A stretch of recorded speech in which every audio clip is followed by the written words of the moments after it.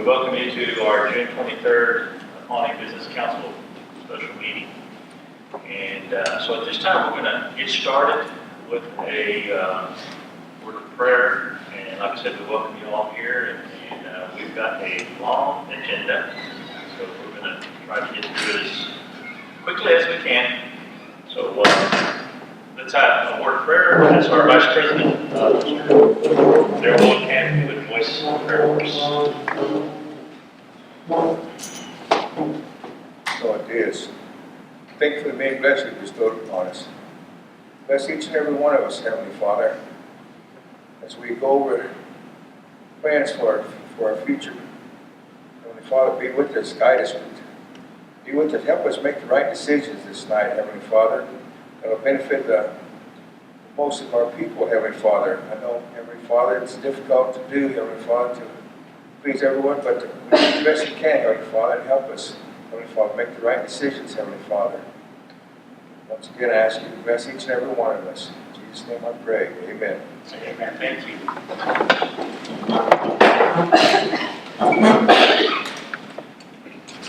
At this time, I'll call to order and have the roll call.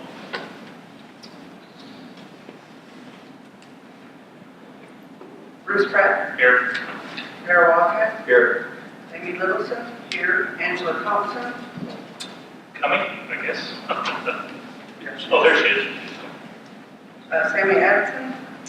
Excused. Dawna Hare. Here. Adrian Spottedhorsechief. I don't know if he's with. Is Adrian with you? He got his way. And Liana, Chapman. Here. You can recall her name again. Oh, Angela Thompson. Here.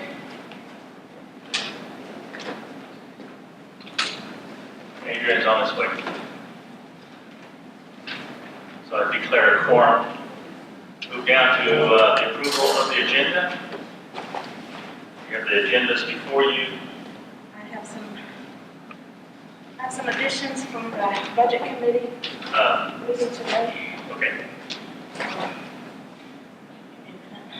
Okay, before we'll let her take a break. And was asked to, if we could move the discussion of Resolution 1658, recognition of Lynn McQuire, to item number 1. So I'll bring that forward due to elders wanting to visit this and then having to leave.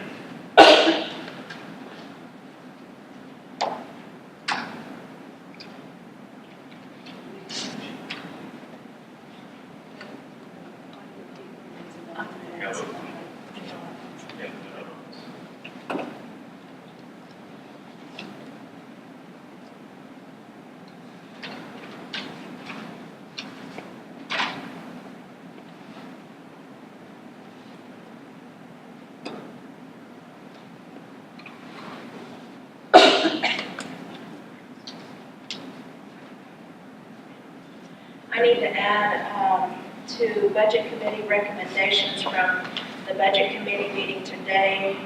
I need to add item 8M, donation request for our approval of. Do we want to add it to M to be in line with, because it goes some, just add it together. Item 8M, tribal member personal request, $300 donation request, initials WP. The second, in item 8N as in Nancy, donation request, tribal member personal request, BM initials. O80, donation request, Indian Exposition Princess.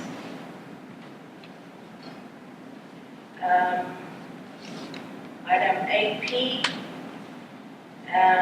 the Pawnee Nation Elders Nicola trip.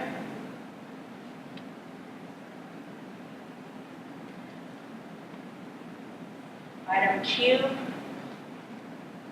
Pawnee Nation College NACTEC grant response.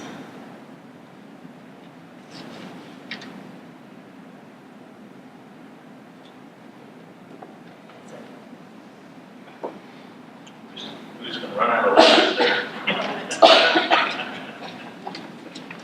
All right, are there any more changes to the agenda? Suggested changes to the agenda? Okay, so M, N, O, P, and Q were added to Budget Committee recommendations, and the Resolution 1658 recognition of Glenn McGuire moved to item number 1. So everything would move down after that. There's no other changes. We can have a motion to approve these changes of the agenda. With changes. I make a motion. Liana makes the motion. Darrell, second. Second. All right, call for the vote.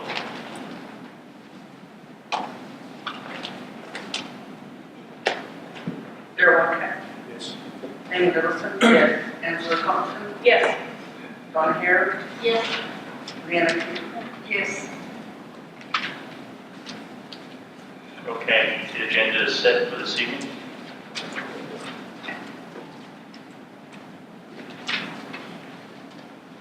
Next item is item number 4, Business Council President Report.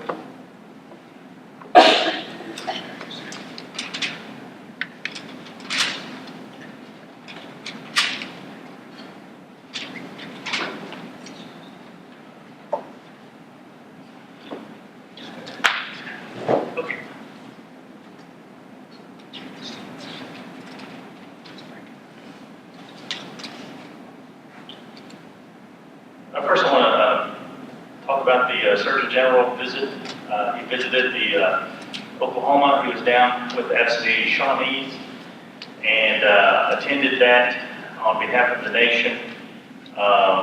This was the first visit by the Surgeon General to a tribal nation, to tribal entities, and so that was a good meeting. It was good to meet him. It was a good visit. Many tribal leaders were there, and talked about what he could do for us as Indian people. His things were he was really wanting to address the substance abuse problems that we have among Indian people, especially in the reservations. The problem with e-cigarettes that is really targeting young people and trying to make inroads there.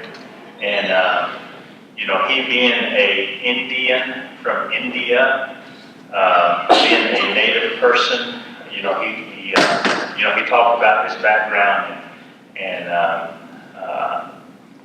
as having a home environment, a tribal environment, and so he was really spoke well of the emotional well-being for the American Indians here, and so it was a good visit that we had with him. The next day, I attended the Southern Plains BIA meeting over there in Oklahoma City, and very poorly attended meeting from our tribes. I think there was only 5 tribes that were represented there, and so they just push through going through their programs and things with the BIA. One of the things that they talked about, which and I'm just going to do some of the highlights that caught my interest, was they talked about storm shelters, that some tribes are doing storm shelters through their housing authorities, and they're having a lot of success doing that. Title VI loan guarantees for tribal housing. to really find monies for that. ICDBG, tribal consultation, talked about the competitive grants that BIA is always putting out to the tribes and how hard and difficult they are to get, and trying to take away the competitiveness of the tribal grants.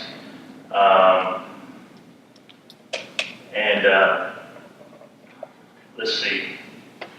One of the things that they brought up was right now they're anticipating carryover monies from the BIA, and so the tribes need, if there's something that you would like to do, or some uses for the monies, to get a proposal together and get it to the BIA at the end of the year, and maybe it could be funded. And so spoke to the BIA about, the lack of information as far as the scheduling. They got the schedule out really late, and not very many tribes attended and things. We had things where Angela couldn't even attend, and she's on their budget. I'm on the TBIC council. Yeah, on the TBIC council, so she couldn't attend. So voiced that to them. Attended the direct service tribes meeting there in DC. The big news there is continuing to be the problems with the Great Plains area, and the hospitals there.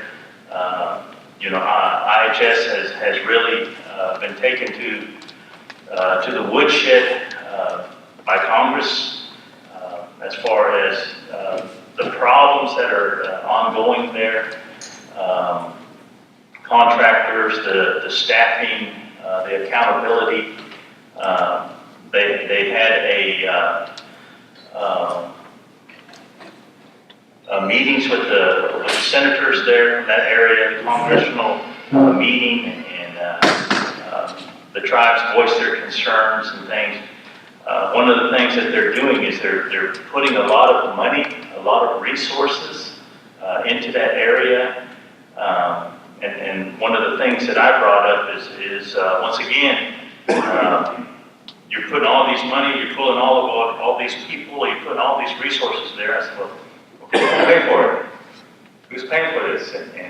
And where's that money going to come from? And I said, if it's like everything else that happens, the direct service tribe is going to take the hit. And so I asked them to spread it around if there has to be a hit like that. And the IHS budget, they've asked for a $400 million increase to the budget this year. One of the things that the tribal leadership has asked for is input and even be selectors for the directors, the area directors. Right now we have 3 areas that have no directors, and the tribal leadership would like to have more input in that. Let's see, Michelle Eaglehawk is the new acting director for IHS, and so she introduced herself, and she gave her speech and things, and that was nice to meet her.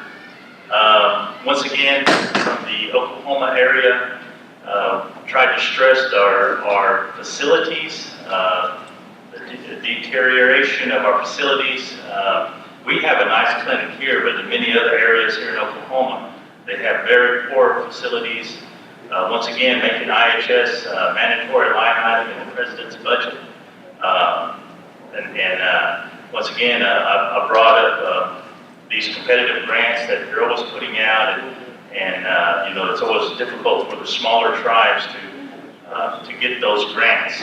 It's always based on, and they came out and said it, it's based on your grant writing abilities, and if you got the grant writers and if you got the lobbyists, you're going to get the grants, and that's just not right. So anyway, so one of their emphasis is on recruitment and retention and telemedicine for all areas. Budget formulations, of really trying to increase the line items and budget formulation. They're trying this new policy of having dental therapists that they've been successful there in I believe in Alaska, and one of the big lackings for Indian country is the lack of dental treatment for just the general population. You know, I think if you're diabetic or if you're a child, you can get in over here. But if you're not, you know, it's difficult to get a dental appointment here. And these dental therapists would really help. And so that's one of the big pushes on that. The other big push is they're bringing a new idea of this purchase and referred care, of making it a national purchase and referred care, and putting all the monies together and pooling all of the monies, and everybody gets a little piece of it. And they presented it, but I don't know about that. You know, I don't know about that. And so there needs to be consultation on that, and they're going to have that. Once again, access and leverage of Medicare and Medicaid, especially here in Oklahoma. And then the Tribal Response Crisis Fund. When there is a crisis like what happened out there with in the Four Corners area when they had the poisonous release that went down into the rivers and things, of having monies available to be able to send IHS and other agencies to be able to send responders and to meet the crisis that is involved there. PRC rates, person referred care rates, you know, capping the payment rates.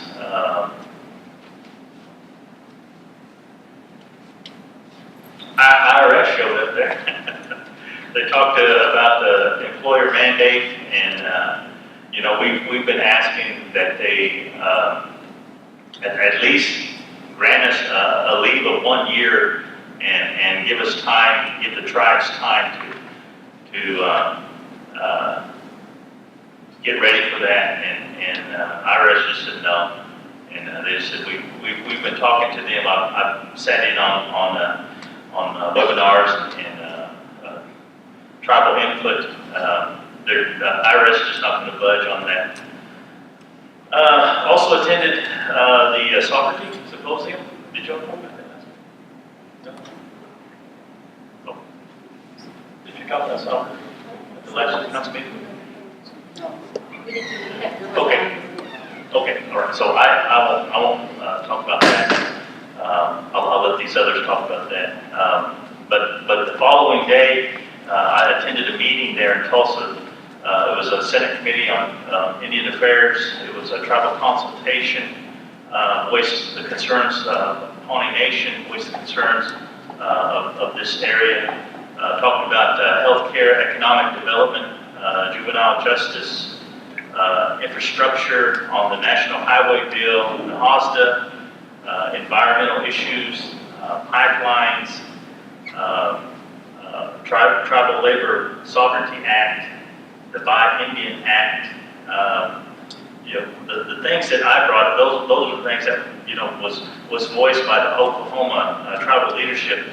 But once again, one of the things that I brought up was, you know, talking about this IHS, the problems they're having up in the Great Plains, you know, of who's going to fix that and who's going to pay for that. I talked about the oil fracking, you know, that we're dealing with, and you know, wanting Congress to look at that, and especially all the earthquakes we're having here, and you know, advocated for. You know, we do get ICDBG monies, but advocating for more monies and having a higher cap, you know, going from the 800,000. You know, we're advocating for going up to 1.2 to 1.5 million, but they would have to put more money in there. But advocating for that to Congress. You know, once again, always talking about the health disparities that we suffer as Indian people. Always trying to keep before, everywhere I go, try to talk about IHS funding, you know, making that mandatory. Always trying to remind congressional leaders of their trust responsibility, reminding them of the facilities list that is outdated, and you know, for IHS facilities, that there is no Oklahoma hospitals on that IHS list no more, and it would be 30 years before anyone from Oklahoma would ever get back on there again. And so I'm asking them to relook at that, revisit that, and come up with new lists. One of the things that IHS has come up with, and it's a good way in some ways, but then again it's not, and that's just what they call the joint venture. And the joint venture is, you know, if you want to get some kind of a health facility built, you can get funds, but you can, it's like a loan. It's like a loan program. You have to put in so much money, and then the government will put in so much money, and you can get something built, and you can get something staffed. I know the Cherokees are doing it, Chickasaws are doing it. That's how they built the facility down there with absentee Shawnee, where we were, and it's a good idea if you got the money. You got to have the money.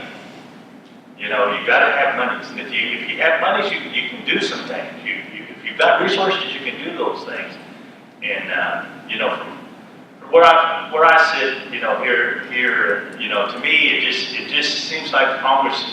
It seems like the government still forgets that trust responsibility, and they're supposed to take care of us. I mean, that's the thing. We did not give our stuff away. We negotiated. We had treaties. We did those things, and so I wish we could, you know, have a joint venture and kick in 30 million, you know, but we can't. So, you know, we're limited. So anyway, those were some of the meetings that I attended.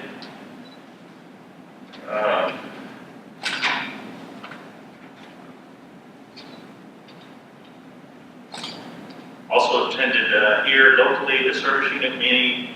It was the annual doctors meeting they had here at the clinic. Attended the reburial we had in Nebraska, the Pawnee Nation College graduation. I attended the health summit that they had from the Southern Plains Tribal Health Board down in Shawnee as representative there, and also attended the PNRC, our building that we're building, the monthly update. These are the ones that I can remember. So, any questions? I just have a few questions or follow-up and clarifications. The one thing that came to my mind is you discussed the PRC and having it, the PRC is formerly the Contract Health Service dollars that IHS gets, and now they're calling it Purchase and Referred Care. Yeah. And each tribe has a tribal share. And so it concerns me if they're going to take all those tribal shares and put it in one pot, and how they're going to distribute that. So we need to stay on top of that and make sure that we have our input on that, whether it's through a letter to IHS if they're doing consultation or they're sending it out for comments. Yeah. The other thing is the Tribal Response Crisis Fund. I don't know what type of crisis that they're going to fund or look for money for, because usually if the president determines that there's an area that's in crisis due to leaks in waters or oil spills and things of that nature, that he provides funds from his budget down to those communities. So I would like more information on that one. And I missed what you meant by the capping rates. Is that on the IRS side?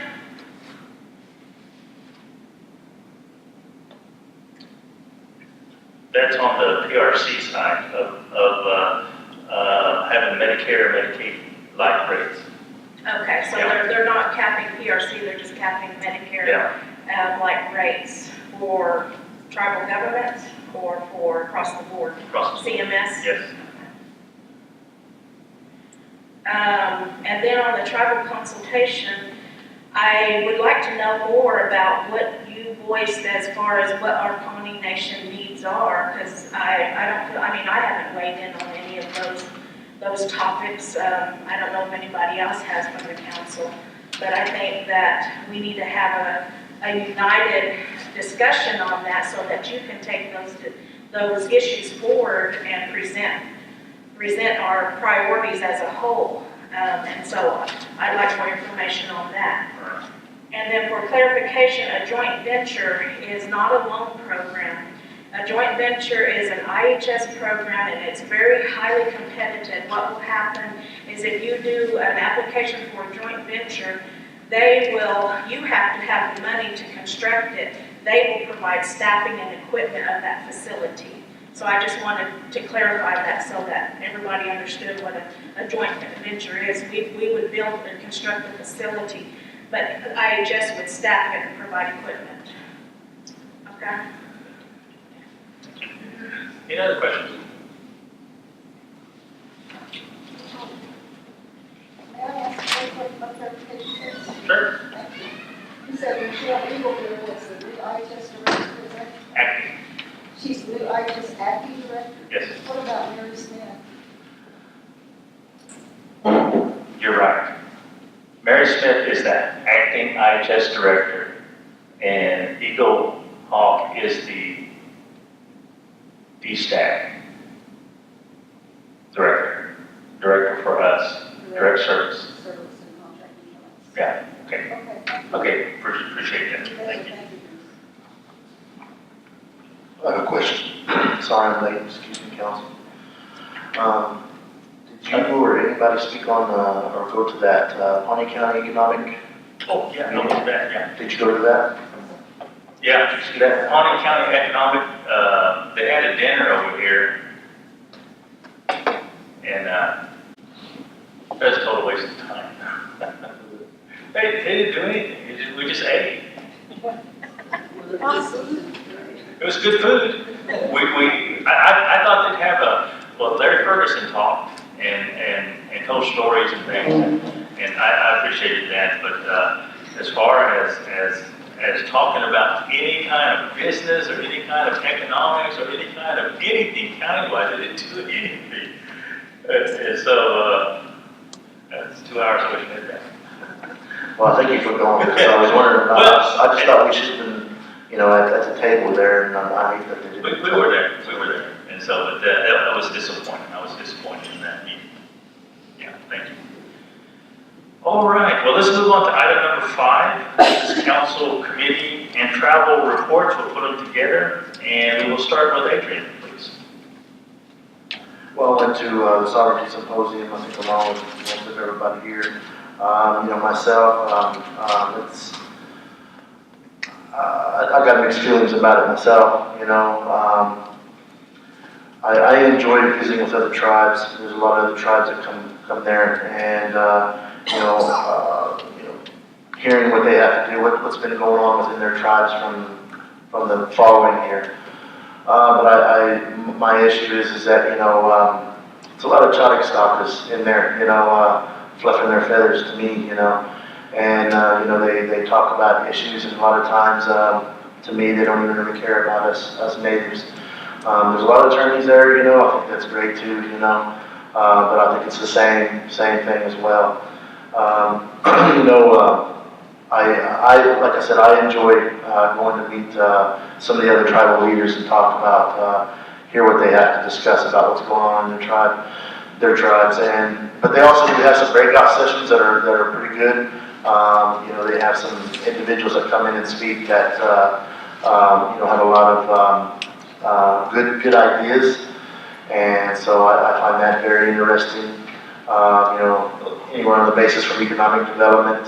One of the things I found interesting was about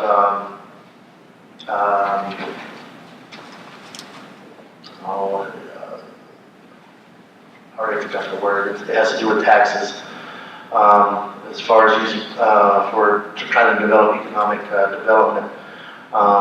Then they have cultural based stuff, a lot of historical trauma and how tribes, deal with those in certain programs, cultural programs. But also too, while I was down there, we had a meeting with Campbell Burgess, discussing the Buffalo project, which I will talk about here later on, and several of the council was able to attend that as well. So that's all I have. Any questions for Adrian? All right, we'll move on to Phammie. Good evening, everyone. I attended I attended the budget meetings that have been going on, the budget call for all of our programs, and then also just doing the regular budget requests that are presented to us. And I wasn't able to make one on the 9th, which was the first one, because I attended the Salt Symposium. And on Wednesday morning, I attended the panel that was entitled Truth and Reconciliation, Generational Historical Trauma and Healing. And so some of these really capture my interest, and they bring a lot of good things to light, but they have a lot of people on their panels, and they just kind of take turns saying the same thing over and over. And but that was when I attended on Wednesday morning, and then at noon I also went to the meeting with Campbell Burgess to talk about a Buffalo project, and the Oto and Ponca nations were there in attendance. They fed us lunch and pretty much gave us the same presentation that they did when they came here to the nation, and just kind of went in a little more depth. There were more questions, and so kind of as we're going along meeting with these people, then it's we're getting kind of more details, and for myself, it's piquing my interest a lot more. And then I was just looking at myself. Thursday morning, I attended the Sacred Spaces, it was called, talking about more or less about the oh my gosh, about a tribe that built a casino on top of a sacred burial ground. Porch Creek, yeah, that's it, the Porch Creek. And they pretty much just gave us details about what had taken place and how it all came about. And what they were going to address it, but nevertheless, the casino's already there. And so, but they're still fighting about it, because they do know that that was a burial, and that casino was about another tribe's people. So anyway, that was an interesting discussion that they were talking about, and it had to deal with that, the sacred spaces, and pretty much getting just trying to, I guess, more or less identify what is sacred and just how far. And they took all the proper steps, but I guess the mighty dollar took over on everything, and that was more important than acknowledging that as a sacred place, and actually disallowing that casino to be built there. It's already there, and it's already done with. So that was the panel discussions that I attended, and then just sometimes you go to these and you can learn more just standing and visiting with people in the hallways, and just meeting different people. They had a lot of booths set up there with a lot of it had to do with the Indian law and just different things that they promote and what they're bringing to tribes. And so just got to visit with a lot of people in their booths and find out what they're doing, the topics that they're looking at and everything.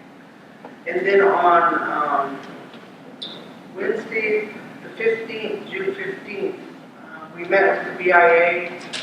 We asked them to come over and meet with us because we're wanting to make some revisions to the Constitution or some amendments. And we asked them to come over and meet to go over what the steps would be to get that done. And so not only did the acting superintendent from the BIA here in Pawnee, along with Littlesun, but they also brought 2 other ladies from Anadarko who actually go around and assist tribes to make amendments or revisions to their constitution. So they already had a packet and plan. They said they'd be willing to meet with us, and so hopefully tonight we'll decide on the next meeting date and get some dates set up where they're going to come. And they suggested to us the first change we should make is that change to our election ordinance, because our election ordinance doesn't coincide with our constitution. They're 2 separate. They conflict with each other. And so we brought all everything up that had been taking place in our past elections and things that are in our constitution that what the constitution itself conflicts with us about. So we brought these things up, so she made her suggestions, so we're going to start setting up dates to begin work on the changes to the Constitution. And so that meeting was on the 15th, like I said, and then I attended the budget meeting on the 16th. And then the budget meeting this morning, I was able to attend that also. So any questions? All right, thank you. All right, thanks, Phammie. Darrell.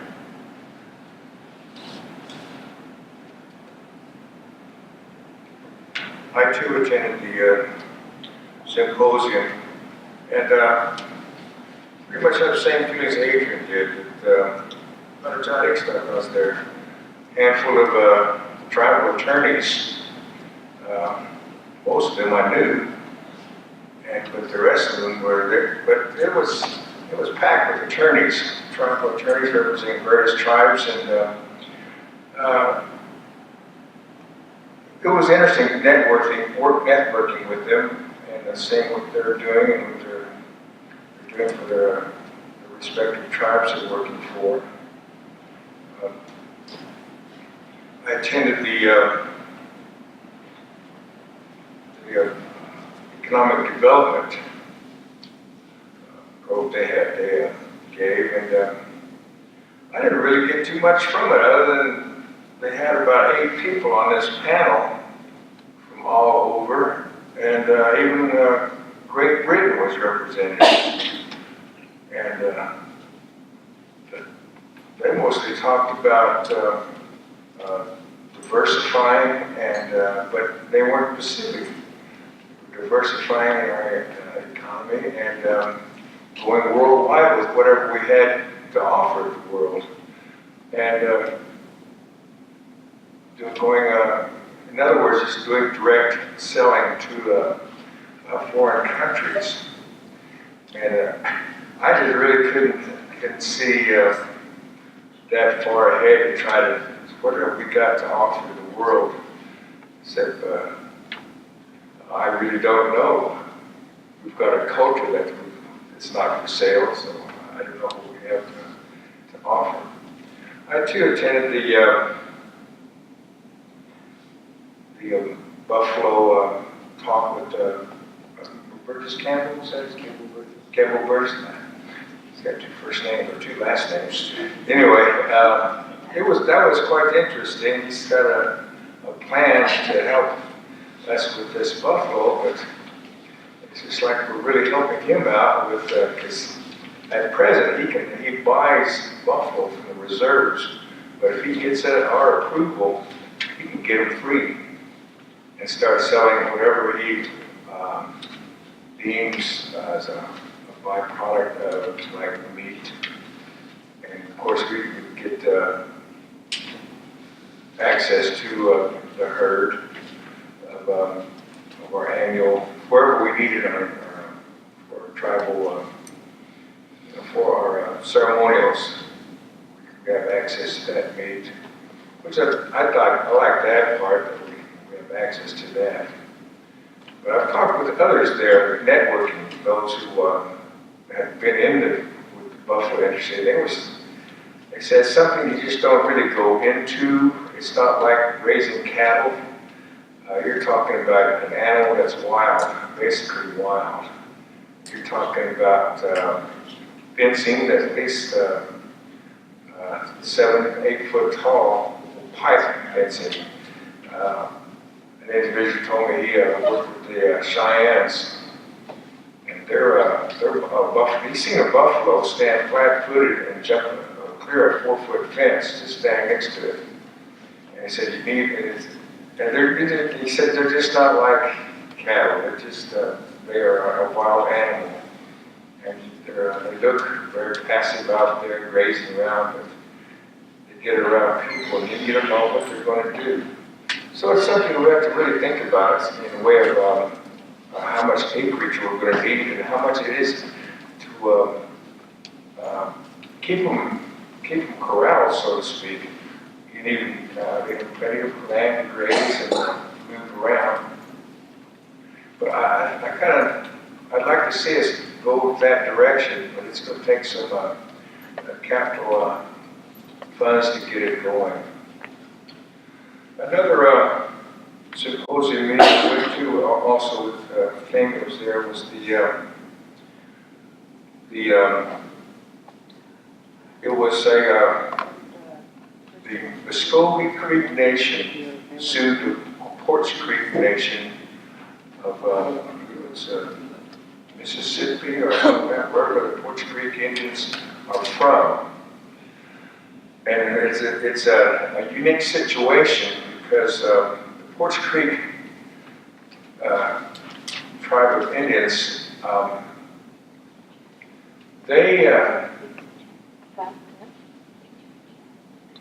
they allowed an outside company to come in without archaeologists looking over the site for production, for construction. Normally that's how you go about building anything on trust land. You bring in an archaeologist and let them see what they can find. If they find anything of historic interest, they're going to study it and see if it's something worth stopping or moving to construction site. Well, they have the law called, it's the Repatriation Act, I think that's what it's called. They went to court over that because the Muscogee Creek Nation, where the Porch Creek Indians now live, was originally their land. That's where they were from before they was moved to Oklahoma along their Trail of Tears. Well, it was a unique situation because those laws would enact to keep white people from digging around. And here you have Indians allowing white people to dig around. So that's why the Muscogee Creeks took Porch Creek Indians to court. And the court system was kind of backing off. They said, this is an Indian to Indian deal. Take care of it. And so it's kind of a unique situation because none of the tribes ever thought an Indian tribe or nation would allow their property to be dug up because they found hundreds and hundreds of human remains. And they allowed them, the construction company, to move them aside and build this huge casino. And they're making big bucks over it. And so that's, and I was sitting there listening to these different ones talk about it. Some of the tribal members of this Creek Nation, Muscogee Creek, very emotional about this, talking about this, was their ancestral land being desecrated. And so they're hoping to resolve this, but they said, and I was sitting there thinking, these Porch Creek Indians, they're back east. They've forgotten their ways. They're lost. Only thing they see was making a dollar.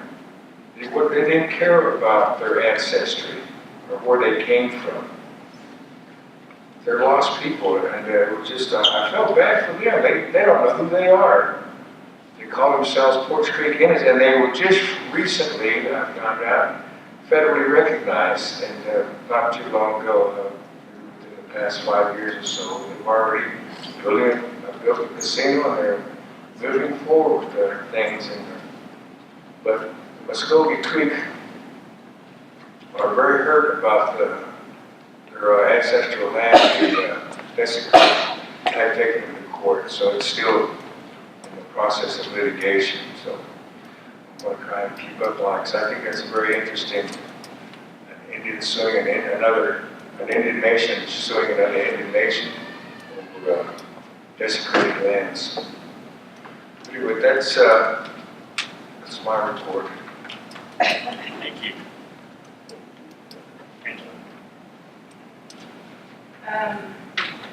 I'm just going to briefly go over what's not on the agenda and the items that the property committee discussed, as well as the budget committee.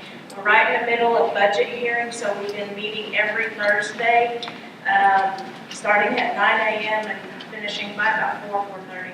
Today we only met till noon because we had 2 o'clock interviews and then a meeting tonight. So we've been very busy.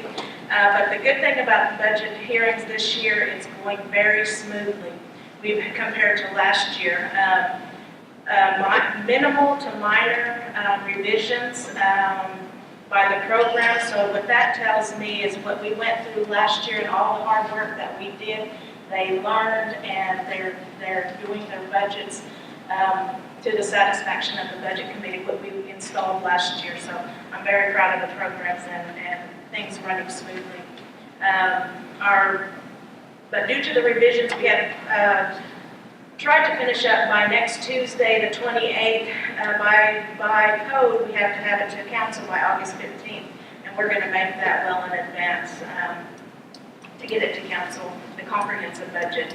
And so we'll have to add another day in July to finish those revisions and add them, because our agenda's been from 9 to 4 on every Thursday, but we've been getting through them. So I just wanted to give the programs kudos for a good job this budget season. Yeah. We met on 6/8. And the items that were discussed that are not on the agenda are the annual membership. The budget committee approved that. That was budgeted in this year's budget, so it does not require council approval because they've already approved it through the budget process. All the donation requests are on the agenda tonight. We approved the special diabetes program income budget mod number 1. We also looked at the Charlotte Council budget and asked them for revisions, but that's on the agenda tonight, which we looked at last time as well. There was a property division budget. We were just clearing up some clarifications on that budget mod, and that's already been approved and in operation. And we also had a discussion on the Indian Exposition Princess and other princess discussion in regard to funding those. Or providing them some type of money when they go and represent the tribe, and looking at that. So that one of those is on the agenda tonight as well. And that was on June 8th. And then on June 15th, we met with the property committee. We discussed roof repairs at the trading post. They're going to have to do some things. They're looking at that. They said there might be a possible closure or a little time. I don't know if I told him to talk with Roger on that to see, because it affects the entrance into the trading post. So I'm hoping that would be very limited as far as having to close that. And also looked at the possibility of utilizing our construction company to do those repairs. We looked at the employees fire club stand. That's on the agenda tonight. We've discussed space vacancies. We're building the new resource center. We have programs that will be going into there, and that will leave some vacancies in the Health and Community Services building. and we were looking at the possibility of filling those vacancies or office vacancies so that we could continue to get the space cost, and which is revenue to our budgets. We discussed that there's land for sale, and we're looking into that. We requested more information from property, so he's going to bring back that to the property committee so that we can bring that forward to council for possible looking at the purchase of that land. It's adjacent to the reservation. We discussed the Building 64 fountains and Andrew's initiative for the beautification of the tribal office grounds, and they've done a real good job. I don't know if some of you have seen them, but they're going to use the fountains and make planters out of them because they're not in operation and they're just sitting there. So they're trying to beautify the campus, so that's good. We also discussed the possibility of allocating money each year for the purchase of land and start saving those dollars so that we have the capital in place when those opportunities arise. That was our budget committee meeting. We had property committee meeting. Then we had another budget committee meeting today as well. Oh no, we had one on the 16th, and all those are on the agenda. And then we had one today. And the only thing discussed on today's agenda was the approval of online 401k payments to make them so that we can ensure that they're timely and it's just online. We just have to hit a button and it's paid instead of having to cut a check. So that was approved by the budget committee. The other travel that I haven't done any travel in the month of since the last council meeting. I think the last travel I did was to Nebraska for the repatriation. I've already reported out on that. I did attend the constitutional revision meeting, which was very informative. Thank Councilwoman Littlesun for setting that up. We got some more information on the process of having a secretarial election and what's needed and what processes we have to go through. And as Councilwoman Littlesun stated, that they are recommending that we revise our election policy or articles or ordinance before we start changing the Constitution. And so we're going to have a follow-up meeting to get that going and start looking at the constitutional revisions as well as the election ordinance revisions as soon as possible, especially in light that we have a May election coming up, a regular May election coming up next year. I attended the A&E interviews today as well, and those went really well. I was impressed with the presenters, and so we'll be making that decision tonight. TBIC, we had a Southern Plains TBIC meeting, and since Bruce was going and we were writing budget hearings, I was just I told him that he could go report back. Not that you got to ask my permission, but since you were going, Thank you. since you were going, and that we were represented there, because my thing is that when we have tribal things that need to be done here, that these other committees nationally that take a sidetrack to what I'm doing here, because this is what I've been elected to do. So that's the reason I didn't go to TBIC, because I was preparing for budget hearings. That's it. That's all I have. Yeah. Okay, let's see here. Now I'm gonna take an L out by myself. Okay. I did not go to the sovereignty symposium. I chose to have surgery. And it just so happens every one of my doctor appointments are on Thursday, so I haven't got to go to any single budget meeting. And I had 3 more weeks of that. I attended the BIA constitutional amendment training, and this is the little packet they gave us. And it gives all the information on the secretarial election process. And I will leave it out here if you want to look at it during the break. And let's see. Oh, I attended back in May the Buffalo. In my notes it says Buffalo Man. Campbell Burgess. Anyway, he presented this little PowerPoint giving a lot of information about the Buffalo, what he's willing to do with us. So I'll leave it up here too, and you can look at it if you want to. And other than that, I've been home with my leg elevated. Are there any questions? I'll get back into On those particular items, they sound really interesting, and it would be really great to view as far as I'm concerned. What is the chances of having those copied and scanned in and put in a PDF file, and where you can email it to all the people in the nation and let them use these things that they might find of interest also?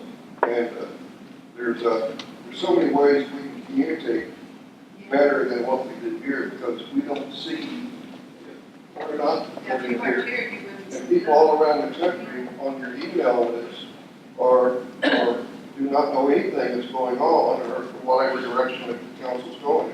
So anyway, that was my immediate thought was for that. Thank you for considering. What are the chances? We could get with executive to copy those and put them on the website with the. Well, just send it out like you have an email list. Communication department has all these email Well, the lists. only thing about that, Cecil, is the package would be too large to view by email. Well, then a letter could be sent out and request them, and we could, or the website is not a bad idea, but it's, It's a We'll figure start. something out. Yeah, We'll figure something out. thank you. that's all. Thank you. Dawna? Good evening, everybody. Going last, but I'm going to repeat what everybody has said, but I also attended the Sovereignty Symposium, and that was established in 1987 as a non-adversarial forum that's hosted by the Oklahoma Supreme Court. And I think at one point, we talked about, there were important issues discussed, but I don't think we talk about the elephant in the room anymore. I don't think we really talk about the issues that exist between the state of Oklahoma and the tribes. And and I don't know, they've got a lot of interest in the British now, and so they have had them a couple of years in a row. So and one thing that sticks in my mind too is that the year that they disbanded the Oklahoma Indian Affairs Commission, it was just a few weeks before Sovereignty Symposium. Not a word was said about it. Nothing was ever mentioned about it. And so, that's where we don't talk about the issues that really affects the tribes.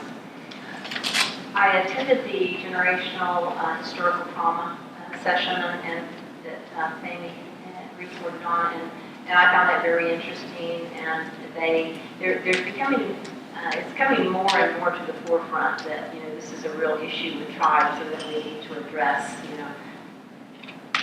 to be really healthy communities. I attended the education session, and it was hosted or moderated by Joy Hoffmeister, who is the State Superintendent of Public Instruction. And we had one of our tribal members presenting there, Philip Gober, and he is with the Sovereign Schools Project, and it's a brand new program with the Tribal Education Department National Assembly. There was another presentation that was really interesting. It was a university, K-State, that has developed a master's program with a tribe here in Oklahoma. And it's kind of similar to what our Pawnee Nation College does, with the tribes that they work with. This one is specifically a master's program for that tribe. I attended the Sacred Places, and I think that Phammie and Darrell did a good job in describing it. I know the one thing that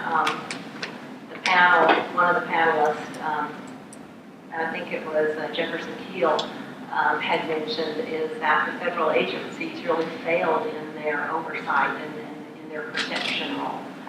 I attended the New Voices in Native American Literature, and this is one of the problems with the Sovereignty Symposium, is that they don't give you all the information on the breakout sessions, and so it was on writing children's books.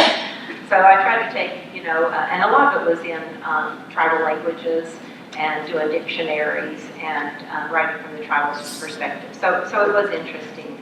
I also attended the Buffalo meeting in the city with the other council people, and attended the property committee meeting that Angela reported on, and the ICDBG A&E Farm Review Committee that will be on the agenda later, and then lastly, the HR committee meeting that we held last week. And we've been really busy with HR in updating our policies, updating and revising our policies. And so we have that on the agenda tonight. So I wasn't able to attend the constitutional one because that one was scheduled during our HR meeting, and we had shortened the meeting as it was. So I didn't want to cancel the meeting because we've had good momentum on the policies, and I've got a great group of people to work with. And that's my report. Thank you. All right, thank you, Council, for your reports. At this time, we'll have Ms. Pawnee Business Council travel request for approval.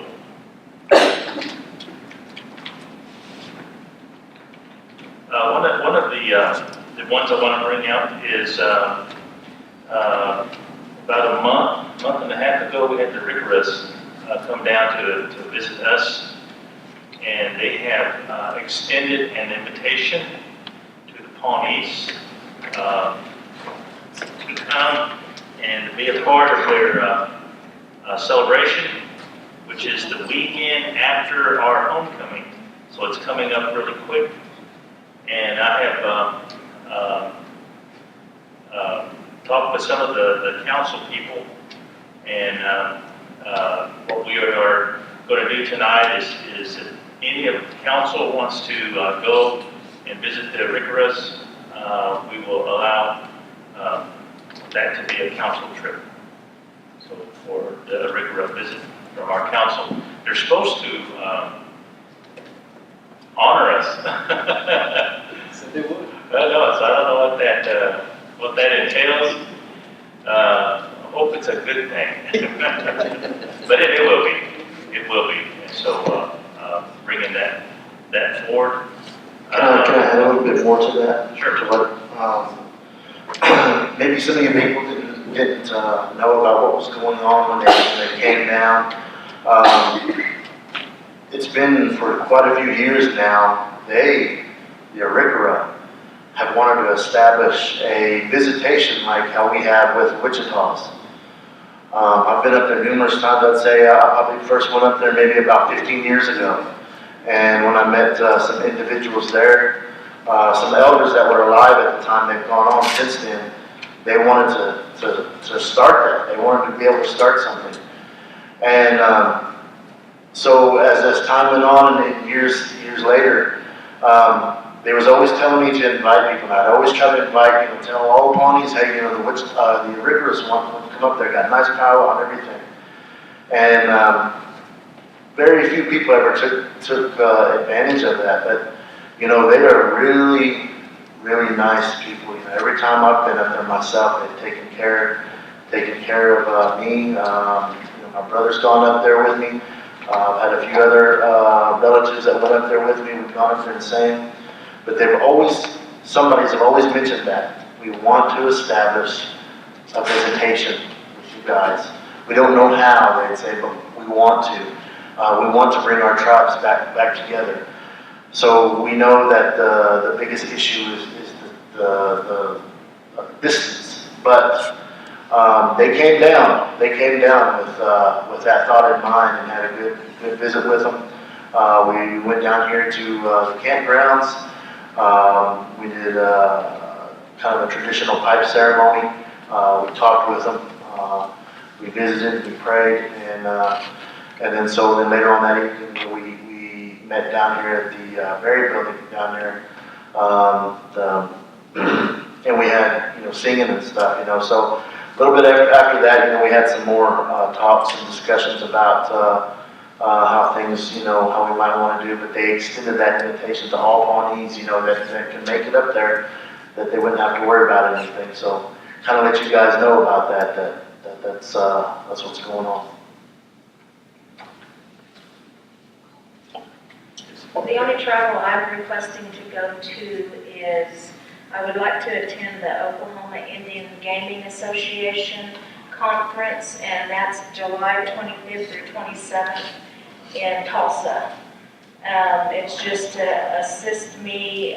Gaming is one area that I am not that well versed in, and I would like to just get more information and up to date on how it affects the nation and the separation between TBC and the nation. So that's my whole purpose for requesting to go there.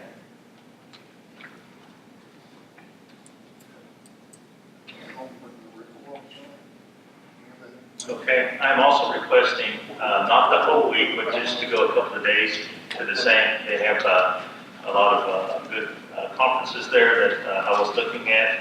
Also on July 11th through the 12th, Southern Plains Tribal Health Board is having a meeting in Tulsa, and just a mileage for that.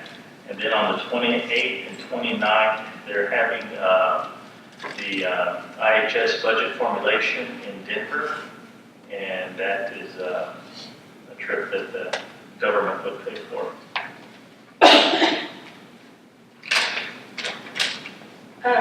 And also I'd like to further add, this is just my sentiments on travel, is that we've had to only have one meeting a month due to traveling and things like that. I would prefer that we not have to cancel any council meetings due to travel, because as tonight's agenda, it is long, and it's an evening meeting, and I don't want to be here till midnight after working all day, so that's just my thoughts. Okay. Well, I'd like to put in a request for to travel to the Okay. Okay. Where? Rickroll? Yeah. Okay. And then what was the date on the OHU? The 25th through the 27th? July? Yes. Any other? I have a few. I'm requesting the NICOA conference again. The things that I would be interested in to share with the elders that would not be attending. I see quite a few out here that I believe are here for that reason, but a lot of them will not be attending. So I would like to look into the caregiver, grandparent raising grandchildren support programs, the chronic disease prevention and health promotion, technology and seniors computer learning lab, and Social Security. And that is September 13th through 15th, and I have the packet here if you need to see it. And then, this might be a little early, August 16th and 17th for the Business of Indian Agriculture at the Hard Rock in Tulsa. And one more, the Oklahoma Native Assets Coalition on July 12th. And I believe that could just be travel. The annual conference, let's see. Asset building perspective from the Special Trustee for American Indians at the Department of Interior. State legislative updates in relation to tribes. Administration for Native Americans' interest in native asset building.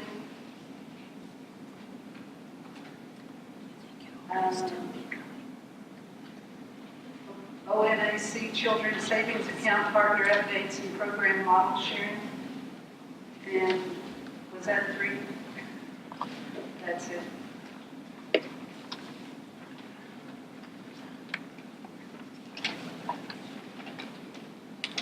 Okay, any others?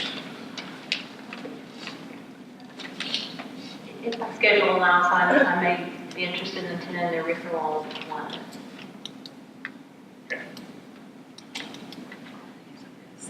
Sure, we'll have another council meeting next month, correct? What? I'm sure we'll have a council meeting next month, correct? Yes. Okay, also.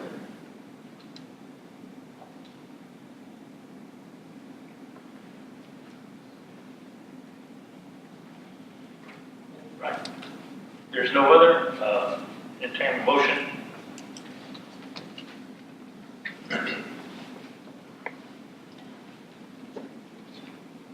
I make the motion. Motion's made, second. I'll second. All right, all those in favor say yes.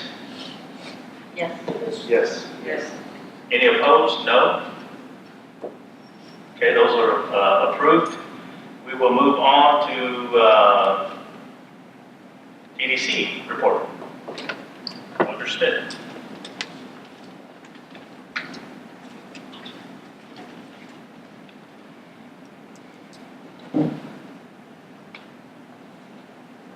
Break it.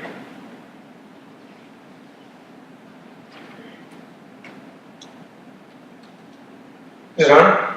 Yes, it is. Well, good evening, everyone. Hope everyone is doing well. Yesterday morning, we had a pre-bid meeting for potential subcontractors for the expansion at Stonewolf. This meeting was held at Howler's. Representative from Darrell and Pawnee Gaming Commission were there in attendance to update the potential bidders on the requirements from those departments in the expansion. The construction crew was there, construction management crew was there also to give the requirements on the construction side and to answer any questions. The expansion will be going out to bid here very shortly. We are expecting to start the expansion next month, so it is here, which is very exciting.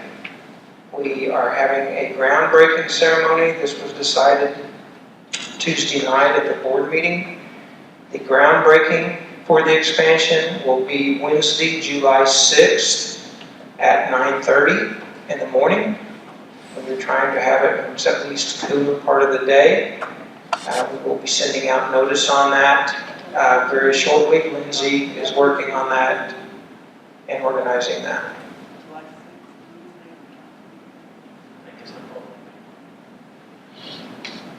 13 is this. 13 is At the council. council meeting? 13, yeah. Yeah, okay. Oh, I'm sorry, Doctor. No, I'm glad. Because I just didn't want to, because I think it's. I thought we looked at that, but it scared me when you asked that, so. Well, for some reason I had it down that the 6th was our next council meeting, that's what I was asking. As we continually been reporting on where we were at in getting the land to the north of Stonewolf into trust. At the last meeting that I was here to report on, there were 2 items remaining. The letter from Lone Chimney stating that they could supply with the necessary water for the complete build, which I think was estimated, or the study indicated that was approximately 30,000 gallons a day. So we have received that commitment letter from Lone Chimney. The last remaining problem, if you will, that is being corrected before the application is submitted is there was a piece in the abstract of the history of the land that was missing the verification of it going from one family member to the next. It's requiring a death certificate from the previous owner, a death certificate of his father. He has sent the application in. We're waiting for the certified death certificate to come back from the state of Oklahoma. And basically that's it, and it's ready for submission. So I would say within probably the next 2 weeks, depending on the time it takes to get the death certificate, we will be submitting the application for the land into trust. Our next board meeting is July 19th. Kudix, our construction company, has been awarded its first job outside of what we're doing at the expansion. The first job that was awarded was with the Cherokee Nation Grove Casino project, and it is installing the gaming floor in their expansion. And it's not a large job, it's about a $150,000 project, but it is a start. We are close to closing a deal, I have mentioned this, with a church in the Oklahoma City, Edmond area. It's Gates Church, and it's about a $250,000 project, and we're kind of getting close on finalizing the negotiations for that. Back on the expansion, I do not have good renderings to show yet. We will have those very soon. But in talking about the square footage of what the expansion would entail, the existing casino at this time is 9,500 square feet. The existing C-store is about 6,000 square feet. The back of house addition that we'll be adding is going to be about 5,400 square feet. The added dining is about 520 square feet, which will be about an increase between 16 and 20 seats available in the restaurant. And then the actual gaming square footage increase is also about 6,500 square feet. What that will do as far as gaming expansion, it will bring us somewhere in the vicinity that the gaming floor has not been totally designed yet as far as the layout of the machines. That is something that's going to be going on here very shortly, but it's going to be somewhere in the total of 350 slots and 6 table games, 4 to 6 table games. We'll have full capacity of 6 table games, or about 42 seats that will be added in table games. So that will give us about a total of 392 gaming seats, if you will.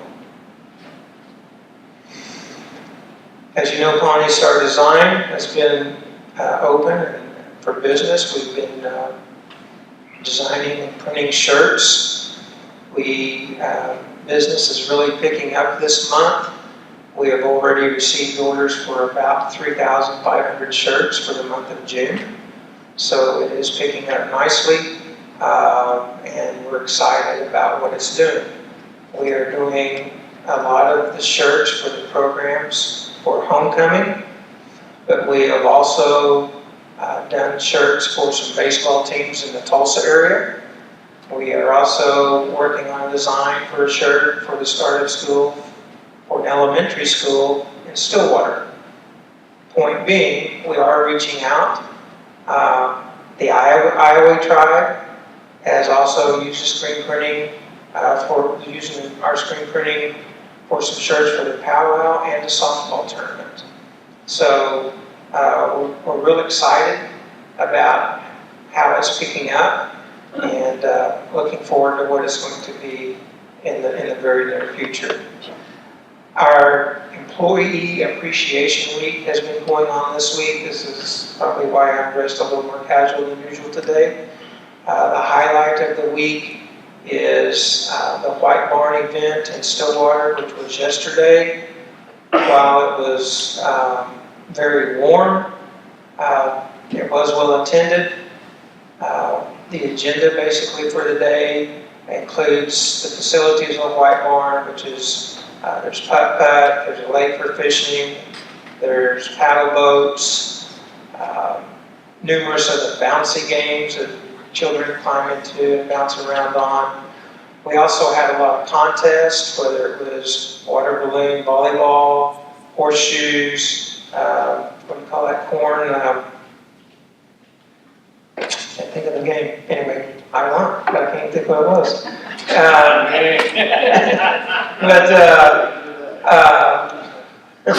We had the largest fish contest, the closest hole-in-one, all kinds of things. It was very well attended. It was hot, but I was very happy with the turnout, and so it's been a good week.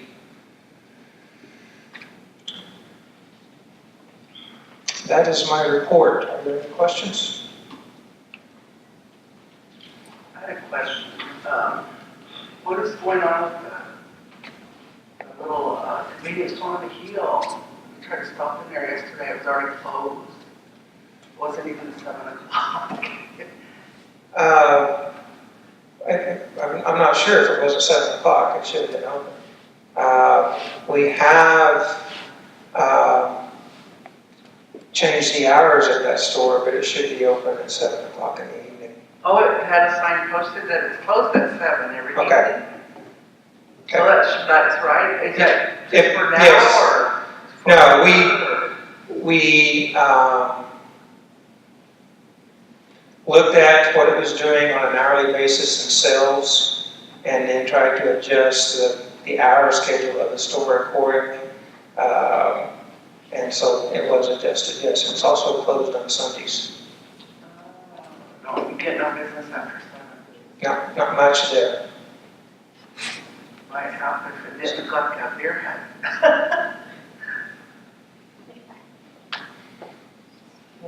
Yes, Dawna. I don't have a question, but I would like to commend you on the great work that you're doing, Roger, Thank you. and the TDC board and the staff. Speaking of TDC board, Jeff Goodfox is now a qualified member on the board. He was licensed, got his permanent license. And then Dr. Knife Chief was at the board meeting this week for his first board meeting. He has got his temporary gaming license, and so we're in the waiting process before he is a permanent member. Yes. I have a question on that. How are we handling it? Maybe this may be a question for council, but how are we handling it now that we've got a full board? And I know the current chair's term has ended, but we've asked her to stay on until the licenses are approved.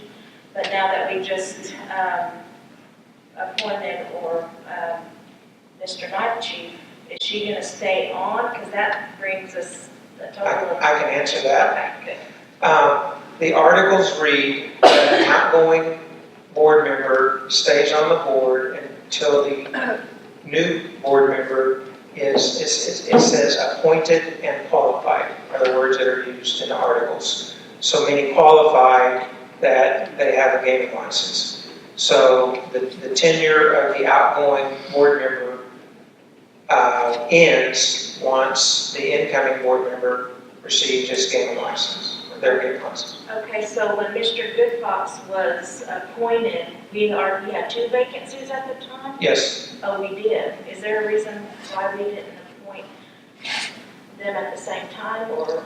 I don't know. recall. Did we re-advertise or something? I don't recall either. Where's Cindy? She's jamming. She's our memory. Okay.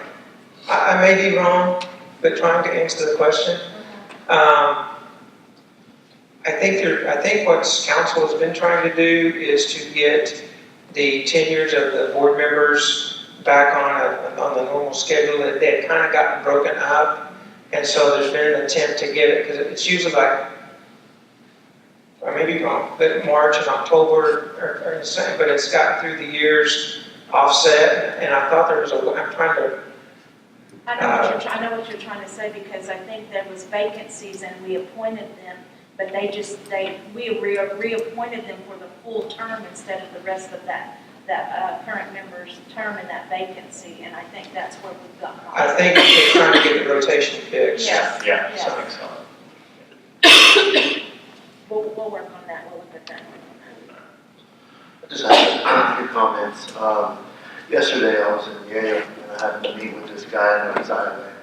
He was the one that got the shirts from you guys. The what? I'm sorry, the what? He got the shirts done for you guys, and he was just he was really excited about it. He was really pleased with how they turned out, and he said that they were going to he was going to look to see if the Iowa tribe would just consider doing business with you guys from here on out. Because he also made that mention that they were going to get shirts for the powwow and everything else. So that's good to hear. I'm glad to hear that. And you know, the other day when I was at your board meeting, there was something that I couldn't think of then, but I thought about it as soon as I went home. One of the questions, well, I was up there watching one of the games over there at Howard's. And I met Mr. Vogel's wife. She was there, and she just talked about how they are really interested in selling that land. You know, my concern is that while I know that we don't have the finances at the time, and I'm assuming we want to purchase that for additional later on. You know, one of the things I was thinking about was that, you know, once you get to this expansion going, which they're aware of, they know what all's going on, how is that price going to go up from what they're wanting to sell now? And I don't know what the offer is, if there is an offer, but is there some way that we can secure that right now, even if we don't have the money, like, you know, we put a little money down and say, you know, this is what we want that, and we just slowly pay that, as opposed to 5 years down the road or something, and then it's drastically a lot higher, since they know that we've done that like extension. Yeah, what Adrian is referring to is when we bought the 20 acres, that was an 80-acre parcel of land there that Mr. Vogel owns. At the time, he was just willing to sell the 20, but now he's approached Bruce and I on one occasion about he was willing to sell, and then we're working with him on getting the abstract cleaned up. He's mentioned it again that he's willing to sell. And I don't know the correct terminology, but there is a way to do what you're asking, where you're basically putting a down payment and putting it off, and I can't remember the term. Okay. And so there is a way to do that. That was going to be something that I was hoping to discuss at the joint meeting, that we strategize for that. I just think that would be very good business sense, I would think, to acquire that. Yes, and truth be told, in order to get to the full expansion, we really need more land, and a lot of it is because of the sanitation requirements on the full expansion and the size of the leach field that will be required. So, Does TDC have capital reserve for purchase of land? we have money set back for our investment fund, yes, but, you know, everybody's going to have to understand that for a time, our hands are tied because of the loan with BOK. Now, as the expansion opens and the revenue starts flowing, then hopefully we're going to have options. The other thing is we're in a recession right now in this area. With the oil activity dropped, there's not a retail store in the area or casino in rural areas that's not feeling that. And so for the first time in several years, we're seeing a drop in revenue. So. Can I ask a question to Adrian? This night it's really hot, and the employee said that air conditioner has been broke. I we need it before it came out here, it is hot. It's not broke, it's not keeping up. And our AC man that we use had back surgery last week. He was out last week, he's back working this week. And so that's something that will be looked at. I thought that's what that was. And another thing is, we were trying to put a flyer up in the window, because usually Gary Banks used to let us.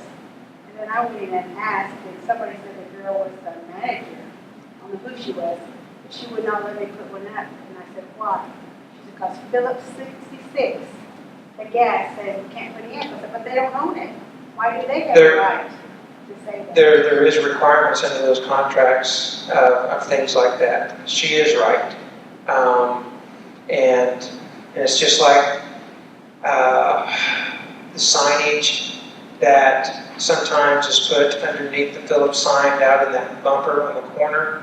That's actually against the contract of having signage underneath the Phillips 66.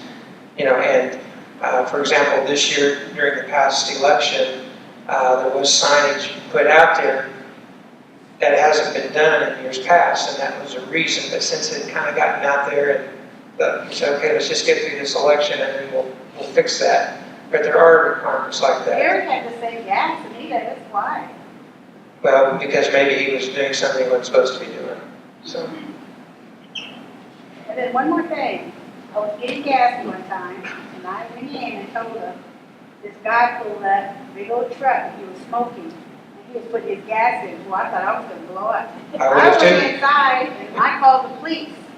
I told him, I said, you need to get down here and tell this man, you can't be, and he was out there a long time visiting people and smoking, and I was trying to put my gas in fast and get out of there.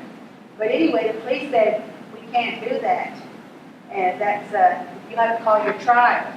And I thought, now, hey, wait a minute, tribe would be working with us. They wouldn't come down, though, I tell you, that's crazy. So I went in and told the guy that was working, and I said, would you please report this to Roger to take care of this, because we, you know, needs to be signed or something. There are signs that says no smoking. I mean, I that's, didn't see them. yeah, they're out of the box. I think this is common sense, someone shouldn't be smoking. All right, I just saw that a few weeks ago too, my own self. In the city, I was getting gas and there was a kid smoking. I got that Curtis pump as far as I could, way over there. So I see it on Tulsa on TV that blew up, that guy was on fire. But- That's but- so dangerous. But comment she makes there just brings up a little interest is that, you know, if the police said that they wouldn't come down there, that we have to contact the tribe, is that a real issue? Or? No, actually, we have the best of both worlds because of the working together, you know, the mutual agreements of the two departments. We've had both of them working together, both departments working together before. You know, we had an abusive situation where an employee's better half, I don't know what the relationship was, there's abuse out in the parking lot. We had both departments involved in that. So now it's really a good thing. That's why I thought we had that memorandum of understanding Yeah, for all we of do. the officers. But that dispatcher said, we can't go down there, that's owned by the tribe. That just shocked me when he said that. That's not true. I don't know who that was, but that's not true. It's not on trust land. Right. That's city, yeah. You know what, just for me, would you mind contacting the police department, just find out for sure if that's, I mean, you know, I'd hate to think that, you know, because we purchased that and said, well, you know what, that's their problem now, but can you make sure we've got that good understanding that, you know? I can. I mean, because it's not a problem. I'll double check. Somebody, I mean, Yeah. I'll, along with you, we'll get together. I just think that we should know for sure. Because I promise you they've been there. Yeah. Maybe they just didn't want to help you. And maybe they didn't want to go down there with somebody smoking. They want to go down that road. All right. Maybe it's Mr. Adson guy who used to be there. I don't know. Thank you, Roger. All right. Let's move on down to, we are going to, council, you have the Pawnee Nation College President report. It was emailed to you. You can take a look at that. the college president is not here this evening. He has to be excused. So we excuse him, and we will move to item number 9, the ED report.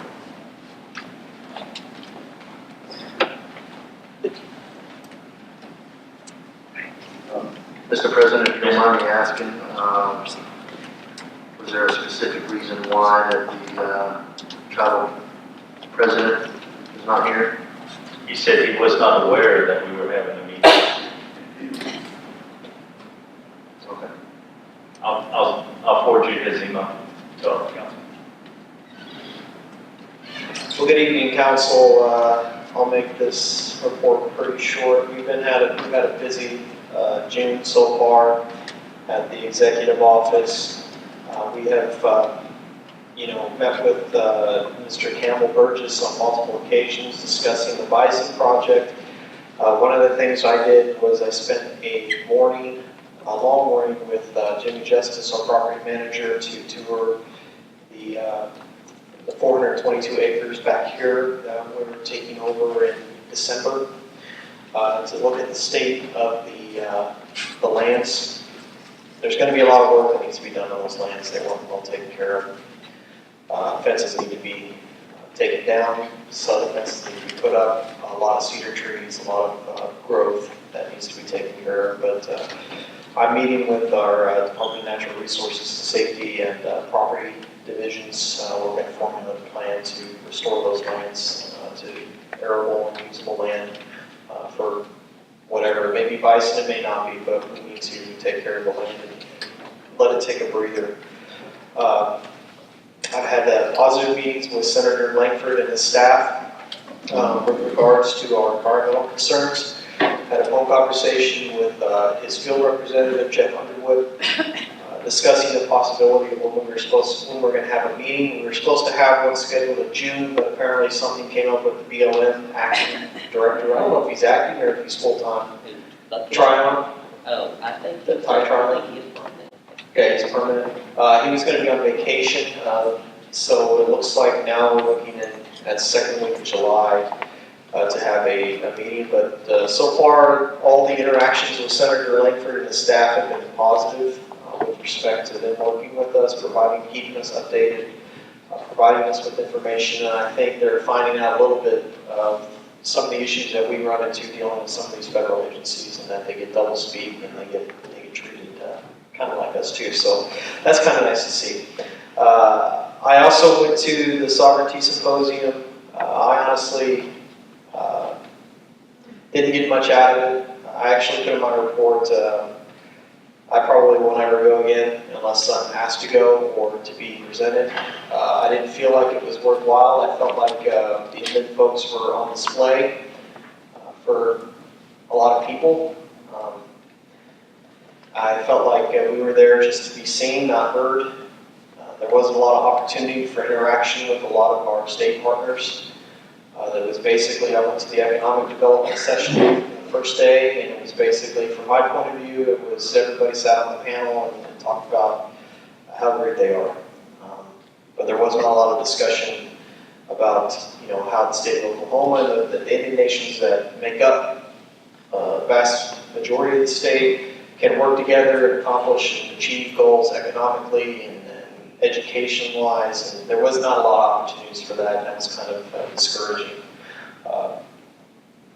Although I appreciated the fact that Britain's General Counsel was there for our areas, wasn't much to add. There's not much we can contribute to the EU at this point, although it just showed Mr. Mason, our Attorney General, that the exit polls are showing right now that Britain's getting ready probably to leave the EU.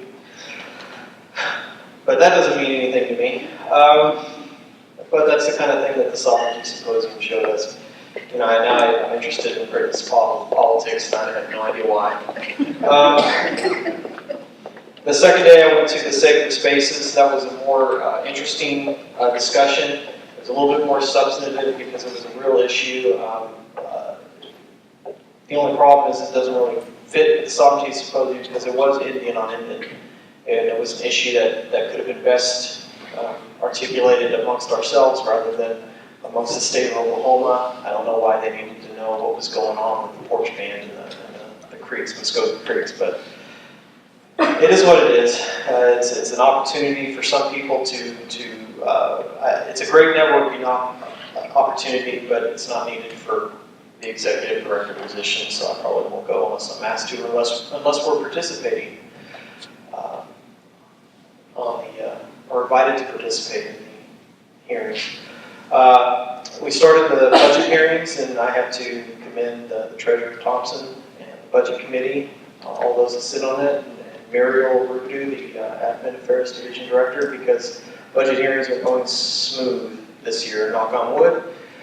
Things we've gotten the budgets in, we've taken care of them, we've flushed out a lot of the issues even before we went to the hearing, and I'm looking forward to that trend continuing so that we can complete this process in time for the August PBC meeting and we can get our budgets approved for 2017. I've also started a beautification effort on the campus. I made this comment to my directors that yes, I know our buildings are 100 years old, but it doesn't mean that they don't need to look good. We need to take care of our buildings. We need to own our space. There are several reasons I wanted to do it.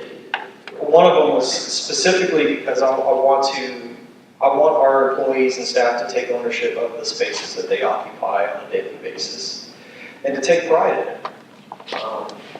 And it inspires teamwork, because I think Friday we spent the afternoon and we had all the staff out there, and it was hot. It was hot that day, but we were all out there planting flowers, we were taking breaks, coming in and out, and it was a good thing. And we want to keep that momentum. So we started with DNRS and Building 64. We're just going to continue to move ahead. I just want my employees and our employees for the tribe to take ownership of their buildings, be proud of them. Take time out to pick up your workspaces and go outside and look at flowers and all that kind of stuff. And I wanted to get it started for homecoming because I know we have a lot of visitors on there as well that come and visit our campus, and it's always a good thing. Lastly, we're continuing our meetings with the Bureau of Indian Affairs on a wide range of issues, the least of which is the fracking moratorium. It was interesting, I was sent an email earlier today that Circuit Court had ruled that the BLM cannot impose fracking standards on the Ute tribe, and so it looks like momentum is kind of starting to shift tribes' ways. So that's a good thing. And also a good thing for tribes is the fact that the Dollar General versus Choctaw Nation ended in a 4-4 split, which means that the Circuit Court's ruling applies, which means that Dollar General is subject to tribal jurisdiction. So all of these things kind of, yeah, that's awesome. All of these things are coalescing at the right time for us because they all mean something. They all impact what we have been trying to do as a nation with regards to getting control of the oil and gas activity and ranching activity and agriculture activity on our lands. To that end, I've tasked DNRS to take a more assertive role in enforcement of our tribal laws and authorities, and they are. And they are finding a lot of offenders out there, which is a good thing, and holding them account. Our trust account at the tribal court continues to grow because of that effort. And I've also tasked Teter to start regulating and implementing their ordinance outside of our boundaries as well, into these all these activities that are going on our lands, as these companies come onto our lands and exploit our resources at less than fair market value, I think, and need to be held to account when they destroy our resources or abuse our resources for our trust. So that's where we are right now. Other than that, it's been a quiet month of June. No, I'm just kidding. I got worn out. I took Tuesday and Wednesday off because I was tired. I hit the wall. So it's been a real busy June. We still got a lot of work to do. There's stuff with the DHCS division director and I are continuing to work on your donation policy. We're pretty close. We're going to hopefully finish that up next week and bring something to you next council meeting. Actually, bring it to the budget committee first and then council. And then we're just moving forward. So, any questions? I don't have any questions, but I got comments. Sure. First of all, I want to say thank you to all the staff that did that beautifying little project in front of Building 64. I think that looks great. I saw the pictures on Facebook, Okay. and then to actually see it, I think that's nice. I saw where the ground was all tore up the other day, and I didn't know what was going to happen, but now I see. So I think that's great. I know different people have different thoughts about that, but I totally agree with you. Let's take some pride in our buildings, even though they are 100 years old or whatever. We can still make them look nice. Absolutely. And then I saw where our finance director is planning on winning that weight loss contest. So. Boy, he's trying hard. That's awesome. That's outstanding, actually. It's outstanding. Yeah, what you got back Are you eating some of that cake? That's all right. That's all right. We're good.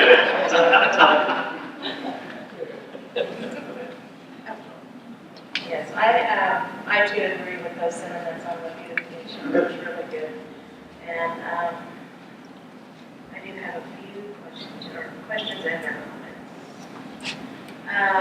On your report, you discussed the administrative changes with the organizational chart and proposed, and as well as you've identified already some established moves within procurement and division of administrative affairs, grants and contracts planning, those ones. When will this be brought to PBC, the organizational chart, for approval? We're waiting till after the budget hearings to complete, because right now these are just proposed, these are just administrative and not permanent or anything, but as soon as we get done with the budget hearing, that'll be the next step is to bring the completed organizational chart, because there's still some moves that we're trying to make. Yeah, okay, and because I would like definitely more information on the law enforcement moving under the AG. I see what you said in regard to being the chief law enforcement officer, but I have my concerns with that, and so I would like some detailed, more specific information other than just that statement and the purpose and how that will operate and things of that nature. And just to let you know, I had discussed this with the president as well, and it looks like that we're not going to make that move. But that was just something that was discussed. I mean, everything's open right now. We're trying to find the most efficient way to administer the government.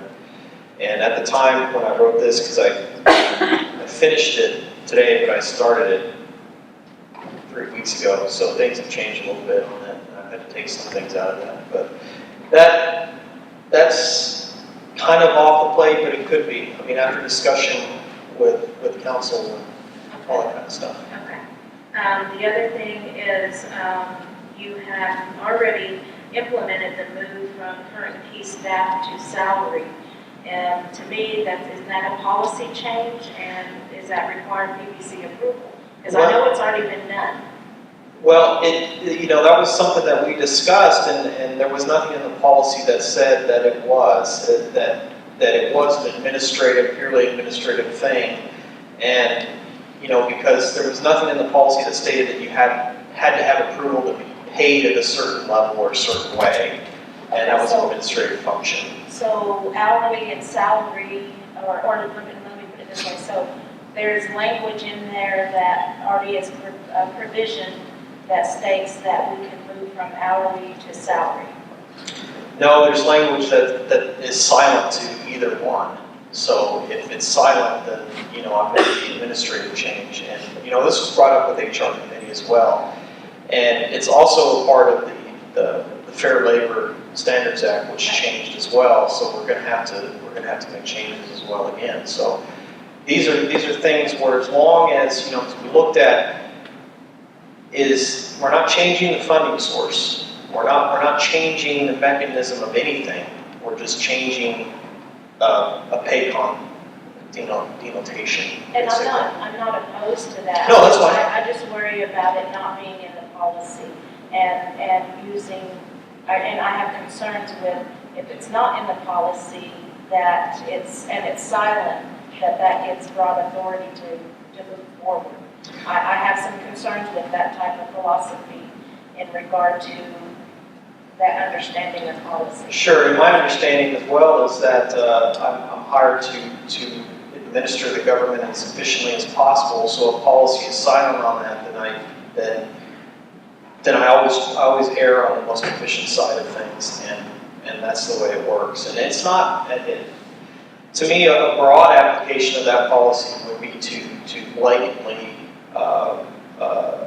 increase or decrease pay raises or funding changes or things, but just how we document time, that seems to me a purely administrative function. And it was after discussion with other staff as well, and kind of how it came to the evolution and discussion. And again, we had this discussion with the HR committee as well, and the chairman brought up the same concerns as well. But this is just one of those areas where I feel like this is only an administrative function, only for the efficiency of government, which is within my purview. And if I'm wrong, And I agree, it's a good move, it's a smart move to move from some of the, like the division directors, to make them salary, because right now they've been all hourly. And I know that the FLSA standards are changing, as well as even like with the Affordable Care Act, Yes. 30 hours is considered now full-time, so. And it's changing so rapidly. That's one of the other reasons why the things, are so dynamic, and that's why that we have, in my opinion, and again, the council can tell me if I'm wrong. I'm open to it too. I've been wrong before, and that's okay. But part of the reason having me having an executive director position is so we can be fluid as policy changes quickly and things need to change quickly, rather than have to wait to make changes that improve either efficiency or something else. Because I'll tell you, especially for the directors, the punching in and clocking in and out was a myth. It really was, because our directors are so involved with so many different programs. They're constantly in different meetings that every 2 weeks when I sat behind my computer, I just had to spend 3 hours making changes to the time bars, because none of them were accurate. So in order for us, and plus they were all working way over 80 hours. Right. And so the reality is an auditor comes in and they're going to ask us, okay, you have a director that's been working an average 92 hours for the last 6 pay cycles, but yet their paycheck hasn't changed. How come you're not paying comp time? How come you're not paying overtime? Those are things that are violations of federal law as well. Right. So in order to correct that situation is to do away with the facade of punching in and out for directors was just to put them on salary. Okay. So. One other comment is, I think that, and I bring this up because we are reviewing the A&E firms tonight, and they're under the Division of Property Management. I believe that there was a leak on the new Title VI building, and BUI was contacted. Now, I don't know if that's an architectural issue or if it's a constructional issue, why that's leaking in such a new facility. It's a construction issue. Okay. I mean, that's where it's from. It's not an architectural one. It's not a design flaw. It's just that a failure in hardware, basically. Okay, all right, thank you. One other thing about property I failed to mention is we had started our test wells. I know that we have been adamant about getting another water source. Where we had planned to do the initial drilling, the first test well they dug was more salt water. So instead of going up to the same spot, because I think we've hit salt water there twice before as well, we're just going to identify, we have a meeting tomorrow to identify, Amber's still here? No, she's not, but I think a meeting tomorrow to identify another area, because these test wells are expensive and we have 2 more shots that we paid for, so we're going to find a different area to try to get us some more fresh water. So, How did the employee fund day go? employee fun day is, what employee fun day? We don't have employee fun days around here. No, the appreciation day went great. I think we had It used to be fun. It used to be called fun day. No, not anymore, not with me. I'm a slave driver, and these guys don't like to work for me, so they don't have any fun. They were required to be there. I told them that if they missed out and they were gonna get terminated. No, I'm just kidding. No, it went great. Everybody had a great time. It was nice. It was warm that day too, but it was nice and cool under the shade. We had good food. I want to thank James Rice for cooking. Him and his wife cooked up a whole mess of slop. It was good. It was good. And what? It's wrong. Slop is like my favorite thing to eat. That's a good word. No, it was great. And we But gave, who won the kickball contest? we didn't have kickball contest this You didn't year. have a kickball No, we didn't have kickball contest this year. But we had a bunch of awards to give out. We had a bunch of employees that had 20 years and 15 years and 10 years. So it was a good day. It was a good day. You have a karaoke contest? No, we say that for council. Karaoke's for council, not for employees. I have a That's comment. Dawna. Yes, ma'am. I've heard everyone, I didn't hear that much good coming from the sovereignty symposium. I think everyone was pretty much disappointed. I just wanted to remind you all, when we went to the Doing Business in Indian Country in Tulsa, which was sponsored by the Muskogee Creek. What was it called, Phammie? Do you remember? Doing business in the country. No, I mean the sponsorship. It was their court. Oh, yeah, Anyway, that's over that Creek Nation. yeah, one of their first items they mentioned was that a lot of their lawyers have not been pleased with what was presented down there, so they started their own. And it was really beneficial for us. And I think that's beneficial, yeah. Yeah, for the Indian tribes in Oklahoma. One thing about the state of Oklahoma that they need to learn, in my opinion, is that if you're going to have a sovereignty symposium, then when you bring in sovereigns, like tribes, treat us as sovereigns, Yeah. not as peanut gallery folks that wear feathers so they can take pictures of. Well, the one in Tulsa was very interesting and everything, so we might consider that next year. If they would just name it something different. Doing business, yeah, that's true. Thank you, Council. Thank you. Thank you. Thank you.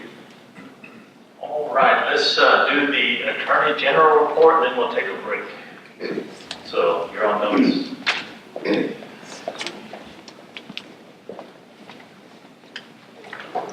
A lot of what I had to talk about is kind of an overlap of some of the stuff Andrew's talked about. First of all, we continue to have conversations and remain in contact with Jeff Underwood from Senator Langford's office. Jeff has told me that tentatively he has scheduled July 13th and or 14th for that meeting in Oklahoma City. It's not written in stone, but it looks like that's probably going to be the 2 days. He has been a pretty good partner in negotiating with the agencies.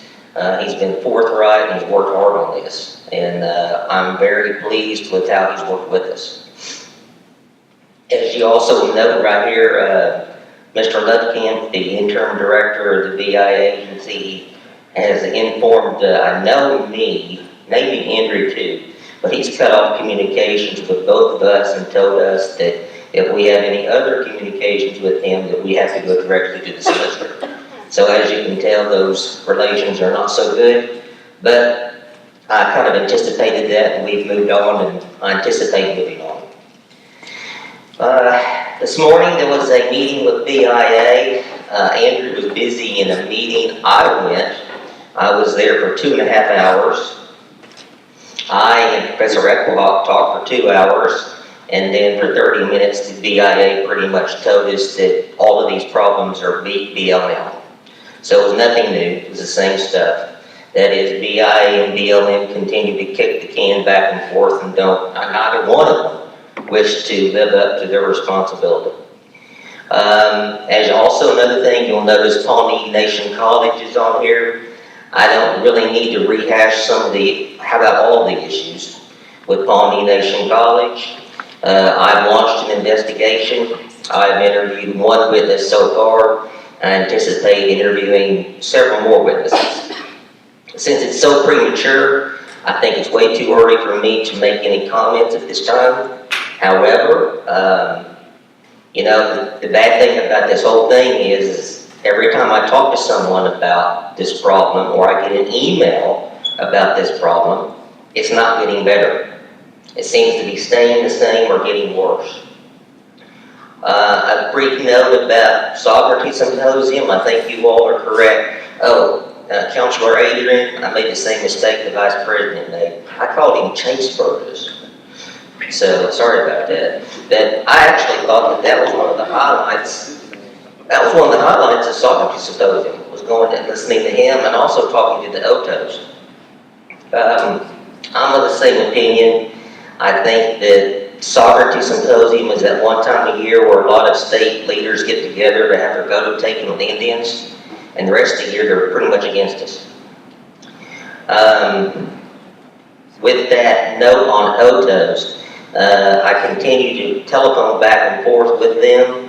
I continue to like the bison idea, and I think in the end, whatever happens about the bison thing, I plan on keeping this diplomacy up with the Otos because we may end up doing some other partnership in the future.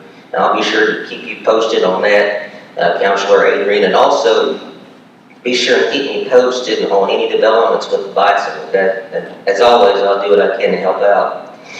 Went to a water law seminar in Tulsa last week. I found the entire thing to be rather disappointing. The content was geared mostly towards oil and gas lawyers and how to manipulate regulations and rules in order to help their clients. So, and also there weren't enough chairs and there weren't enough booklets to add insult to injury. So the whole thing, like I said, was badly managed and executed. From time to time, Darrell continues to drop by my office with questions. I help Steve out as much as I can. He is doing some interesting things with growing jurisdiction in the courts by issuing citations and etc. Tax Commission, as far as I know, Tax Commission problems have been cured. Rebates, everything is running smooth.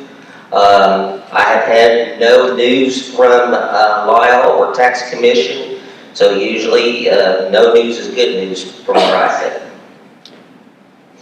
Let's see what else we have here. Listening session. Went to Councilor Phammie's listening session with BIA. I found that to be very useful. I think that it's going to lead to some bigger things. FYI, Councilor Phammie, the election ordinances you sent to me, I've read the CNA and the Potawatomi, and I like the Potawatomi. The CNA's okay. The other ones I haven't read yet, so I don't have an opinion on those yet. But I'll keep in touch with you on that, okay? FYI, this was not mentioned in here, but I've been talking to HR about maybe passing a workers' compensation statute.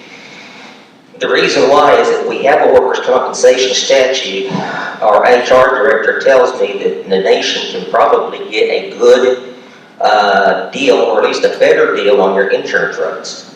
So I'm going to continue talking to him about that, and I'll keep you guys posted on maybe passing a statute. It'd be good to have a statute. We're growing jurisdiction, exercising sovereignty, and at the same time maybe save some money. As Andrew mentioned, Dollar General came down today. As you know, there were only 8 members of the Supreme Court. Usually there's 9. There was a 4-4 split today, which means that the lower court ruling regarding Dollar General stands. And so jurisdiction, we still have jurisdiction, which is good. My only fear is when we get that night of justice, there may be forces that would choose another similar court case in an effort to dwindle or take sovereignty from us. And the Wyoming, U.S. Federal District Court came down with a decision respecting the rights of that Indian tribe to, they have a fracking ban, and also part of the decision had to do with their ability to regulate water and natural resources within their jurisdiction. I think that's a big win. But my only fear is, though, it's going to go up to the 10th Circuit, and the appellate judges they might not do what they probably should do. So we'll have to wait and see what the circuit judges do. But the lower court ruling was a victory. So, see if I'm forgetting anything. No, like I said in my notes here, from time to time, I get fires on a daily basis to put them out, so. Do you have any questions? In your discussions with the Bureau of Indian Affairs, have they mentioned what has happened to our agency superintendent? No. I haven't really heard anything about that. And I have nothing against him personally, but at different times I have felt like that our acting superintendent could be doing better. I think this is something we need to look into as a council. Yeah. And this cutting off communication, I don't think that doesn't set a good tone for diplomacy, let's put it that way. Or resolving issues. But, that's up to him. We're already moving up the chain as we speak, so it is what it is. Okay, thank you for your written report. The only thing that I see lacking is, and I'm coming back to this, and I'm going to keep coming back to this, January 13th, this body approved a priority listing. None of your reports on any of those. I want to see forward movement on these items that council approved when you first were hired. And so I would like to see all 10 of these reported on in your report every time you report to the council. I understand. All right, well, thank you, Mr. Mason. Thank you. Back to Mr. Burgess. He said he must have told you this verbally, but I don't have anything in my emails. Why he's not here? Oh, talking about the president of the college? Yeah. Okay. That's You have right. two birds, two pitching.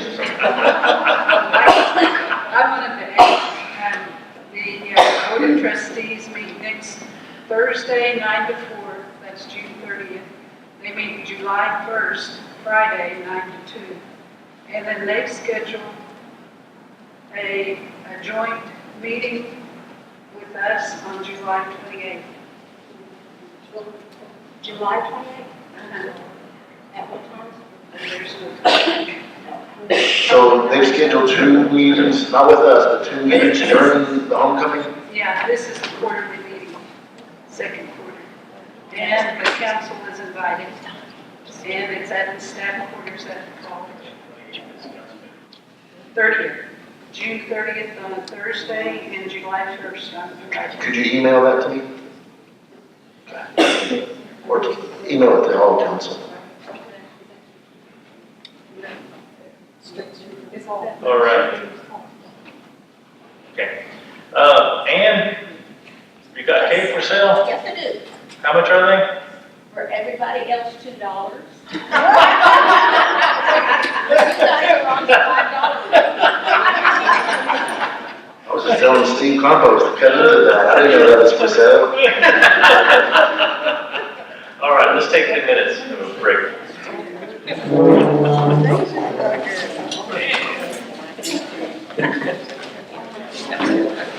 voted on 1658, recognition of Glenn McGuire, who's presenting on this.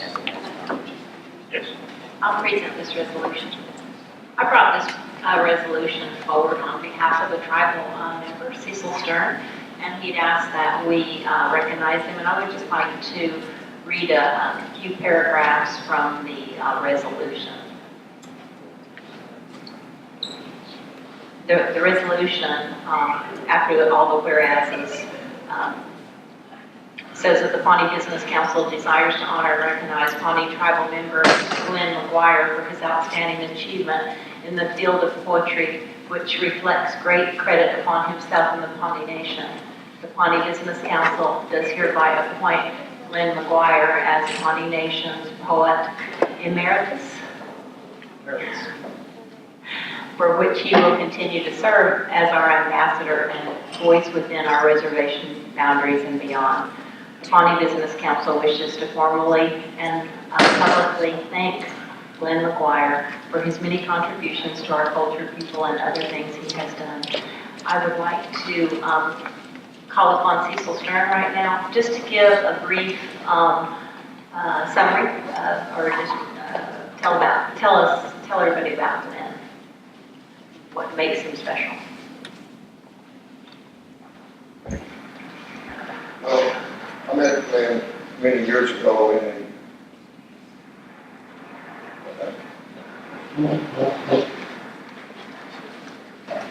Yeah, turn that one off. Thank you. Brother Eckerhoff introduced me to Glenn McGuire and also to Henry Cummings back years ago, and we started having meetings out at my house. And it was a very wonderful time in my life because I got to learn a lot about our Pawnee people that I did not know, and listen to the stories of Glenn and Henry Cummings and Brummett, entertaining to say the least. Glenn McGuire, a grandson of Brave Chief, graduated high school, went to Haskell University, and eventually got his degree. And Glenn was born in 1920. World War II came around, and he enlisted and was in the Army. He took his basic training at Fort Bliss, Texas, on horseback. One of the very few that I know that ever took their basic training on horseback. And he was a member of the regimental band.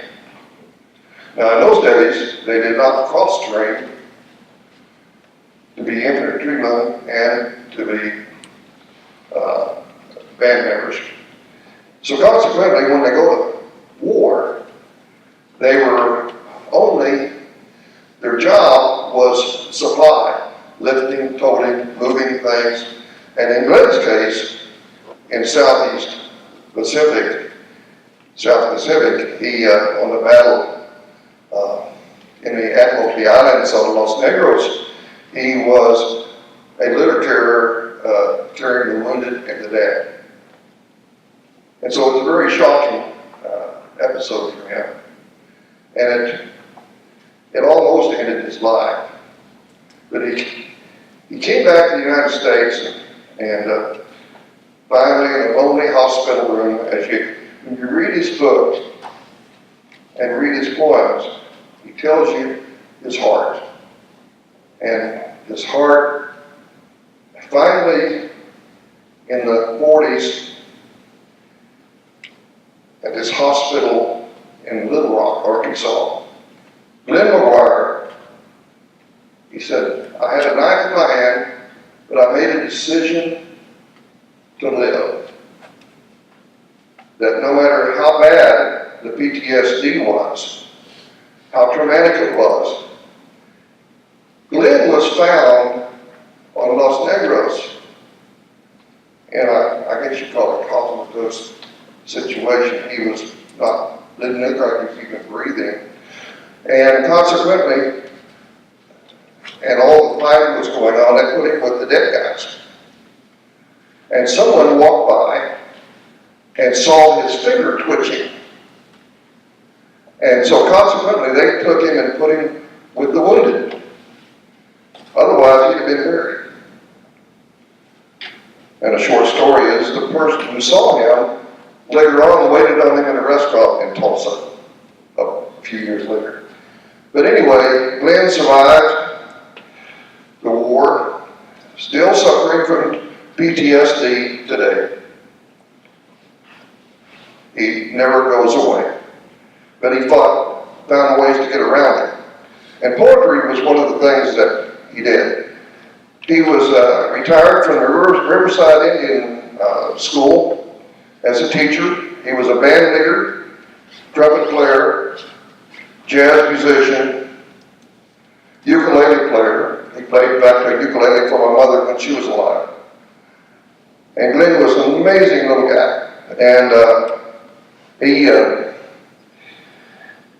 in his 70s, he was playing tennis tournaments, and doing quite well after he retired.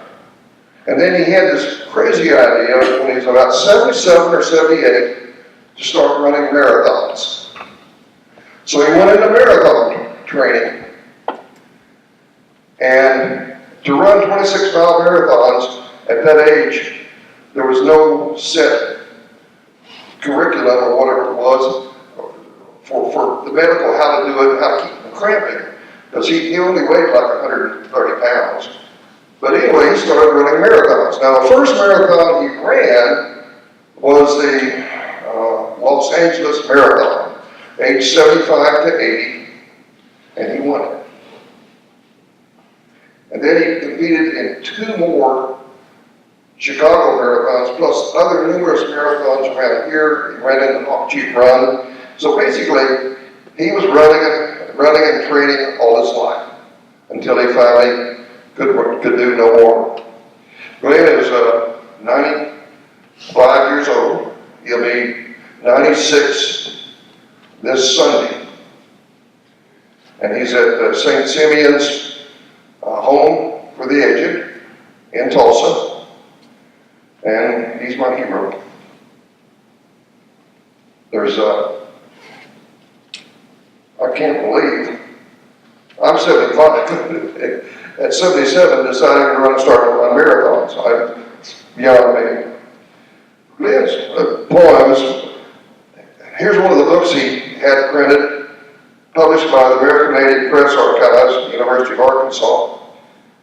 The headline in it says, "Life can only be understood backwards, but it must be lived forwards." And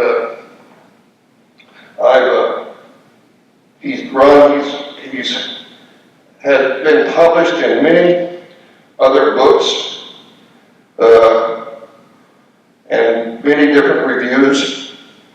And as far as I know, he's the only Pawnee poet that's published. Now, not only is he a poet, but he's also a published songwriter. And he's also, at one time, an Arthur Murray dance studio instructor. Glenn kept on the road for years and years. So,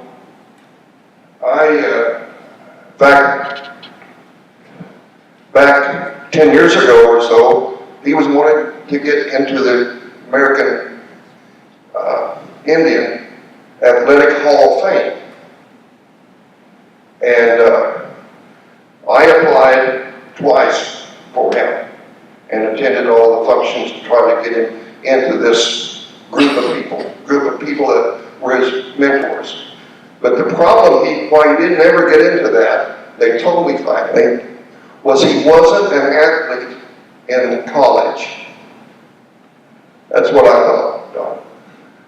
He was an athlete after he retired with tennis tournaments and then all the marathons. So we tried, but I failed. So him getting this award would be very important for him. And he's one of the oldest. Maybe one of the oldest Pawnees we have right now? I think Dawna said there's one in Arizona that's older. And but anyway, and being able to see him honored at the homecoming would be an amazing thing for him and his family. Brenda Cummings, his niece, is one of his 2 guardians. I'm the other one. And so right now there's a quarantine at St. Simeon's on people going there right now with that health issue. And but anyway, anybody have any questions, or if you want to hear some poems, I can be glad to read some poems. Okay? Thank you. Thank you, Cecil.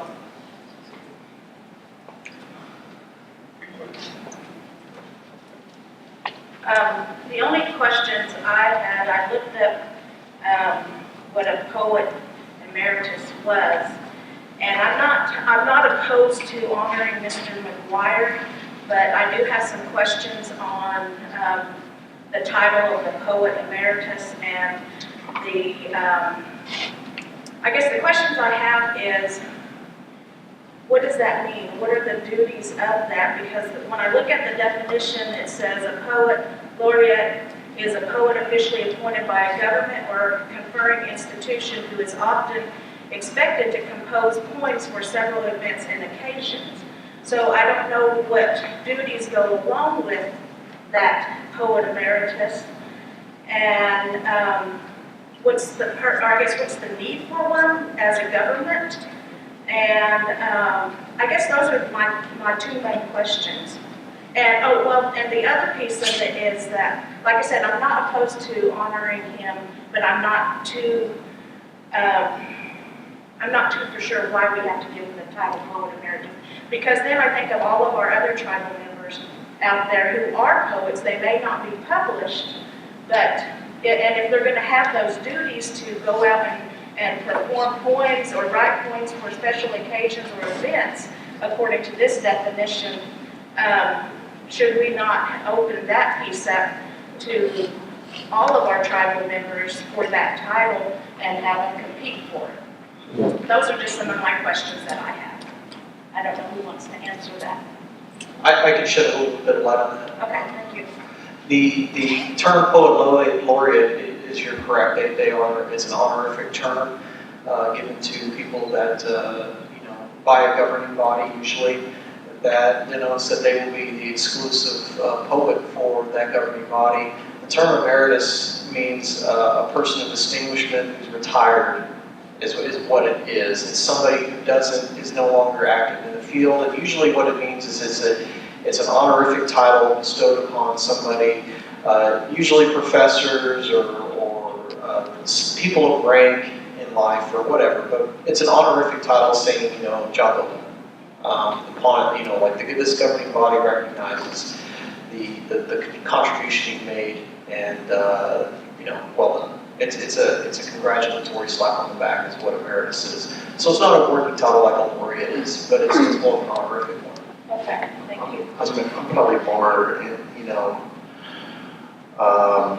I like that better than the other myself. I hope that this is something that can encourage other tribal members to do that as well, as opposed, I hope it doesn't hinder. And that was my first concern, is by doing this, would we hinder anybody else, or anything.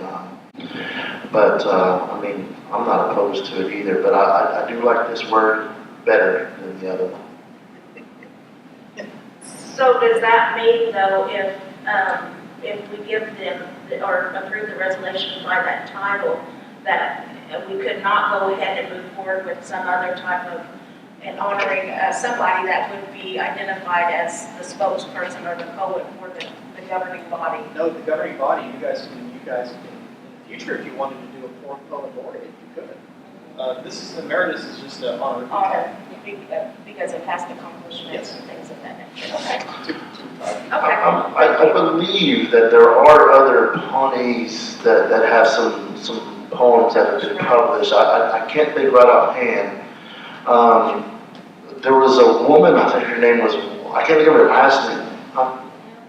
Yes. I believe that she had several poems that were published as well, and stuff, but I know there's others. I just wanted to add, and Ann can probably add to it, because we honored him last summer during the, is that during the powwow? It was after the powwow, alive. We honored him as one of, how many? I think there were 6 other. That's what I was thinking, six other on They there. were all veterans. Okay. One question I have, and it's So kind we do have the presentation on that, on video. I forgot to bring it. But if you'd like to see it, I can send it to Cynthia, and she can pass it down. One question that I have that's kind of unrelated, well, it's kind of related to this, and maybe Cecil, you can answer this. Is he our lone remaining survivor of World War II veteran? That's a good question. I was under the assumption he was, but I may be wrong. I don't want to be wrong. I don't know of any others, and he's never communicated anything like anybody else, And so it would be a far-fetched thing to find another Pawnee that's 96 years old and a World War II veteran. But anyway, he may not be the oldest in the Pawnee Nation, but he's probably the oldest one in World War II. Yeah, that's was my, I was kind of thinking he was. I didn't know if anybody knew for sure. No, I think it did say in the sheet this week that he was the only one survivor that he did too, and that he's the one being honored in the Okay. I don't ever get the chief, so I don't know. Well, I make a motion to approve this resolution number 1658. I'll second. Motion's been made and second for this resolution. And so I will call for the vote. Darrell, Wildcat. Yes. Phammie, Littlesun, yes. Angela Thompson. Yes. Dawna, Hare. Yes. Adrian, Spottedhorsechief. Yes. Liana, Teter. Yes. All right, resolution 1658, recognition of Glenn McGuire passes. Good.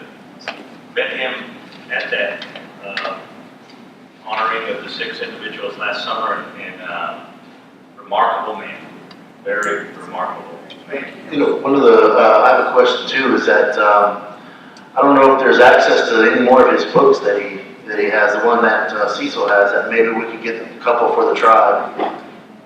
Yeah. If he's, Cecil? What else? I said, I see you got one of those books there, and we have it here on our emails here, but would there be any way you could get maybe several more that we could get out here at the tribe? I will. There is some more around, but they're in boxes over at Brenda's house.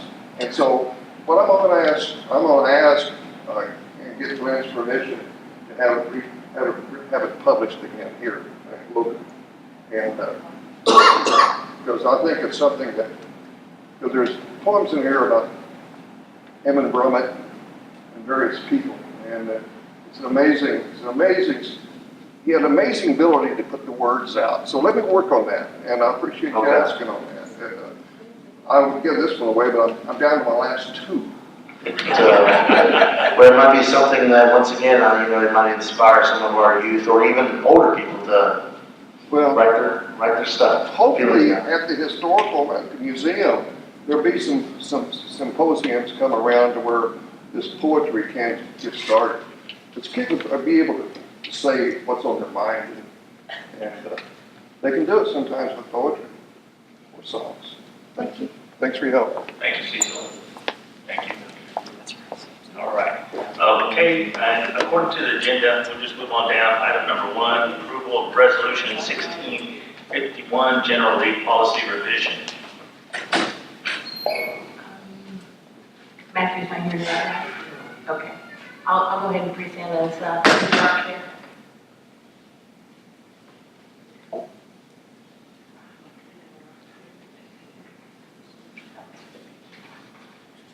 Okay. So this resolution is a general leave policy. The change you will see is in red. So the black is the existing policy. This is to bring Pawnee Nation into compliance with the Affordable Care Act. At 30 hours, we offer health insurance. So this brings us in compliance with that act, and HR committee developed this and is presenting it for approval at this time. I make a motion to approve resolution 1651. I'll second. Got a motion second. All those in favor of resolution 1651, it's a resolution. Let's call for the vote. Darrell, Wildcat. Yes. Phammie, Littlesun, yes. Angela Thompson. Yes. Dawna, Hare. Yes? Adrian, Spottedhorsechief. Yes. Liana, Teter. Yes. Okay, resolution 1651 passes. Move down to item number 2, approval of resolution 1652, general health benefits policy revision. So this policy is also dealing with the Affordable Care Act, and it's reducing the time for temporary employment, and it reduces it from 6 months to 60 days. Because after 60 days, you have to, the employees are eligible for the help. Even though they're not permanent employees. So this would But make it's spread them out to the employees. No, This just provides them insurance on after 60 days. And then my next question is that business days? Or do we have to be that specific? Payroll days, so yes, business days. Or do we need to add that, or? You know, I mean, because if it falls on a Saturday. Do what? Yeah. Oh, no, you're right, Kirsten's right, it is calendar days. Yes, calendar days. I would probably add that. Yeah, so we need to add that.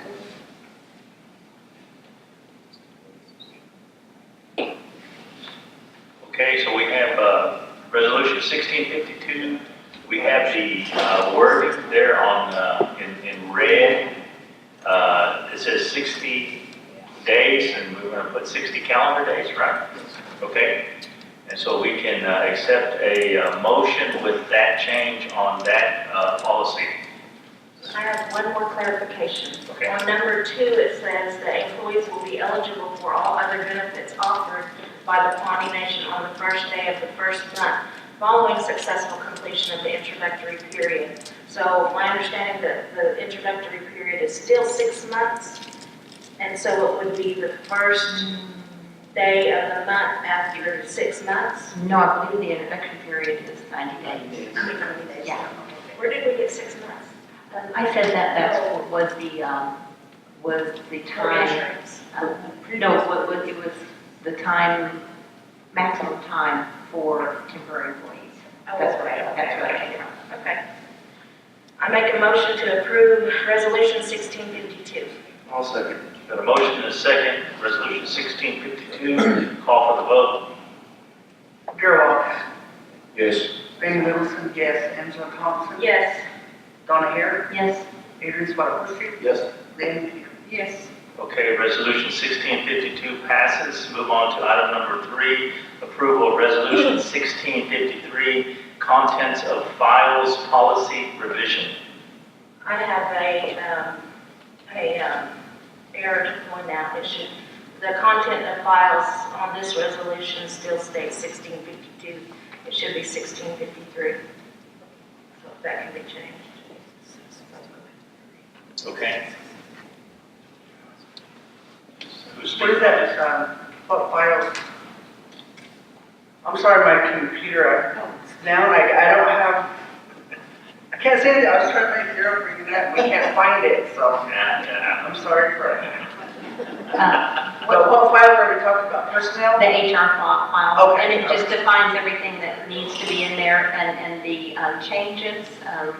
Actually, their additions, their, the job offer letter, employee contact information, confidentiality form, HR policy, their acknowledgement agreement form, registration ID badge form, IT request form, direct deposit form, W-4 information, I-9 information, health benefits, insurance information, and automobile insurance. And what our HR department is trying to do, and I believe our executive office is trying to do, is they're just trying to spell everything out and make everything Yeah, so really everything that should be in the Yes. file. Yes. This is what we're adding, right? What's in red is what we are adding. Yes.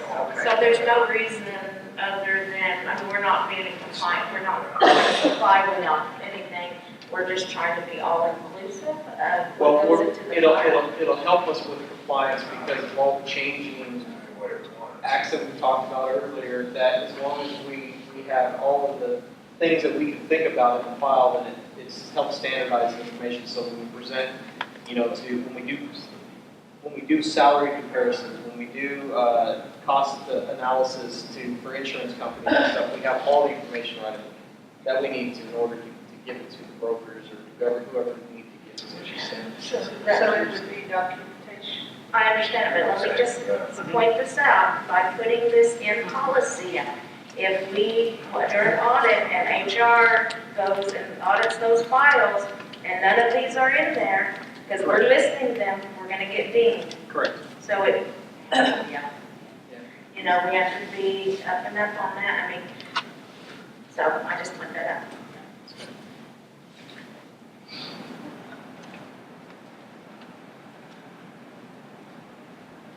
Okay, we had that explanation, so is there a motion? I'll make that motion. Motion is made, is there a second? I'll second it. We have a motion and a second on resolution 1653. Call for the vote. Darrell, Wildcat, Yes. Phammie, Littleson, yes. Angela Thompson, Yes. Dawna Hare, Yes. Adrian, Spottedhorsechief. Yes. Liana, Teter. Yes. All right, resolution 1653 passes. Move down to item number 4, approval of resolution 1654, temporary employment policy revision. Okay, on this policy, this is very simple and straightforward. I was actually explaining this policy for the old one, Angela, on the 60 days. I was looking for Tiffany to be looking at me. So this just set 60 days as the time for temporary employment status. What, going 2 years more? No 2 years. I make a motion to approve resolution 1654. I do too. I'll second that. Got a motion and a second. Call for the vote. Darrell, Wildcat, Yes. Phammie, Littleson, yes. Angela Thompson, Yes. Dawna Hare, Yes. Adrian, Spottedhorsechief. Yes. Liana, Teter. Yes. All right, resolution 1654 passes. Move down to item number 5, approval of resolution 1655, flex time policy revision. In my packet, it goes from 1654 to 1657. Yes. Yeah, so do we have a resolution 1654?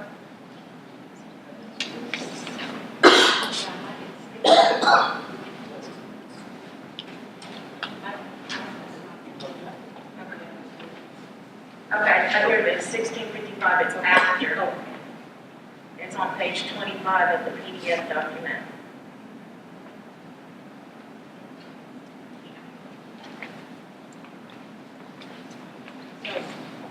What this policy does is, right now, employees, it's only full-time employees that are eligible for flex time.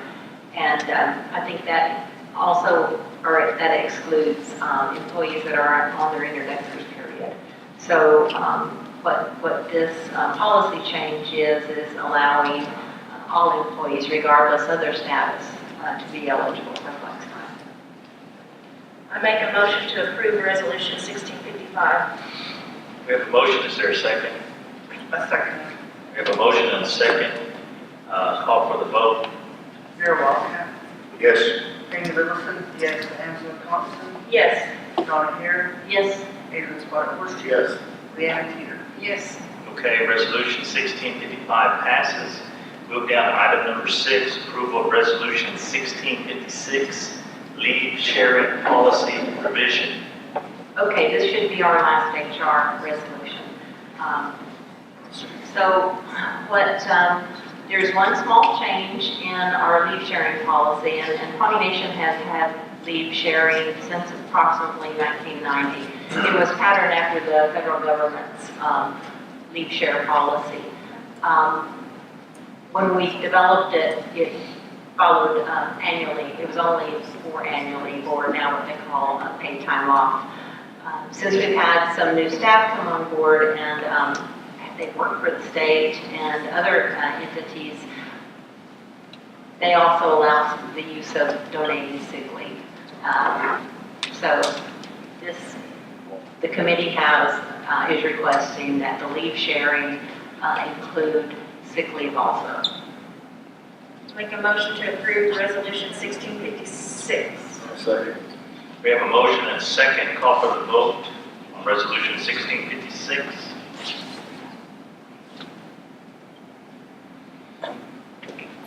Darrell, Wildcat, Yes. Phammie, Littlesun, yes. Angela Thompson, Yes. Dawna, Hare, Yes.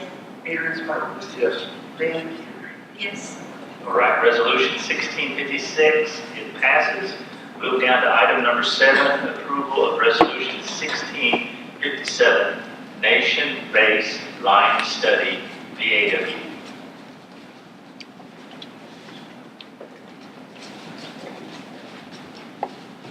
Good evening, everyone. That day, my name is EJ Chino, and I will be presenting the national, it actually should be national baseline study. What this study is we're asking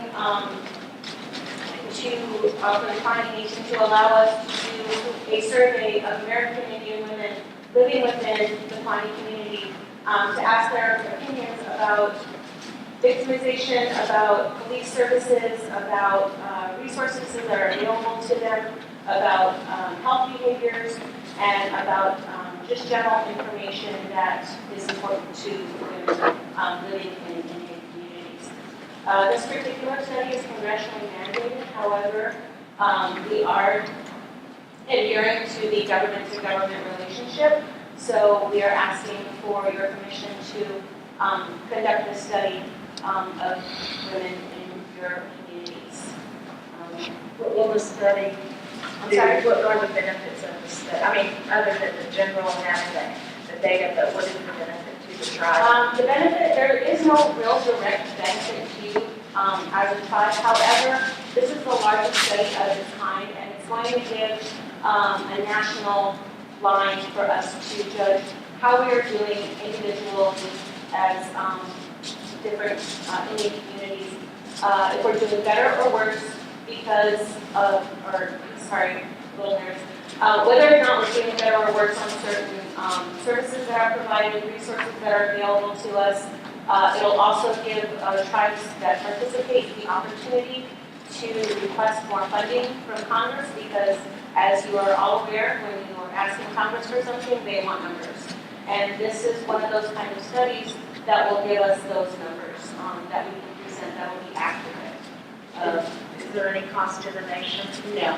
No, there's no cost to the nation except for a few hours of time from my contact, Tiffany, and also your time right here. The other question is, how are you going to address confidentiality? We are doing a series of,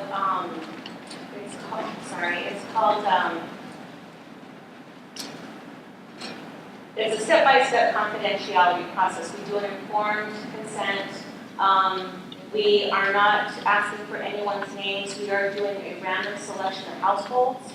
And within those households, we'll be asking women who are over the age of 18, identify as American Indian or Alaska Native, and obviously will be living within the community, whether or not they would like to participate.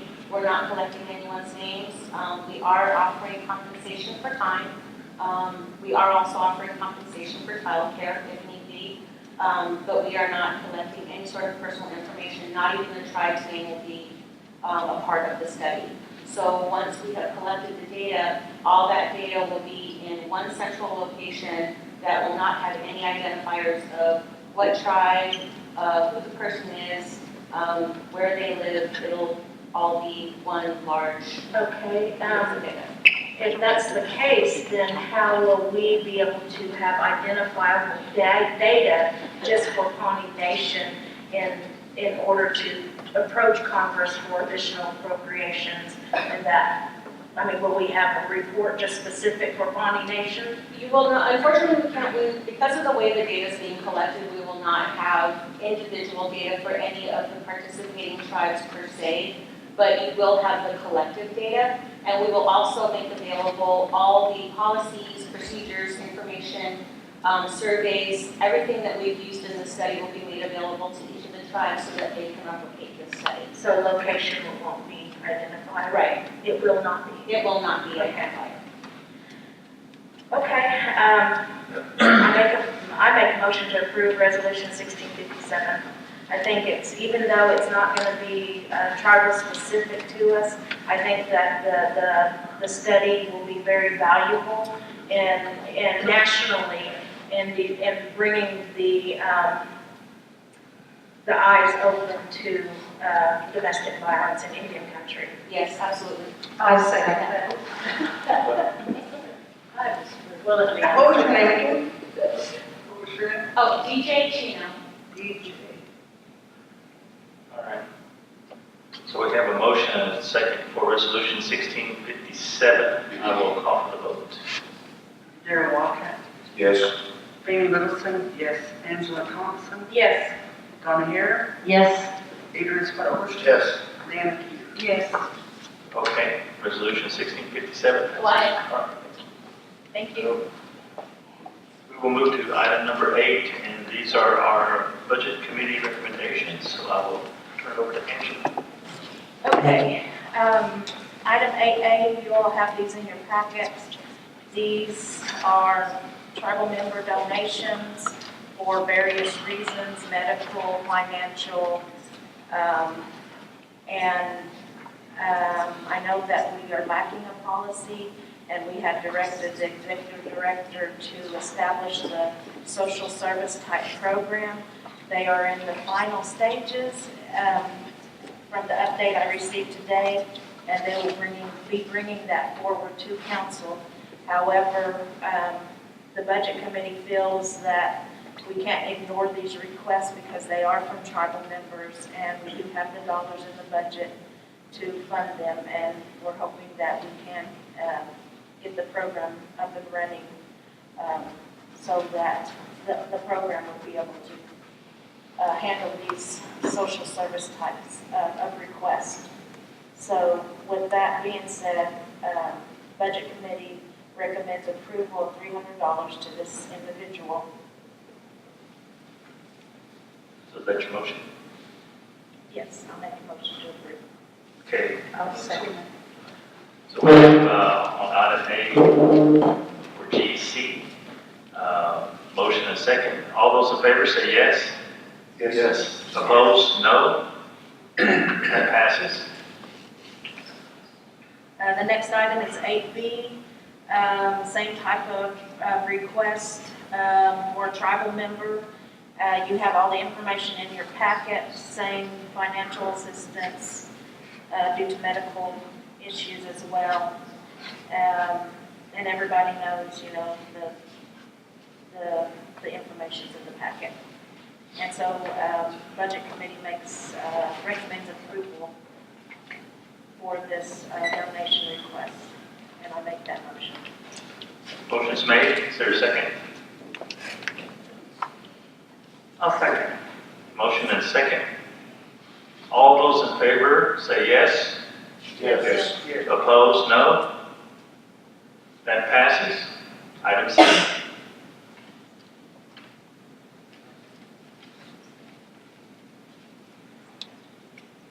Okay, go ahead now. I'm just going along. Okay, the next item is item 8C, same type of donation request. Budget Committee recommends approval, and I make that motion. Motion's made. Is there a second? I second. Got a motion and a second. All those in favor say yes. Yes. Any opposed say no. Any abstains? There isn't, so that passes. So we'll move to item D. Item D is, this is actually a request for a tribal princess for assistance with their representation at the powwow. Not our powwow, but the powwow that she's the princess for. Okay. And I make that motion to approve. Second. Motion's made and a second. All those in favor say yes. Yes. Opposed, no. Any abstain? That passes. Move down to item E. Item E is for a softball team. The majority of them are Native American and our Pawnee tribal members. And this is for a tournament where they will be going to stay overnight, and they are asking for assistance with their expenses. It's for 8 and under girls softball, and they're going to a tournament in Preston. So the Budget Committee recommends approval to council, and I make that motion. Second. Motion made and a second. All those in favor say yes. Yes. Yes. Opposed, no. Any abstain? Motion passes. Move on to item F. Item F is another tribal member's request for a donation request to the Oklahoma State University NASA Native American Student Association 2016 Fall Powwow. The tribal member is a member of the executive board and is requesting the donation, and the budget committee recommends approval to council, and I make that motion. Is there a second? I'll second. We have a motion and a second. All those in favor say yes. Yes. Opposed, no. Any abstains? Motion passes. Move to item G. Okay, the next item is budget mod number 1, the Slaughter Council's budget. They made a request to increase their budget by $6,000. They are utilizing it in travel. There was when we had the repatriation, they didn't have a travel line item. So I know we have future repatriation activities, so they put money in their budget to cover those costs because we had to pay for it out of our budget until they could get a budget mod in. And then they asked for a $1,500 donation amount to be added for them to make a donation to the American Indian Exposition. We just recently appointed Pat Leading Fox, and so it's my understanding that donation will be going to that family for their services at the American Indian Exposition. And the other, I think, amount is for $160 per week, or $165 for the council, the Chiefs Council to attend, as well as travel to Arikara, Newtown, North Dakota. So Budget Committee makes that recommendation for approval to council, and I make that motion. Is there a second? I'll second. We have a motion and a second. All those in favor say yes. Yes. Opposed, no. Any abstains?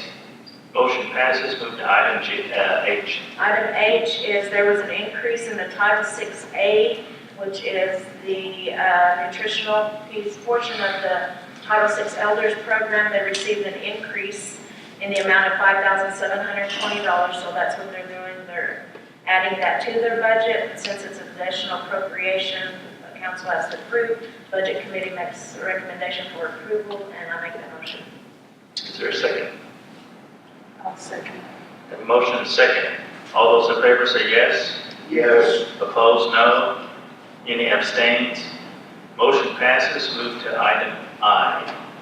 Next is the approval of budget mod title for Title 6 Part C, which is the caregiver program. They received an increase in the amount of $4,220, so they made that increase their budget by that amount, and Budget Committee approved for council, and I make a motion.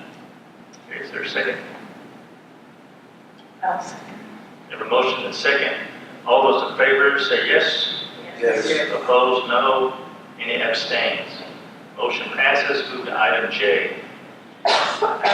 They received, Title 6 received $1,833 to their NSIP, which is their food budget only, and so they increased their budget by this amount. Budget Committee recommends approval, and I make that motion. Is there a second? I'll second. Motion and a second. All those in favor say yes. Yes. Opposed, no. Any abstains? Motion passes. Move to item K. Okay, item K is the PBC budget modification, where we made the recommendation to take the $6,000 to give to the Chiefs Council was out of PBC line item professional services. So this mod takes that money out of that line item, which transfers to the other budget. And Budget Committee makes that motion, or approved the recommendation, and I make that motion. Is there a second? I'll second. We have a motion and a second. All those who are in favor say yes. Yes. Opposed, no. Any abstains? Motion, that is approved, so we move to item L.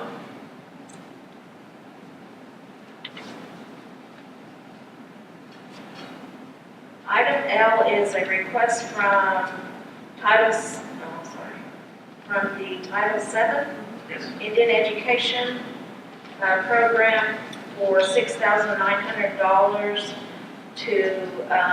for school supplies.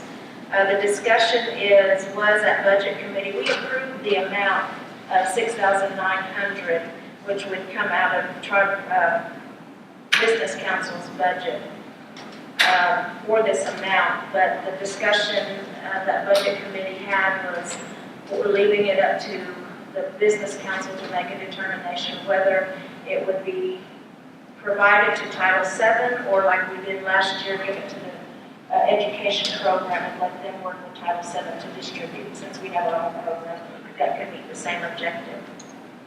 So my recommendation as treasurer and chair of the budget committee is to approve the $6,900 and for working through our education program to work with Title VII to distribute those supplies.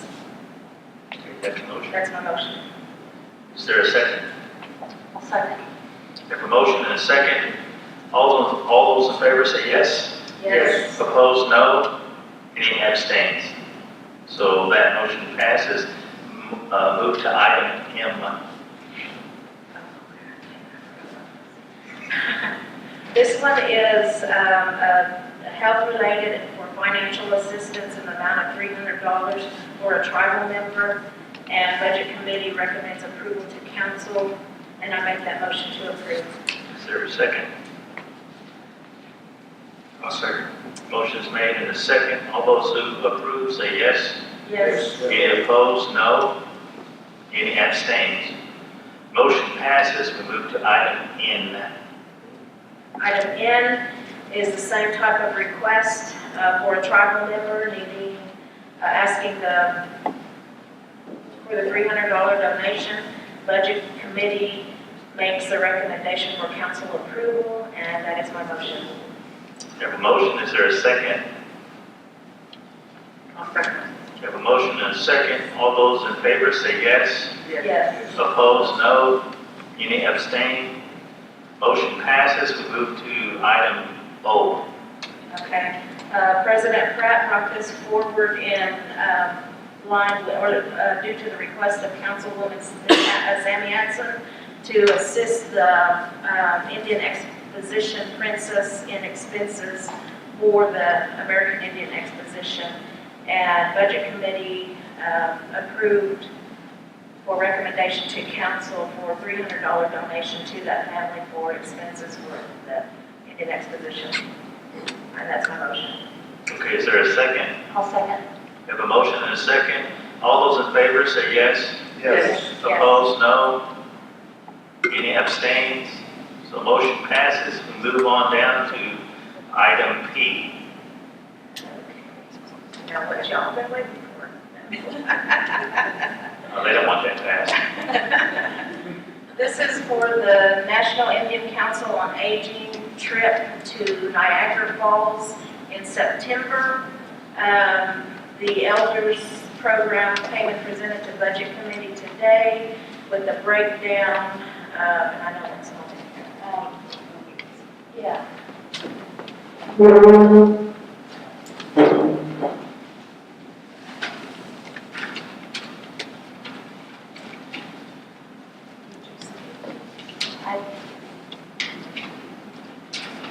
That email you sent me, Deb, was that a electronic copy of what you handed out today, or do you have copies for us? It's electronic. Okay, okay, I can get that. But here's this. Okay.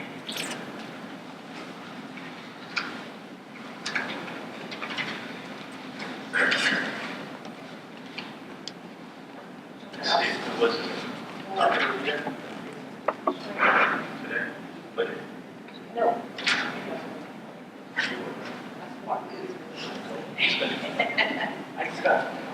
Okay. The information that they presented to us was there was flight cost for the amount of, for 25 travelers, for flight cost is $10,130. The hotel rooms was broken down that this is if they were to take a bus. I'm not gonna go over, I'm just let you all know what was approved. for time's sake. What Budget Committee is recommending for approval is up to $25,000 for flying, for the elders to fly only. Well, we need to agree on that. Some of the discussion was as far as as recipients of these dollars, that the parameters that we discussed at last council meeting would be that everybody who's attending would have to participate in fundraising. You have until September. These are recommendations from Budget Committee, and you all can add to them if needed. The other thing was that it would be, everybody has to fly. There's going to be no allocations for some people driving, some people flying. Some of the discussion that we had was based on health issues, being on the road that much, and traffic for our elders, and we're worried and concerned about them being on the road. And then also managing that. If you have, I think there was 2 that wanted to drive, and then everybody else that planned on flying. But if you start allowing 2, then there's going to be others that are going to want to do everything. So we're wanting it to just be straight across the board. You fly. The only other caveat, so we're only paying for the flying and the lodging at the NICOA trip. The other point is that if you change your mind for any reason, and because we've already booked the flights, then we're out that cost for there. So if you have to change your mind and you can't go, by the time we purchase the tickets, you'll be required to pay that money back for the cost of the ticket, because that ticket will be in your name and we can't use it for any other purposes. We could try to do a refundable ticket, but that's going to raise the cost even higher, and we're trying to keep the cost down. So that's why we put that stipulation, or that's the recommendation to council for that stipulation, that if you decide to go, we buy the tickets, and then for any reason, whatever that reason may be, you can't go, then you'll be required to pay back the amount of that airfare. So we're only paying for the flight and the hotel lodging. Everything else will be upon the traveler to pay, like the membership and registration, per diem spending money. Your spending money will be all your cost. I have one footnote. On the cost of the flight, it could go up or down.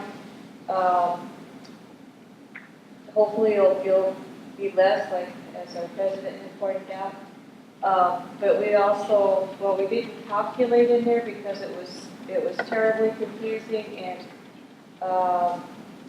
it was determined on actual when do people arrive at the airport, is getting from Buffalo to the site, and the hotel doesn't offer free shuttle, and so that would have to be booked as part of the flight too.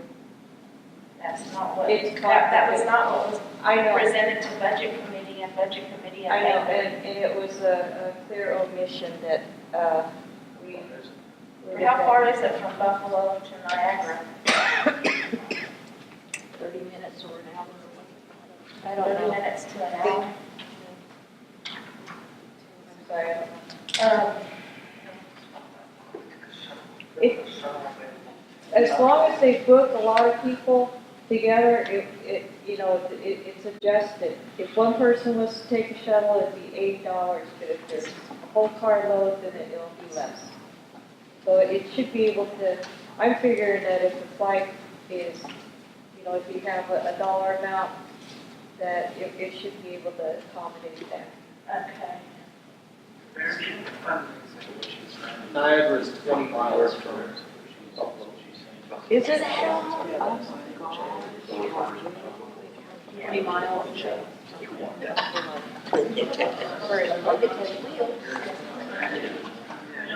Well, it says on-site taxi is for 5 passengers, is $70. So that would be 140 round trip for 5 passengers. So then you're talking 1, 2, 3, 4, 5 cars at 70, at 140 round trip. So well, all I can say is right now that was not presented to budget committee. What I can say is what we can do is try to keep those costs down and book those flights early, and so we can have some cost savings, and then you all can use up to that $25,000 amount. And if there's some savings there, you can use that for your taxi. Otherwise, fundraise, so you can have those dollars, ask for donations, see if you can put one out of the bank or something like that. The other thing that this council needs to determine is, because that was a part of the discussion, is the non-tribal members. So in that decision and what those parameters are, we need to determine if we're going to allow the non-tribal members. And from my perspective, as treasurer, as a tribal member, and as a council member, is I had to look at it historically from that perspective. And I mentioned this before in council, that how did we handle this historically when we have tribal member or non-tribal members marry into our tribe? Did we just exclude them? I don't think so. I don't believe we did. We welcomed them, because that's how Pawnee people are. Anytime, I remember my grandma saying, anybody comes to your house, feed them something, give them some coffee, some bread, or something like that. You take care of your Indian people. And then I see the other side of it too, because it's tribal dollars and it should go for tribal members, but I have to also look outside that and think about the non-tribal members that are going and who they are, and they've been a part of our community. They've been a part of our culture. They've helped us along in sorrow and in celebration. They participate in our cultural activities as well. And so when I looked at it from that perspective, historically, and these people who have been a part of my life since I was a little girl, I don't think we exclude them, and that's why I'm making that's where I stand as a council member, is that we provide the amount to serve those 25 who signed up, whether they're tribal members or non-tribal members, based on what I just said. So that's my perspective, and so I welcome your all's perspective. Well, that's only right. Can't see any tribal member going without their husband or their wife. But some of them might welcome that. Peace at home.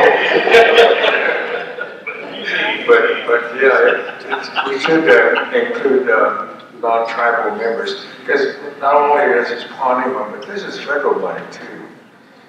And there's no restrictions on federal money. It's open to any and everybody. And Darrell, just for clarification, the money that we're giving them is tribal dollars, but it is a federal program. But it is federal. Yes. I would say this, and I've worked among other tribes, I've lived among other tribes, and some were very welcoming and some weren't. And it's very hurtful when you're excluded.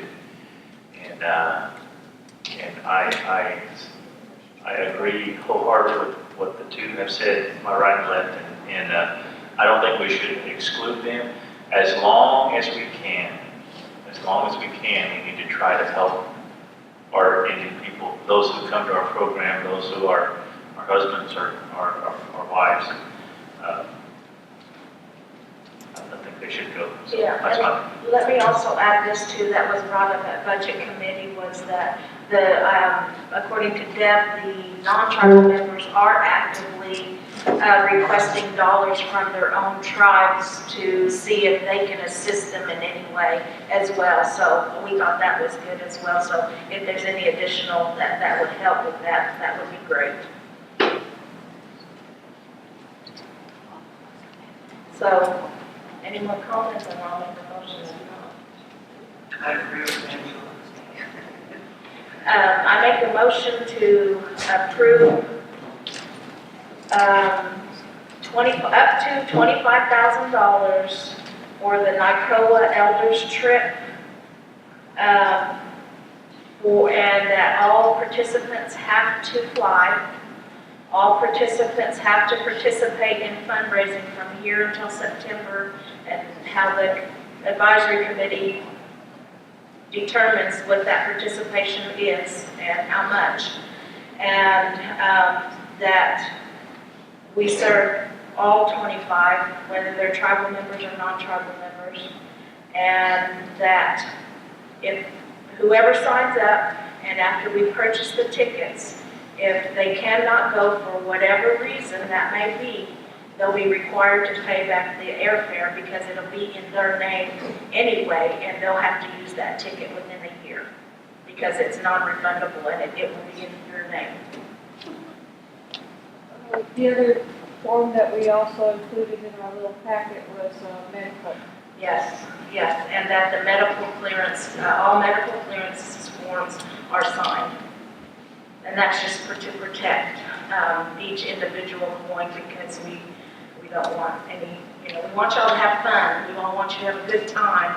And that's why we looked at it. We looked at this a little bit hard. I mean, we've had a lot of discussions on it. So that's my motion. Okay, we have a motion. Is there a second? Second. We have a motion and a second. Any more discussion from council? If not, call for the vote. Darrell, Wildcat. Yes. Littlesun. Yes. Angela Thompson. Yes. Dawna, Hare. Yes. Adrian, Spottedhorsechief. Yes. Liana. Yes. Okay, well, that motion passes. You all enjoy your time. Sure, take a flag if they're. Now you all can start smiling at us. Souvenir. Somebody take a flag up there and take pictures.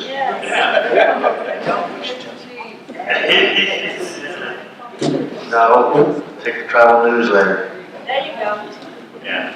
Okay, we are moving on to item Q, PNC NACTIP grant. Okay, I added this on the agenda for the budget committee to discuss. A email was sent to our administrative affairs division director in regard to who's handling the budget hearings and scheduling and looking at the budgets, or the budget call. And they're is he the president? Mike Burgess, is he the president of the college? Okay. He sent the email stating that he thinks that the NACTIP grant should be removed from the budget hearing process because that, according to the grant, the tribe is only the fiscal agent for the grant, which means that we do all the reporting financially, we process all their payments, etc. Well, that is not true. We are the grantee. The Pawnee Nation, the college could not receive the grant without the Pawnee Nation. And if anything happens to those dollars, we would be held responsible for them. So we are actually liable more than the college are. That's why they have to go through our budget process. And all of our entities have to go through our budget process, so I don't know why one would be excluded. So I bring this forward to council for us to provide a response through executive director or somebody to draft that response for President Pratt to sign to say that no, you still have to go through the process because we are still liable for that as the grantee. They're more like a sub-grantee in my opinion. So that's, I second that. that's my motion. Yeah, they're still under our umbrella. I mean, they're trying to get out from under it, but they're still under us. Okay, we have a motion and the second is, any more discussion? All those in favor say yes. Yes. Any opposed, no. Any abstain? So that goes forward, so we'll draft the letter and we'll get her going on that. Thank you, that was a lot. Thank you. Not a lot. Thank you. You know, and I would say this, Angela has really done well with the budget process, the budget, everything that has to do with the budget, and I commend you for all that you have done. We have already discussed item number 9. We will move to item number 10, discussion and/or approval of commission stipends. Okay, I asked for this to be on the agenda because recently we received some mileage requests from commissioners who travel to meetings. And I asked the executive director to look into the ordinances of each of those, or was it just one, right? One commission. And to determine whether, because my understanding of the stipends is that if you receive the stipend, that's your payment for conducting that business. And that just because you live outside of town, you wouldn't get mileage on top of that. And so that's why I asked him to review. He said there was nothing in the policy, in the ordinance that states that they would get a mileage payment on top of the stipends because none of the ones that live locally claim mileage from their home to the nation for attending meetings. So I put this on there because I think that we need to universalize, if you will, our commission stipends and that they be all one amount, whether it's $100. I know ones, they mentioned that TDC gets $125. TDC is a different animal than our commissions. It's a corporation. So, I'm for making, I think they're right now at 75. I know other places I've worked at, I think they're different, right? They're all different. They're all different, and I think they should be a flat rate across the board for all commissions. What's the high for our entities? I don't know, I know that the one I looked at 75. is the high, No, $100? Jeez. well, they're not a commission. Oh, Yeah, Yeah, for commissions, I think 75 is high.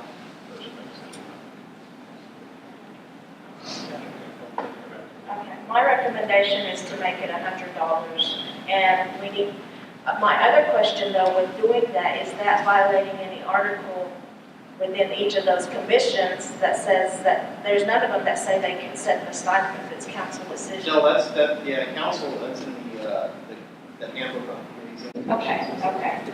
So I make a motion to raise all commission stipends to $100, flat fee with no mileage. Okay, motion is made. Is there a second? Darrell seconds. I have a question. Is this going forward Yes. from this point on? Yeah, not retro, just Not going retro. forward, just going forward. From today's date on. Okay. Since this is dealing with the commissions, I call for the vote.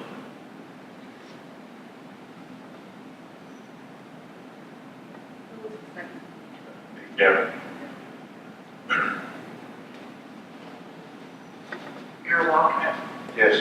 Phammie Littlesun, yes. Angela Thompson. Yes. Dawna Hare. Yes. Adrian Spottedhorsechief. Yes. Liana. Yes. Okay, that passes. Item number 10, so we will move to item number 11. This is me also. Employee committee is requesting to set up a firecracker stand, and they ask for all waivers and fees to utilize, I believe it's gonna be set up out here, right, Andrew? Isn't that what they said? Yeah. Yeah, right out here, and they'll use the electricity from Road Chief. And, and it'll be right down from the powwow as well. So, I make the motion to approve the waiver for the employee club's firecracker stand. Right, got a motion, is there a second? I'll second. Motion's made second, all those in favor say yes. Yes. Opposed, no. Any abstains? Motion passes. We move on down to item number 12, discussion and/or action on strategic planning sessions and revision of the Constitution.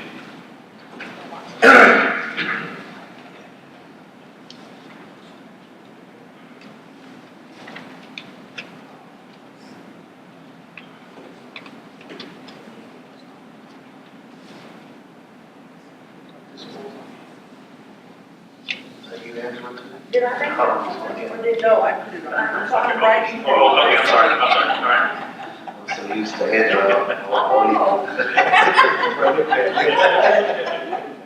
I hope everybody got the text today from, did everybody get the text from BIA, Ms. Levin? Email? Or, Yeah. email, I'm sorry, email. Well, I just see it on my phone, I just think text. But the email from Ms. Levin, she threw out some dates for the next meeting for the Constitution revision. And she had like 3 different weeks, dates that she had sent out. She even offered to have evening meetings. You know, she's really wanting to work with us, and then even, you know, I was worried about her kind of running back and forth from Anadarko, but she was like, oh, that ain't nothing, we have to go up to Kansas, so it isn't that far for them, so, and she said she'd be willing to come, or if not, she could, we could contact her by phone, she would go over the revisions with us on the phone. But she's really knowledgeable on what she's doing. She's, you know, named off tribes that she's helped in the past and who she's working with now to do revisions or amendments. And so I want to get the ball rolling. You know, as long as we are under the Secretary of the Interior, BIA, then they'll pay for all the election costs, all the election fees will be taken care of.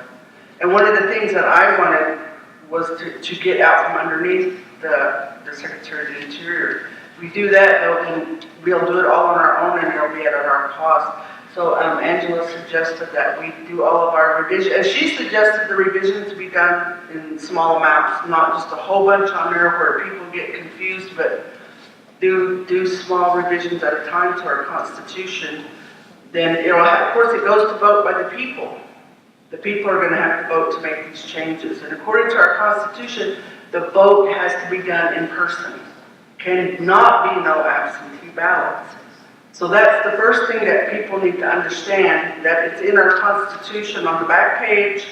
You know, and I hope, I really wish we could pass our Constitution out, like at the powwow or something, when our people come in.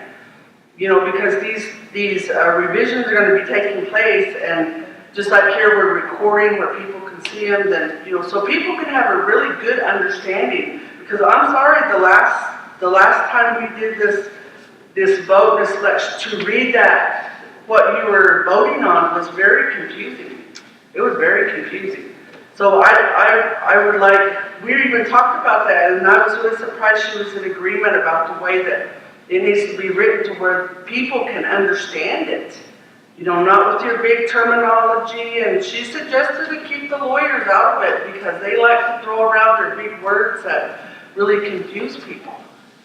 You know, so, but she, you know, she made some really good suggestions, and so she's really willing to help us. And so that was what we talked about, was just having these, because it's going to be a vote by the people, so it's considered an election. But we would have them just with small changes at a time to the Constitution. And there's just like some big major things in our Constitution that need to be changed, just like what we're talking about, even with our name, the Pawnee Nation, Oklahoma. Well, now we're in Nebraska again.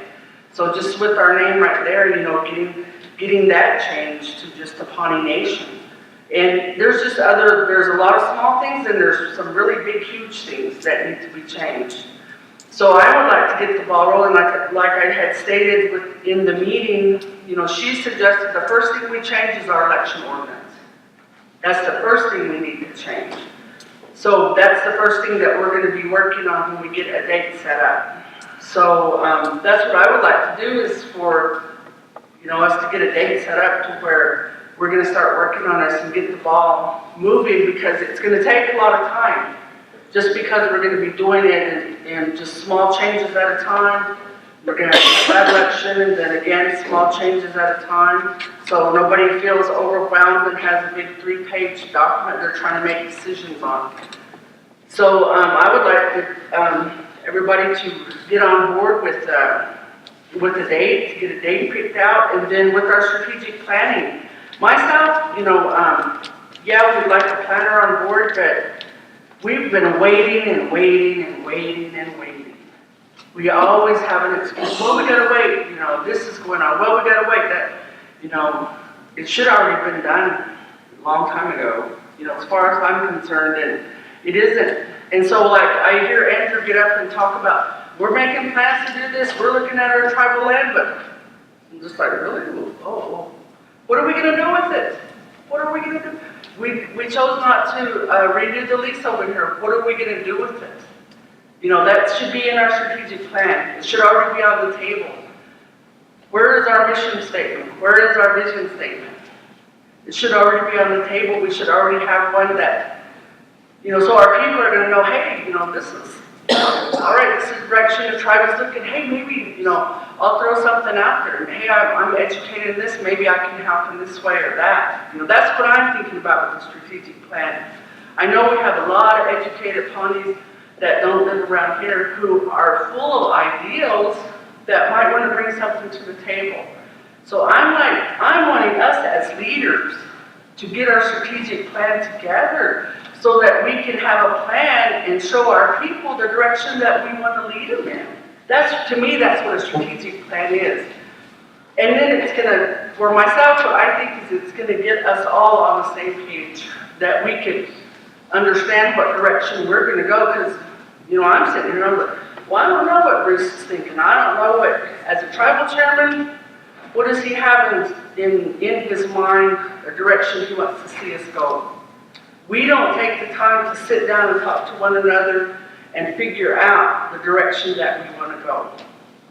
So to me, the strategic plan, that's what it's going to do for us as a council, that we're going to sit down together and we're going to decide on a direction that we want to lead our people. And we need that. I think our people need that. And I think that's what being a leader is all about. So I really would like to get dates set down. Let's get dates. We planned strategic plan this whole month, and the next thing you know, I'm getting a thing saying they're canceled. Well, who canceled them? Nothing. Nobody said anything. Just sent a message to me or a text, email saying it's canceled. No reasoning behind it or anything. So what are the choices? I have a recommendation, of course. I'd like to standardize our meetings and our strategic planning sessions, which include looking at our governing docs, as I've stated. And so I make a motion to standardize our council meetings to be the second Wednesday and the fourth Thursday of every month, and to have strategic planning the first Wednesday and third Wednesday of every month. And I know that the council, there's times that things come up, but I think we should make every good faith effort to attend those meetings. And if we standardize them, we know when they're going to be, we know when they are, we know not to schedule anything when those times come. We've got to get these governing docs handled. They've been amiss and chaotic for far too long, and it's our responsibility as tribal leaders to make those changes. And I'm willing to give up those times and days and set in stone, and we have them, whoever can be there, but I don't want it just to be 3 of us every time. I don't want, okay, thank you. Angela, yes. Section, because I've been a part of your meetings and everything. Because I know the last meetings that Cynthia had set up, they were just 4 hours of the day, and you just want like 4 hours, 8-hour day, or I'd say from 9 to 4 or something like that. Because it's gonna be, we're gonna be busy, I mean, from 9 to 4, and it's gonna be some technical looking, technical detail, and so I say 9 to 4. I'm all for that myself. You know, you get these times set, you can make it, you can make it. If you can't, you can't. You know, I understand that family issues come up, maybe personal issues, health issues, vehicle issues, home issues, whatever, you know, those may come up, you know, whatever, but that's one of the reasons why we ran for office is to help our, better our people, and we made a commitment to try to do those kind of things, and this is what it boils down to.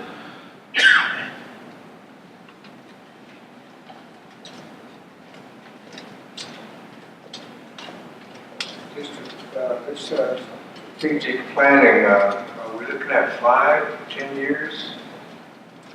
How far down the road? I think we should have a short-term and long-term goals. Short-term and long-term goals.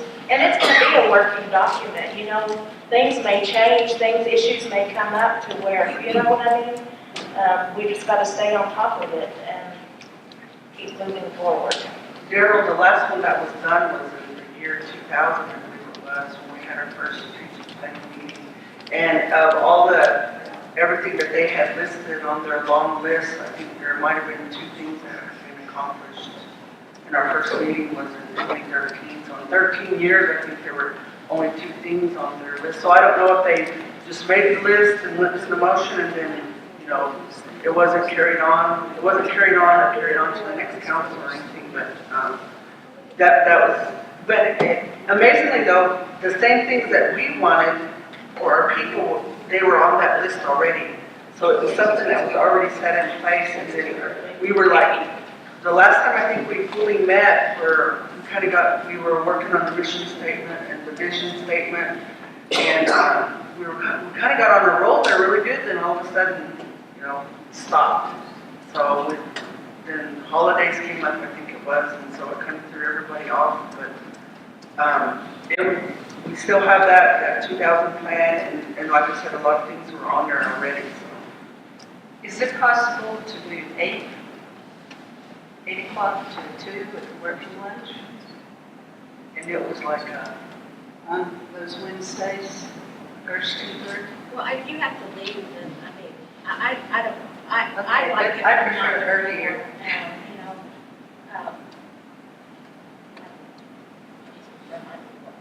because sometimes I may have to drive down to come to I usually try to come down the night before, but there's times I can't. 8 o'clock is early. That's only twice a month. Not what now, but I'm here every week though, Liana. And I'm here every, twice a month for budget committee meetings as well, and then property committee meetings. 8 o'clock. Yeah. 8 o'clock is twice a month. oh. Well, there's a motion, and I'm fine with 9 to 4, so. I mean, I guess we could discuss that, you know, when the meetings come up. There might be something over 4 hours in the day or something, I don't know. The first But let's meeting, put the dates down, let's get the dates going. okay, July 6th is the casino groundbreaking at 9:30. Well, I think when those types of issues come up. Exactly. Yeah, we can convene that, you know, after that, you know. Can we just not make it any harder than what it needs to be, please? Yeah, it just set them in stone and at least agree to them, and then things like the expansion things or another meeting comes up, you know, we can be flexible as long as we're all making a concerted effort. And I think it's important for us to take time for those big events and just, you know, not participate or not go because we say we have to shoot, you know, we have to be there, but I think it's very workable and we can do it. Okay, July 6th and 20th.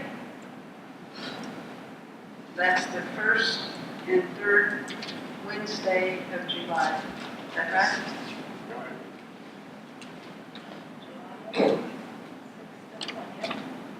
And our council meetings are the 13th and 27th, or 13th and 28th, right? Yep. So, motion's been made and seconded. Phammie, will you be contacting Sharon to start that on the 6th? She has a date. She has the week of July 5th through 8th open. Yes, Is it TVC groundbreaking on the 6th? yes. Just discuss that, yeah. So maybe we can schedule an afternoon? Yeah, we'll schedule an afternoon. That's what we're just talking about. We'll work around it. 1 to 4. What, last time I think she like preferred the 2:30 time, but I'll let her know when, on the 6th. And the 20th will be 9 to 4, right?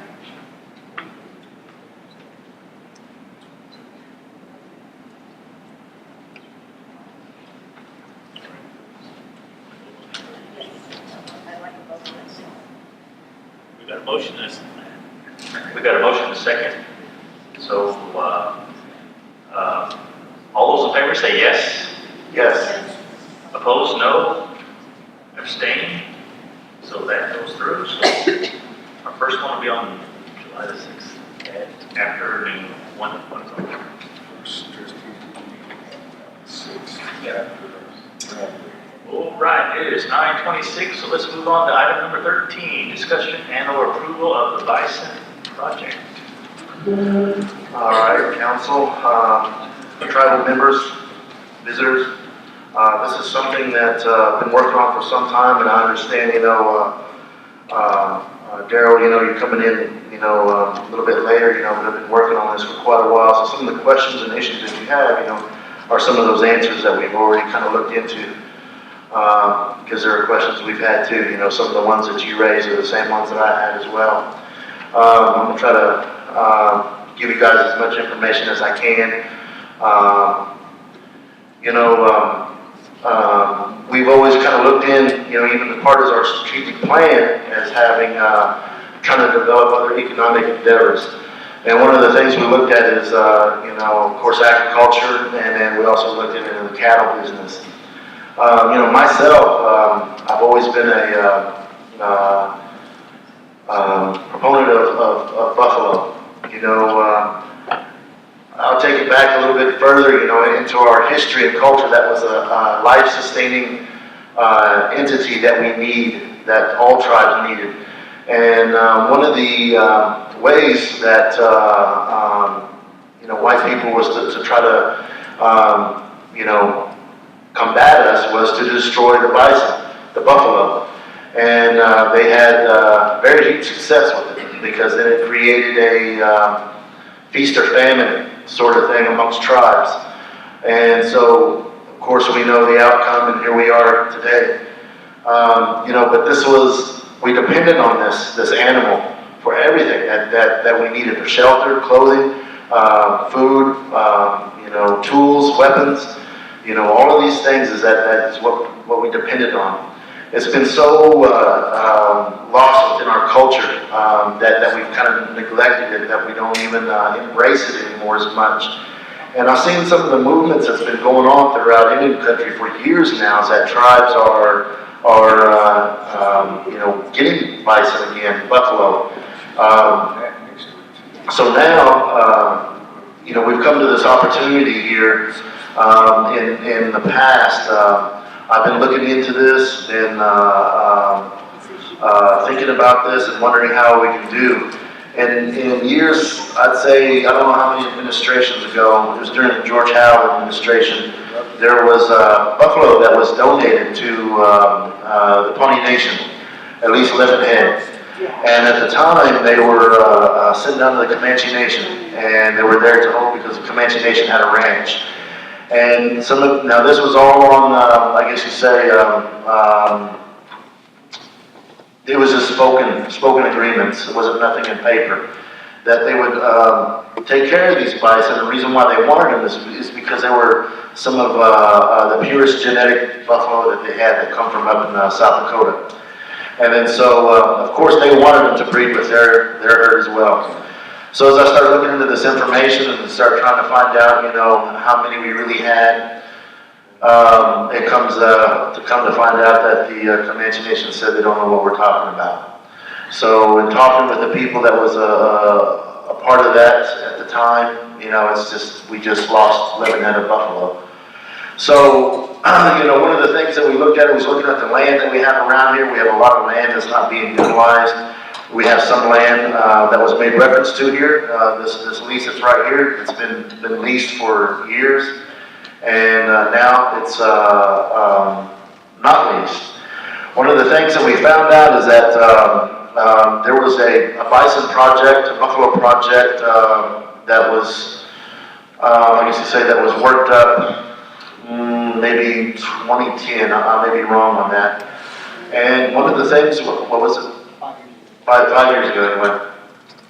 And one of the things that they had discovered is that our lands are overgrazed. You know, they haven't been allowed to heal. So one of the things that we talked about and discussed, you know, even with property and I discussed with Andrew, is that how suitable is our land here for buffalo. At the time, we was thinking about getting these 11 head of bison from Comanche country and bringing them up here. And the land that we have right here in the back by where little ways where on the other side, I don't know what you call that land over there in the corner across from the Day property. I don't even know if we have a name for it.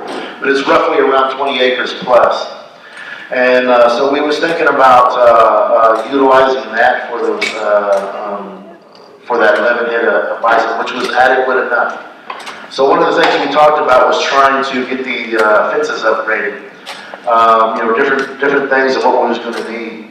You know, these lease agreements, those leasers, they're supposed to keep the upgrades on those fences, and they're not doing their job.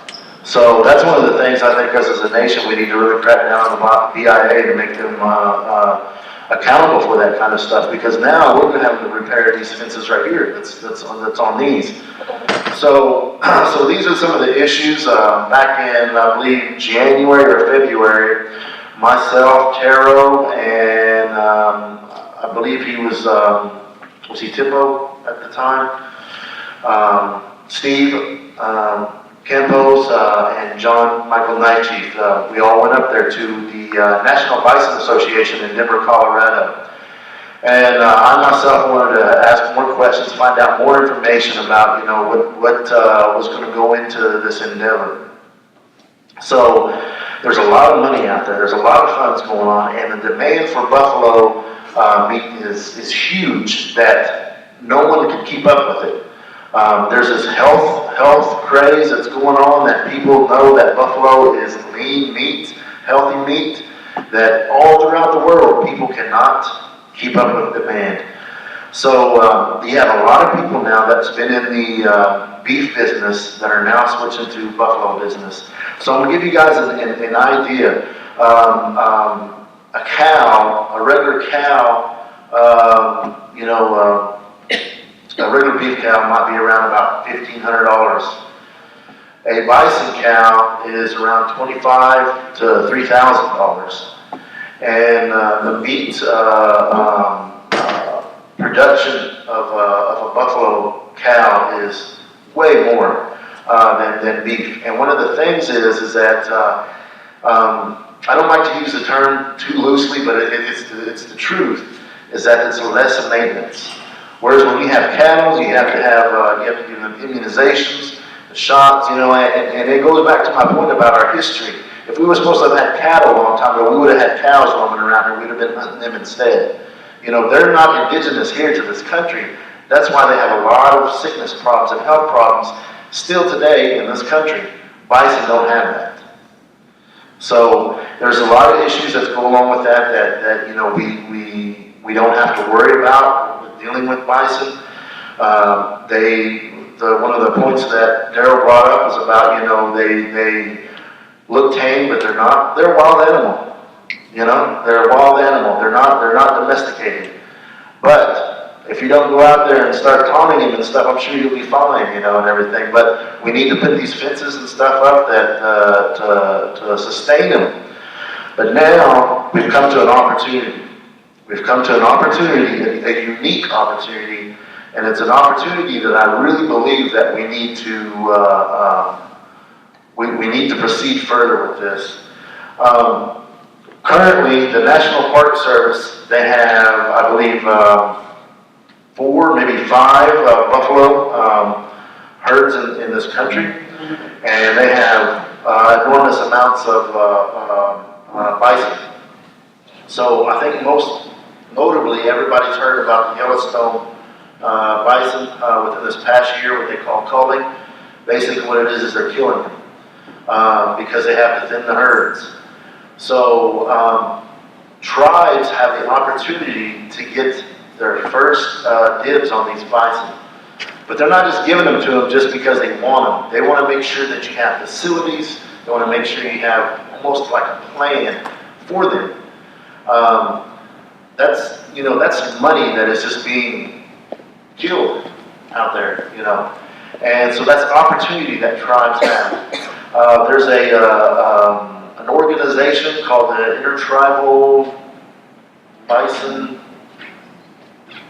something. I forget what it is, but they basically are an entity that was created to try to help with tribes, and there's several tribes that are involved with them. But there's a lot of politics that goes along with that bunch as well. You know, they're more so favoring the northern tribes than they are in the tribes down here in the south.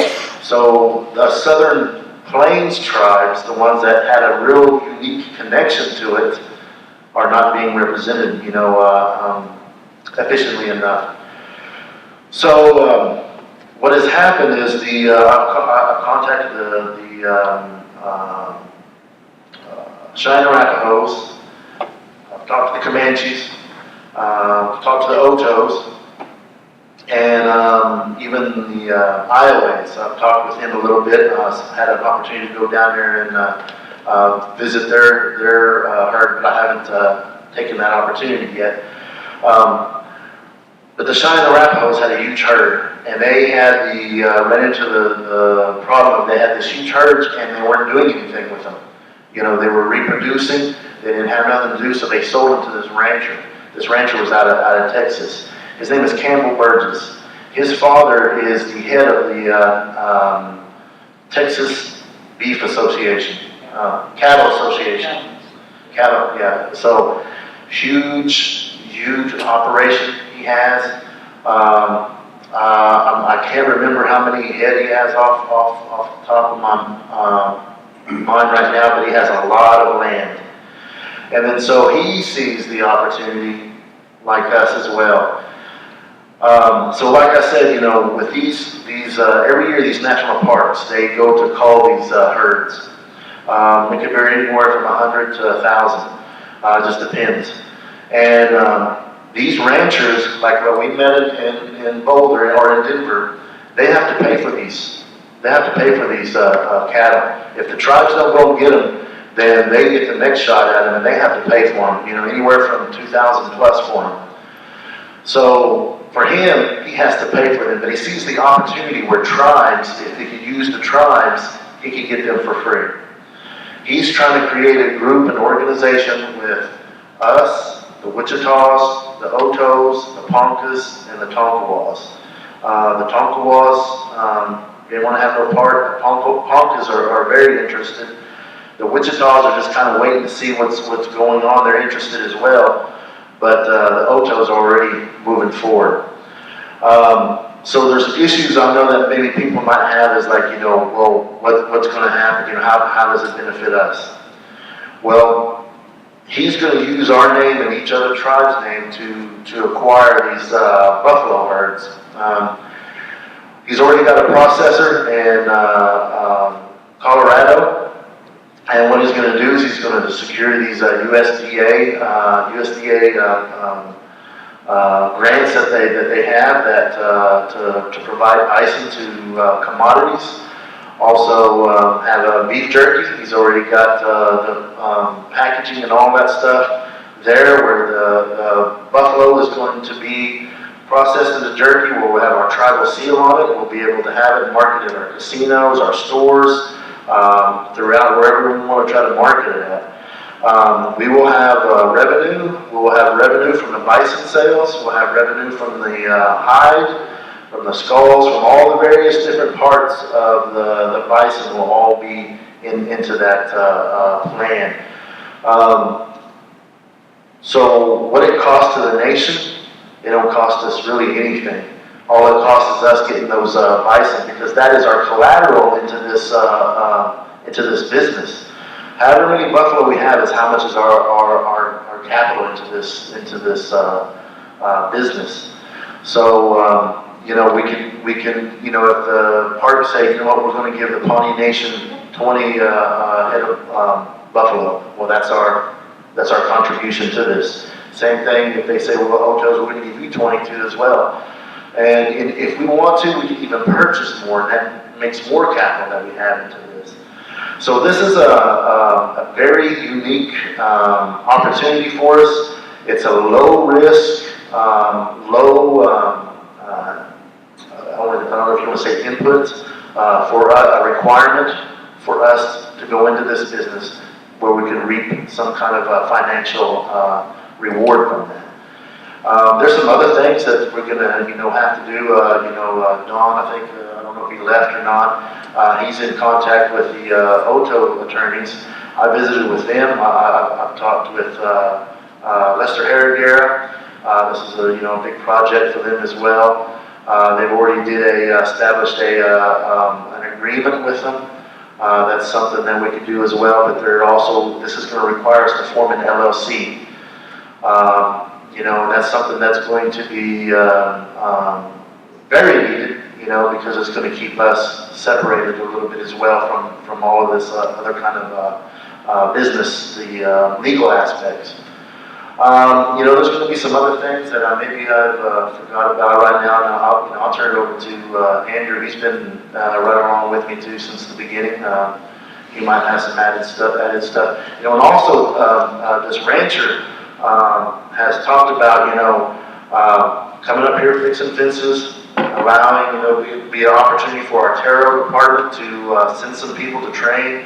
He's stated that anytime Business Council could come down there. Any people that we deem, that we want to have to help control this herd can come down there and have places for them, to stay, to train. He has some opportunities coming up here that he wants to be able to try to do that as soon as possible. So there is a lot of potential. And he also said too that he has no problem with even helping purchase land for the nation if that could increase our herd size. So that's another great opportunity that's there. So, Andrew? Well, thank you, Councilman. I think his goal is to have, to be the second largest herd in the United States, next to Teter, is what he told us. Right now it's got just over 2,000 head, and he wants that herd to be 40,000.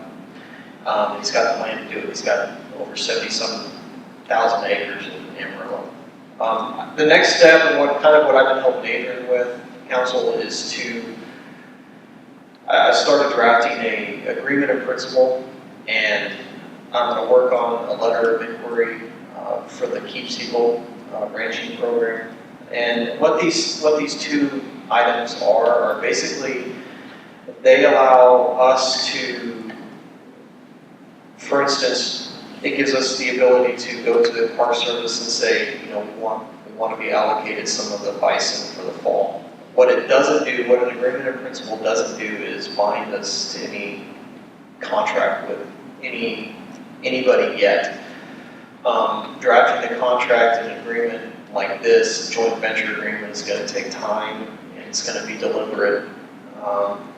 But what this allows the nation to do, at least, is put ourselves in a position to start soliciting from the National Park Service any bison. So those are the only two things I've got on play right now with regards to this bison. And I will move as fast or as slow as the council wants me to move.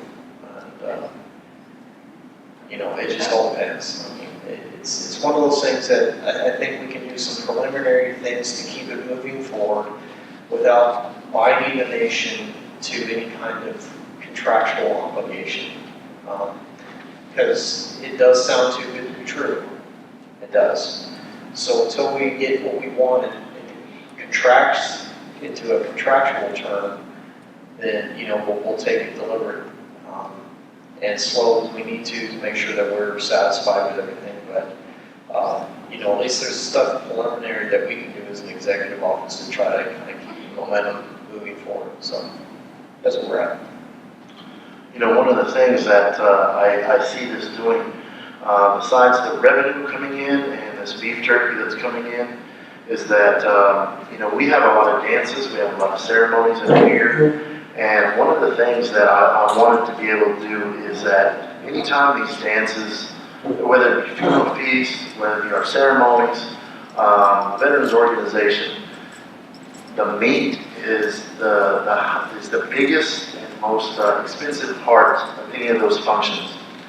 A lot of times we have in our feast, we have people that don't even do the feast anymore because they can't afford it, So with this, it creates an opportunity for us to be able to supply food, meat for those events.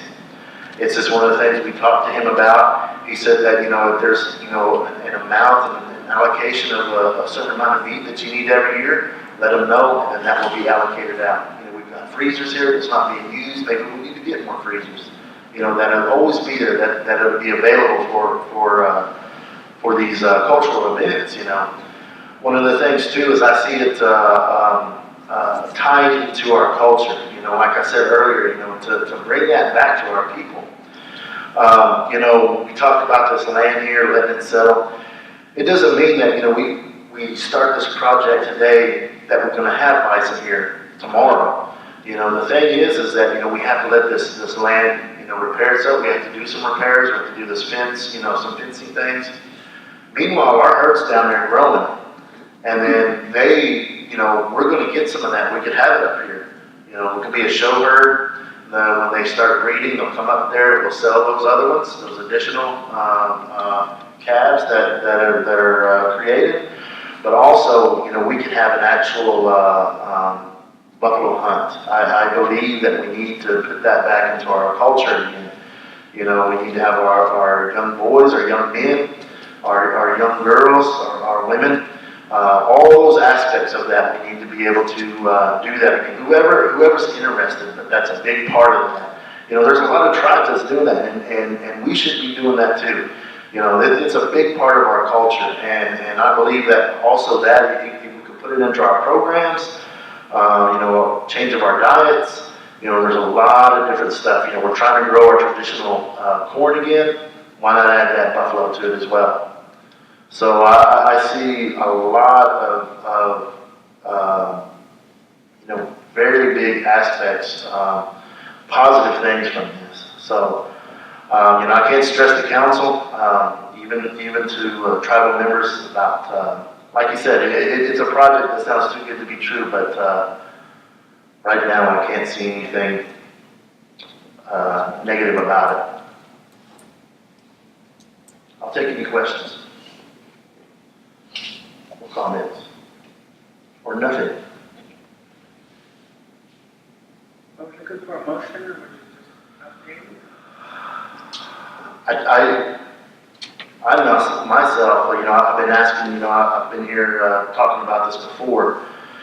I'd like permission to proceed, but we're getting down to the part here where we're going to probably have to start making some motions here pretty soon. We've got this, like he's talking about this agreement.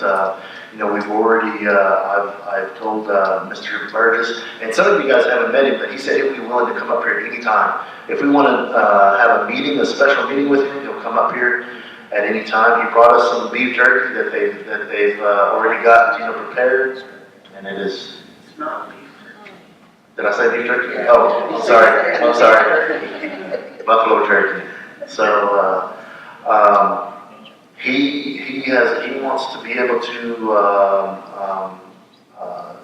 check into this Keep Siegel, and he has already talked to John Eckhawk, and I did not know Crystal was Crystal Eckhawk is one of the main people that decides on who receives those funds. So we're kind of sitting in a pretty good position, So there's millions and millions of dollars sitting in there that's, I just asked about a motion because, I'm ready to move on this. At least, start moving forwards, whatever steps we need to start taking to looking into an agreement with them or, whatever it takes.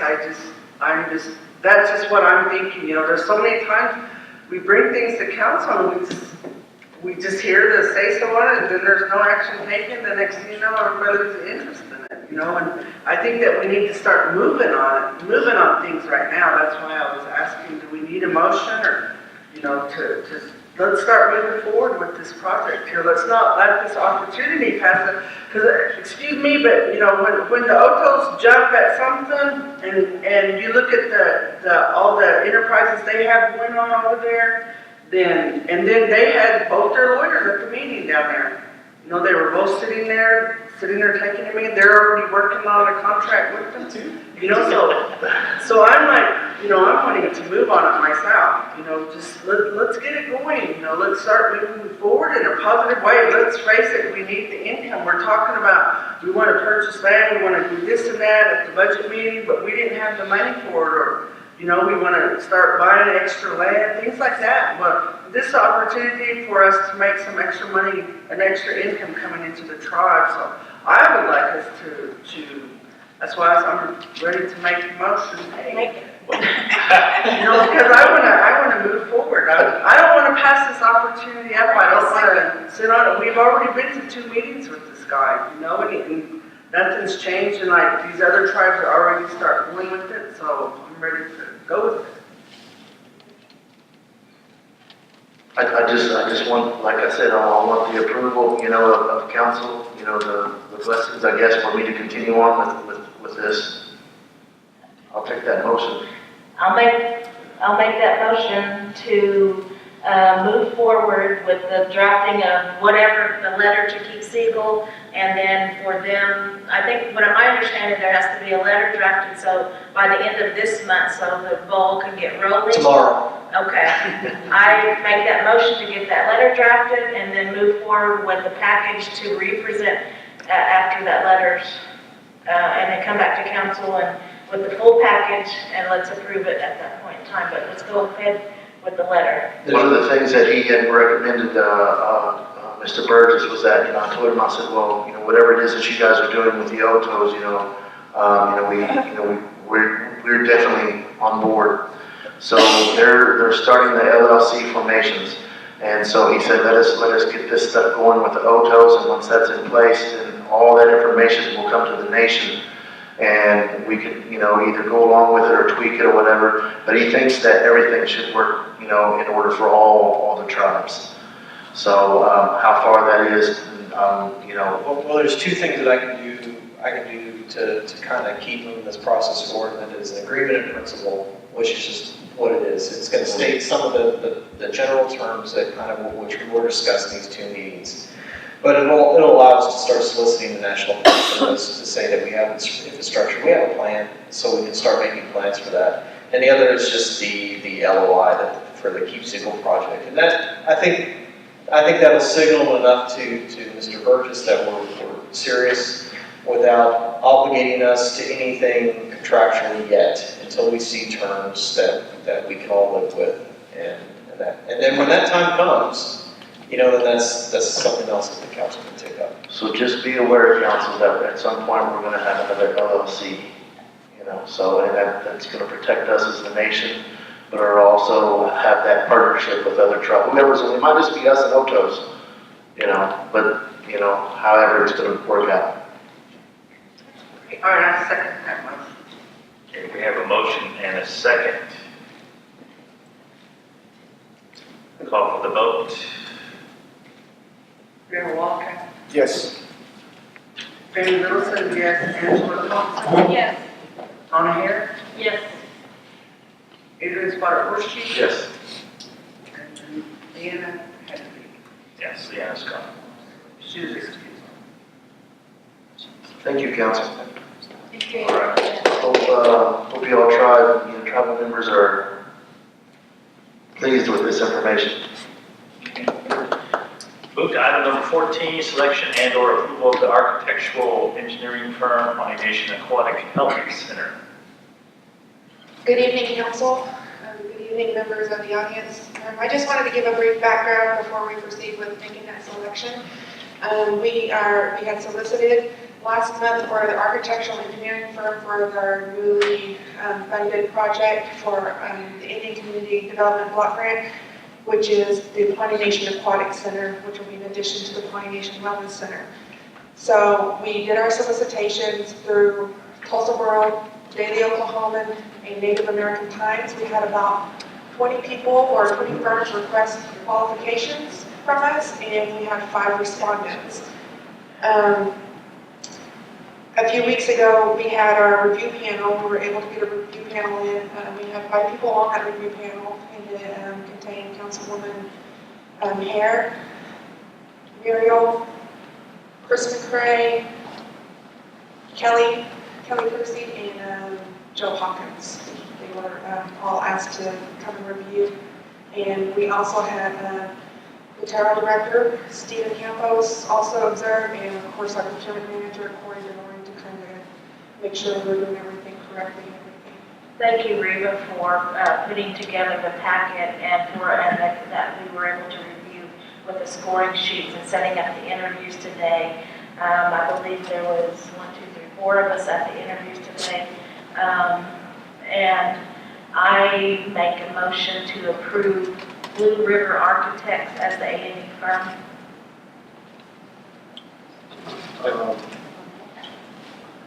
Do you take a motion, or do we just, I thought we was always putting them vote on paper, whatever. Either way, right? Isn't that how we was doing it before? Everybody knows how to vote.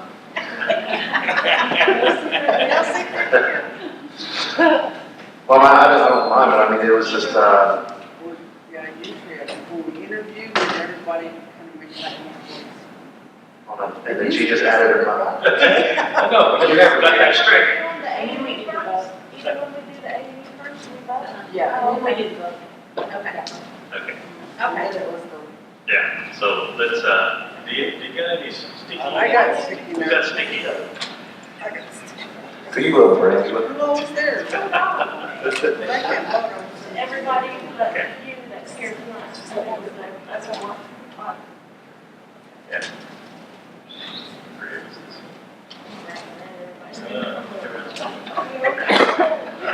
No need for sticky notes.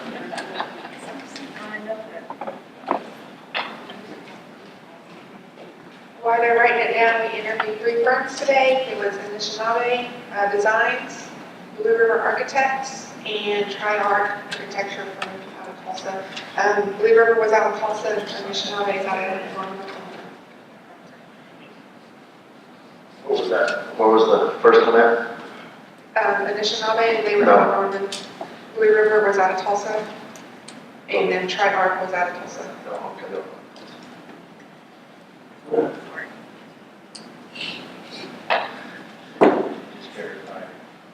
Yeah, it's weird.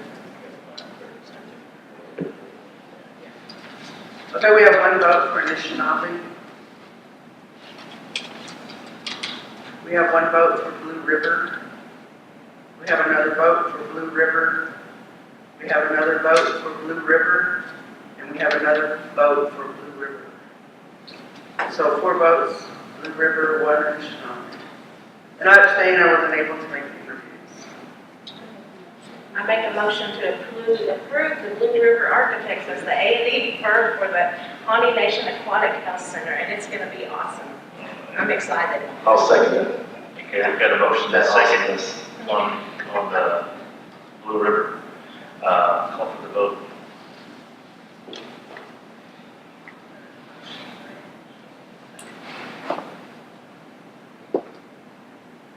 Darrell Wildcat. Yes. Littlesun, I abstain due to not interviewing. Angela Thompson, Yes. Adrian Spottedhorsechief. Yes. Dawna Hare. Yes. Thank you, Council. Thank you, Reba. Thank you, Reba. We'll move on to item number 15, discussion on communication from the President's office. Okay. I asked for this to be on the agenda. And I know I've talked to you, Bruce, before on how important it is for us to have communication from your office because we're all in this together. We're all one council. But what bothers me is to be blindsided at a council meeting about certain things that you were aware of and you didn't inform us about. And some of those examples is the big one that really bothers me is the report to the people. We had no input in that report. So basically, it's your report to the people and whoever else provided input in that. I noticed in reading that Councilwoman Teter was offered the opportunity to write the closing. None of us were even afforded the opportunity or asked to have some input into that, or even write a letter to our constituents. And that's bothersome, because it's the report to our people, and we had no input. I didn't. I don't know if anybody else on this that's here had any input, and that's disturbing. And it's not fair to us as council people. Another thing I heard about after it was already done was there was an AG letter to our attorneys for the Hare lawsuit saying not to pay. And that had no input from the council. A decision was made to carte blanche send that letter out and say, we're not going to pay this. Who made that decision? Who made that decision to send out that letter? I know it was retracted because council passed that by resolution. And so whoever made that decision went against the council resolution and just sent it out. So who authorized that letter? I did. How come you did not see council's approval? And I mean, I thought it was pretty clear to me that since the council was absolved of any wrongdoing in it, that was our part. but a resolution, which is law, was passed approving those expenditures. And you totally ignored that resolution. And that's, again, if you would have solicited our input, we could have informed you about that. So we had to write a retraction and say, no, I'm in error, or whatever was done. So that type of thing. The other thing that I was blindsided by as treasurer is that the AG was directed to, or had discussions with you. My understanding is that they, meaning the executive office and the attorney general, meet with you constantly, and you're aware of that, but none of that information is shared with the council. A forensic audit was requested of the college, and we were blindsided by that. We were not informed that went out. So we heard it here at this table, and after the fact. And so I felt like I was blindsided with that. And I'm the treasurer. I'm the one that's ultimately responsible for the resources and tracking those. And I wasn't made aware of it prior to that. So did you authorize that as well? Yes. Okay. And then, there's other things I want to just keep partial, but do you see my point? And what are you going to do about it? Well, I'll go back to the report, and on the report, the annual report, I just went along with what was told to me how it's been done before. And as far as Liana doing the closing, it was my understanding that whoever was on council, some of the longest term council people, they were given that opportunity at the end. So there was no intent of any kind, or no. I didn't know that. I see the point now of the annual report and having input, but at the time I didn't even consider it. So there was no intent to be my report. That was not my intent. And so I we're just giving instruction and just want to let it be based on the staff and things. But I'm not going to blame them. That was my decision. You know, the Hare lawsuit, I still don't feel like that we should pay, pay for what's ongoing now. I think we're out of it as a tribe. Why should we pay for it? That's just, and that's some opinion that I got. That's your opinion. And, yes, and the Pawnee Nation College, that happened so fast. It was just so fast that all those things happened, and it just went too fast. And when they came and gave a report here that wasn't supposed to be there, was no report supposed to be given on that addressed that, and so that we could talk about it as a council, it kind of got before the cart and things. So on that, I take responsibility. As far as communication, I would say this, I'm here about every day at the tribe. And I've always said this, door's open to the council and everybody. And some do come and they speak with me and they ask me questions, and I'd be glad to answer anything, not hiding anything. So I would say the same to anyone sitting here and to the council. You all know that I'm there. I sit at the office and I handle things as they come in. And, we have technology. We have our computers, our phones, telephones, email, and text messages. But face-to-face is always better, things. And I know that I need to do a better job. Sometimes I get carried away as far as the busyness, of the business of the tribe and handling things. Handle things all the time, every day. Dealing with the tribal staff and things that are ongoing and things that the president has to handle. And so I'm not saying that I've done the best job as far as communication. I'll also say this to you and to the people. I'm learning. I'm learning, and this is a big job, and there's some things we need to do better. I understand that.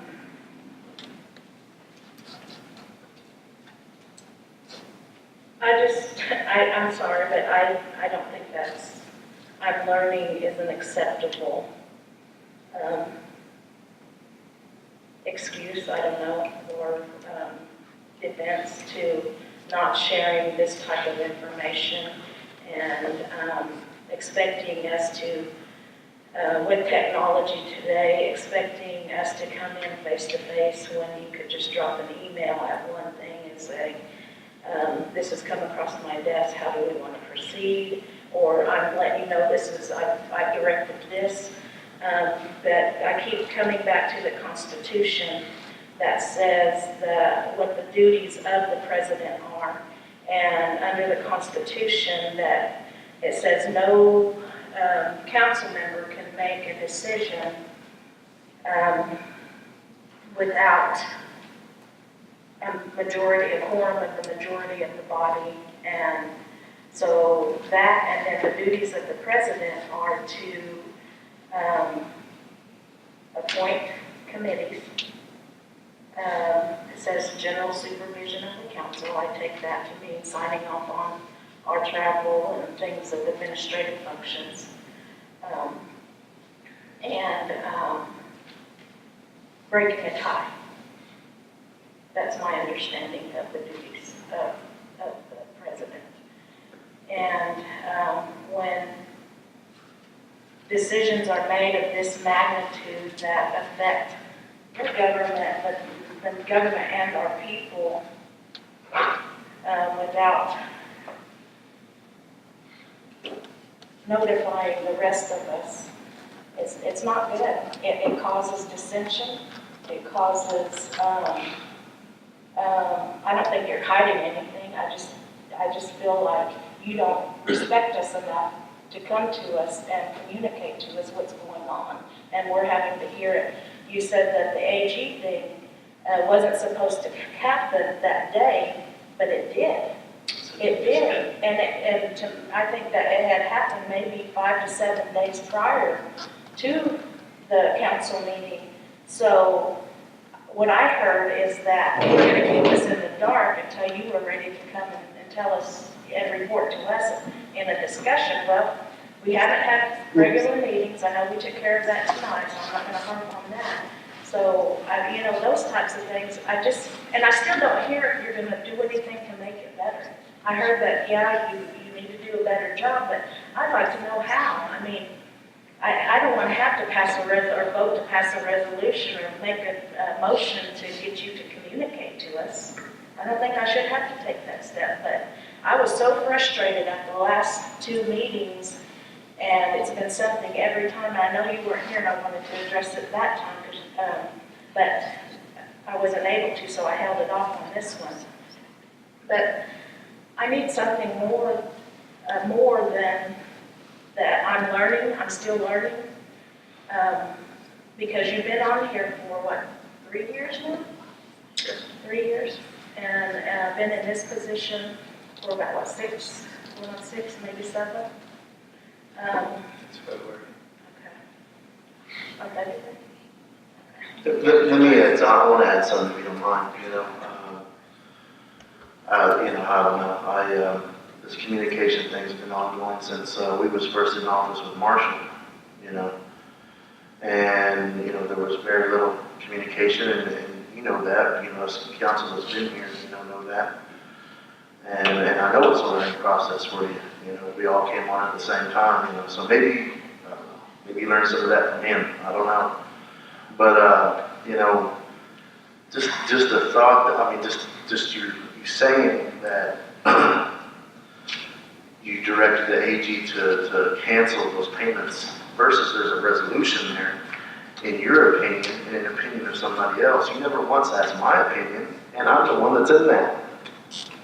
I'm in that lawsuit, So you took it upon yourself in your best opinion, and you thought, well, this is what's going to happen. When that came to my email, I answered it, and I don't appreciate that myself. The comments you just made is the truth, How am I going to, I try to have a working relationship with everybody here, even Dawna, we have a lawsuit, but we've been working, and, but to do some stuff like that, it just, I think, I'll just say it, that's shady. That's real shady, And then we've had this discussion before, Bruce. But it is what it is, We need to have communication. Some of these other issues he's talking about and everything, that's your opinion as far as that issue goes. But even if you got an opinion from somebody else, you still didn't get my opinion. Her opinion. So, but anyways, there needs to be some communication, some better communication. I sit and watch, the emails that come through on the computer or my phone, and some are addressed to you. I've addressed issues to you before. I know you probably don't like to use emails and stuff, but sometimes there's some serious questions, that everybody weighs in. I think some of the things that's going on now, the communication, and I admit, when we talk about discussing these meetings and stuff, I always say all the time, I'm okay with any time. I made the commitment that I'll try my best to be there and stuff. So when we keep discussing the same stuff over and over and over, once a good day, a good time or whatever, I'm fine with whatever. Sometimes if there's something that I know that's going on, I'll say it. Hey, I'm going to be busy this time, but I'll be there. So lately I haven't been answering some of that stuff, but I see all of the correspondences, and there's sometimes, you're our leader. You're our leader, and that's a thing that I think about, when we're discussing these strategic planning. Be the leader that you want to be and say, hey, we're going to have it on this time. If you can make it, you can make it. If not, then, that's fine. Let's do this stuff, But anyways, communication, yeah. we need to have better communication. And just for food for thought is that I challenge each one sitting at this table that any one of us could be named in a lawsuit. And the decisions that are made here at this table, if it were not being an elected official, we would not have been in that situation. So put yourself in that other person's situation. Would you want representation, or would you say no? You know, think about that, because it could be any one of us in that situation. And, but it does not change the fact that council passed by resolution that it would be approved, and until that's retracted or whatever, it stands. That's law. The resolution, when council votes, that's it. You can't override that. I can't override that as an individual. To me, that's an abuse of power. I'll just put it out there. Well, I don't think so. I don't think so, based on the legal opinion that I received. You know, one of the things in the Constitution says that I'm in charge of the day-to-day activities of the tribe. I have to make decisions sometimes. I look at things, and that's in the Constitution. That's one of the main things that I look at, and I've always looked at. And it's business. It's business, and sometimes I know that folks don't agree with things, and there's disagreements on council, and that's all right. You know, that's all right. That's pretty scary that you're going to go use that as a gray area and go against a resolution, which is law, because you consider that day-to-day business. But, you know, hey, you know, you got an opinion. I disagree. I disagree. That is not a power identified to the president in the Constitution. And if you're going to act on that philosophy and continue this type of behavior, I'm scared. I mean, if that's what your philosophy is and how you interpret the Constitution, that worries me, because that means you're going to continue to do it. You're going to continue to make those decisions without informing us because you feel that's your authority underneath the Constitution. No, that's not what I'm saying. That's what I heard you say. Did anybody else? Sound like to me. All I said is that I have responsibilities as the president day to day. There's decisions that has to be made. What I will also say is I will communicate better. We've had presidents, the predecessor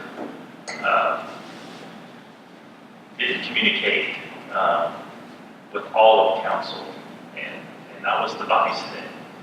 And you know, I didn't bring it up. I didn't try to change it. I just dealt with it.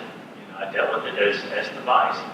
And every Monday I would come in and ask, is there anything that I need to know, anything that I can do? And I did that every Monday. And just try to do my duty, try to do my duty as the vice. And I'm hearing you, and I hear what you're saying.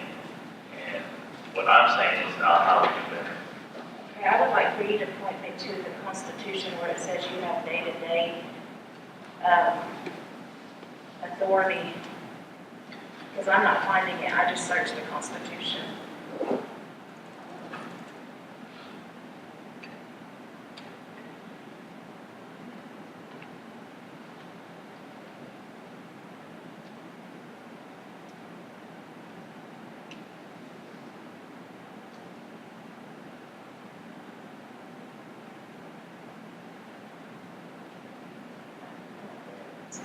I don't see it, so I would like for you to cite that authority, because I'm not seeing it. You don't have to do it tonight, but if you could get it to me, because I'm not seeing it, and I don't think you have that authority to make decisions. The Constitution says decisions will be made with a quorum of 5. And I hope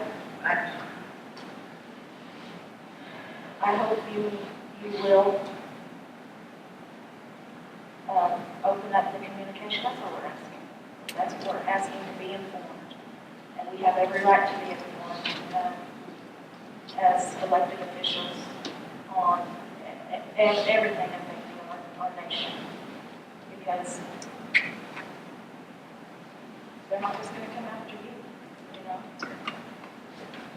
Bruce, I would just like you to just, like, what we're saying, just communicate with us. And instead of whoever you're getting your advice from, why don't you get your advice from us? Because, you know, past presidents are in the past, this is us now. And so, you know, we need to work together. And that's why I want to get over the lack of communication, is the fact that, you know, we need to get along. I want to be on the same page. I want us to be a successful tribe.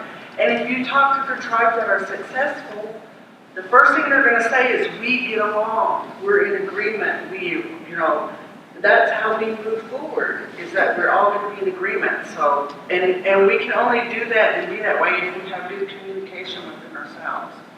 It just kind of goes along with the same thing with the strategic plan, is that we want to move forward. So we sit down and we're going to pick each other's brain, and we're going to brainstorm together to move forward. So it's all got to do with communication, and it's got to do with that, you know, sit down face-to-face communication. And so, you know, just ask, if we don't know, then then we'll say, well, I don't know, you know, ask so-and-so or somebody who isn't sitting on this council, you know, so that's, you know, because we got to have the communication. And I'm sorry, my first thought of that, you know, the Attorney General is just kind of like your little lawyer sitting on the side just doing whatever you're telling him to do. And you know, it should come from all of us, not just one person. And we should all be informed. I like being informed because I sure hate going down here to the trading post and people coming up and telling me what's going on, and I don't have a clue. And they're like, don't you sit on council? I'm like, yeah, I guess we have no communication. You know, so that's just the worst thing, is that when you go around and other people are telling you business that's going on, and, you know, we don't even know anything about it because nobody cares to tell the rest of us, you know, so that's, you know, that's what I like about communication, and just being informed. Just be informed so we'll know how to answer questions or how to answer people that come up and ask about something that's going on. All right, well, thank you for your discussion. It's all communicated.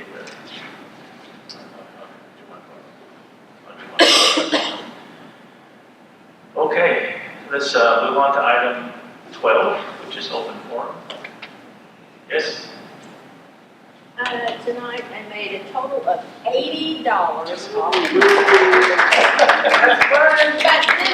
But this just tells me I've been doing it wrong all these months. I should have been charging $5. But anyway, thank you. Thank everybody for your donations and everything. And I'll see you next month. Thank you, Ann. Thank you, Ann. All right, any other discussion? Yeah. Oh, I got one. I went to the TDC meeting the other day, and you know, we discussed this, and I think we probably maybe just forgot about it or whatever. But one of the issues that's always been brought up, it's always been talked about, is the purchase of that land that's being leased. You know, when we was, you know, when Misty was in council, and Leanne was there too. I thought we had decided as a council that we wanted her to pursue that an interest in purchasing that land. The only way that TDC could even look into doing that stuff is if the nation makes that initiative to go to BIA and asking, you know, that we have an interest in purchasing that land. Last time, you know, I talked to her, she was in the process of doing that. I don't know if she ever completed that. I don't think so. If that's something, I didn't know if you had, you know, if you didn't hear that, if you even knew about that or what, but that's something that I think that, I mean, now that we've got a new council, maybe that's something we need to entertain again, but, you know, we need to look to see about trying to purchase that land, and the only way that TDC could even start that is until the tribe, a letter from the nation, an interest in purchasing that land. And then they'll do their appraisals and all that other kind of stuff. I thought we did make that decision to go ahead and move forward. Remember, we had talked with TDC at one of his reports, and he said he's told us that it's in our ball court, that we need to draft a letter. I thought so too, but I didn't know for sure. I didn't know if, you know, if it was with her, or if it was him, or what. I don't know, but we need to entertain that. I have seen a letter, and I don't know if it's an old letter or what, that has, you know, the Hare on it, and contact information. But, you know, that's all I've ever seen. I haven't seen anything formal as far as anything from us or from DIA to us. Well, do we need to, I mean, I'm ready to move forward because we need to get that appraisal. I think it's already, I mean, we've already, you know, voted on that for that to happen. I just, you know, didn't know what the, you know, what, you know, if it got lost up in the whole It might thing. have been before we got on. Yeah. I don't remember us voting or anything official. Do you? I don't either. Nothing. I don't remember a vote. I remember we discussed it, but I don't remember voting on anything. Well, I think we need to at some point because, On the agenda for next week. yeah, I mean, unless, well, we can do it now. It don't bother me. I mean, it's something that needs to be initiated. Amend the agenda now? No. No. We have the fourth. Yeah, but that's not right. If we did it for it, I mean, it's right. I mean, why is it not right? But because it's the people's right to know what we're gonna vote on. And I have a problem doing it at the beginning of the meeting, but I do that because I know that there's business that needs to be done. Hurt, you know, anybody. But I don't have no problems if we wait till the next one. I mean, just we've gone on along this long, might as well, you know, we go to the next council meeting, we can bring it up there, but it's that to a vote then. Cindy could find out. Well, we'll ask Cindy if we have We'll just anything, put it on next week. and then, yeah, and check into that, Andrew, would you please? And see what we can come up with. Okay, thank you. Phammie? Oh, I had an announcement. Well, I know there's flyers up around too, but I don't know if council, you know, if you read your boards or whatever, but the language, there's gonna be a language community meeting next Tuesday night at 7 p.m. And I'm assuming that the gentleman they're discussing on there is Teter and Zacharias, that they're gonna do a presentation and about the language, and they're gonna start, I guess, setting some dates and things for language classes to start in September. What time? It's at 7 up at the Cultural Resource Center. So please quit calling it the Berry Building. It's the Cultural Resource Adrian. Center. When I said that, I thought about that. I couldn't think quick enough. I said, oh, what is it? It's called something else. Yeah, I'm sorry. And also we need to do, like maybe put it on the webpage or something to, we need to start taking names to name our buildings.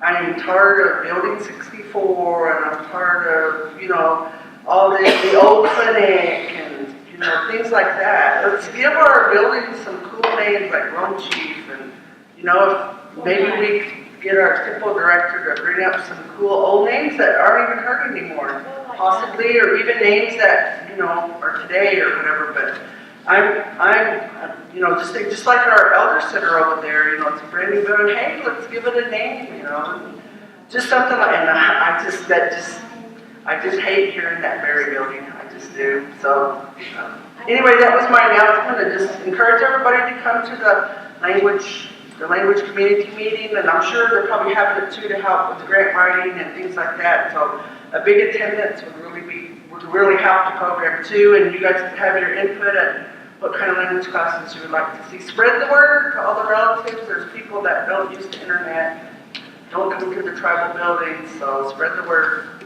I was just going to add real quick that this was brought up last meeting about the names of the buildings, and I have CRD looking into it because it's a National Historical Registered Landmark, that the name of the building, to make sure that, you know, we are following the guidelines of changing names for buildings and that. that kind of thing, because they are, when you look at the submission sheet for the registered landmark status, they are listed as building 64, building 1, yes. So one So, of them was named Alvin Leading Fox building, so I don't think it should be too much of an issue. yeah, but it was named Alvin Leading Fox before it went onto the National Register.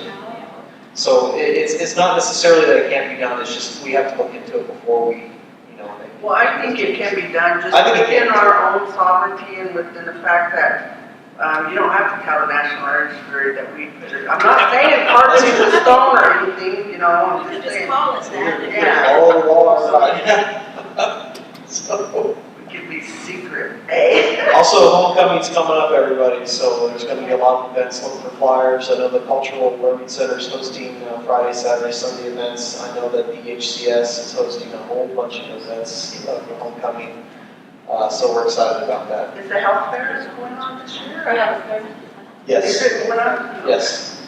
I just feel like I haven't seen nothing, so. It's out there, they're all over the I place. didn't get the Pawnee chief aid. That was all. I know. Okay, anything else for? Okay, I have a question now for, since, item 13. Since are we still going to discuss the Pawnee Nation College? Who requested this to be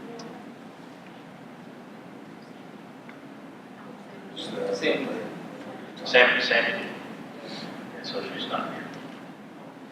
I make a motion. I make a motion to table executive session discussion about the Pawnee Nation College. Is there a second?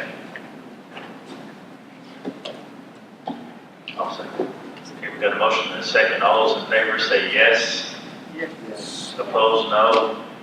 Any abstain? So that is tabled. So next item is item number 14, adjournment. Make a motion to adjourn. Do I have a second? Second. Adrian seconds. Yes. All those in favor say yes. Yes. All right. We are done.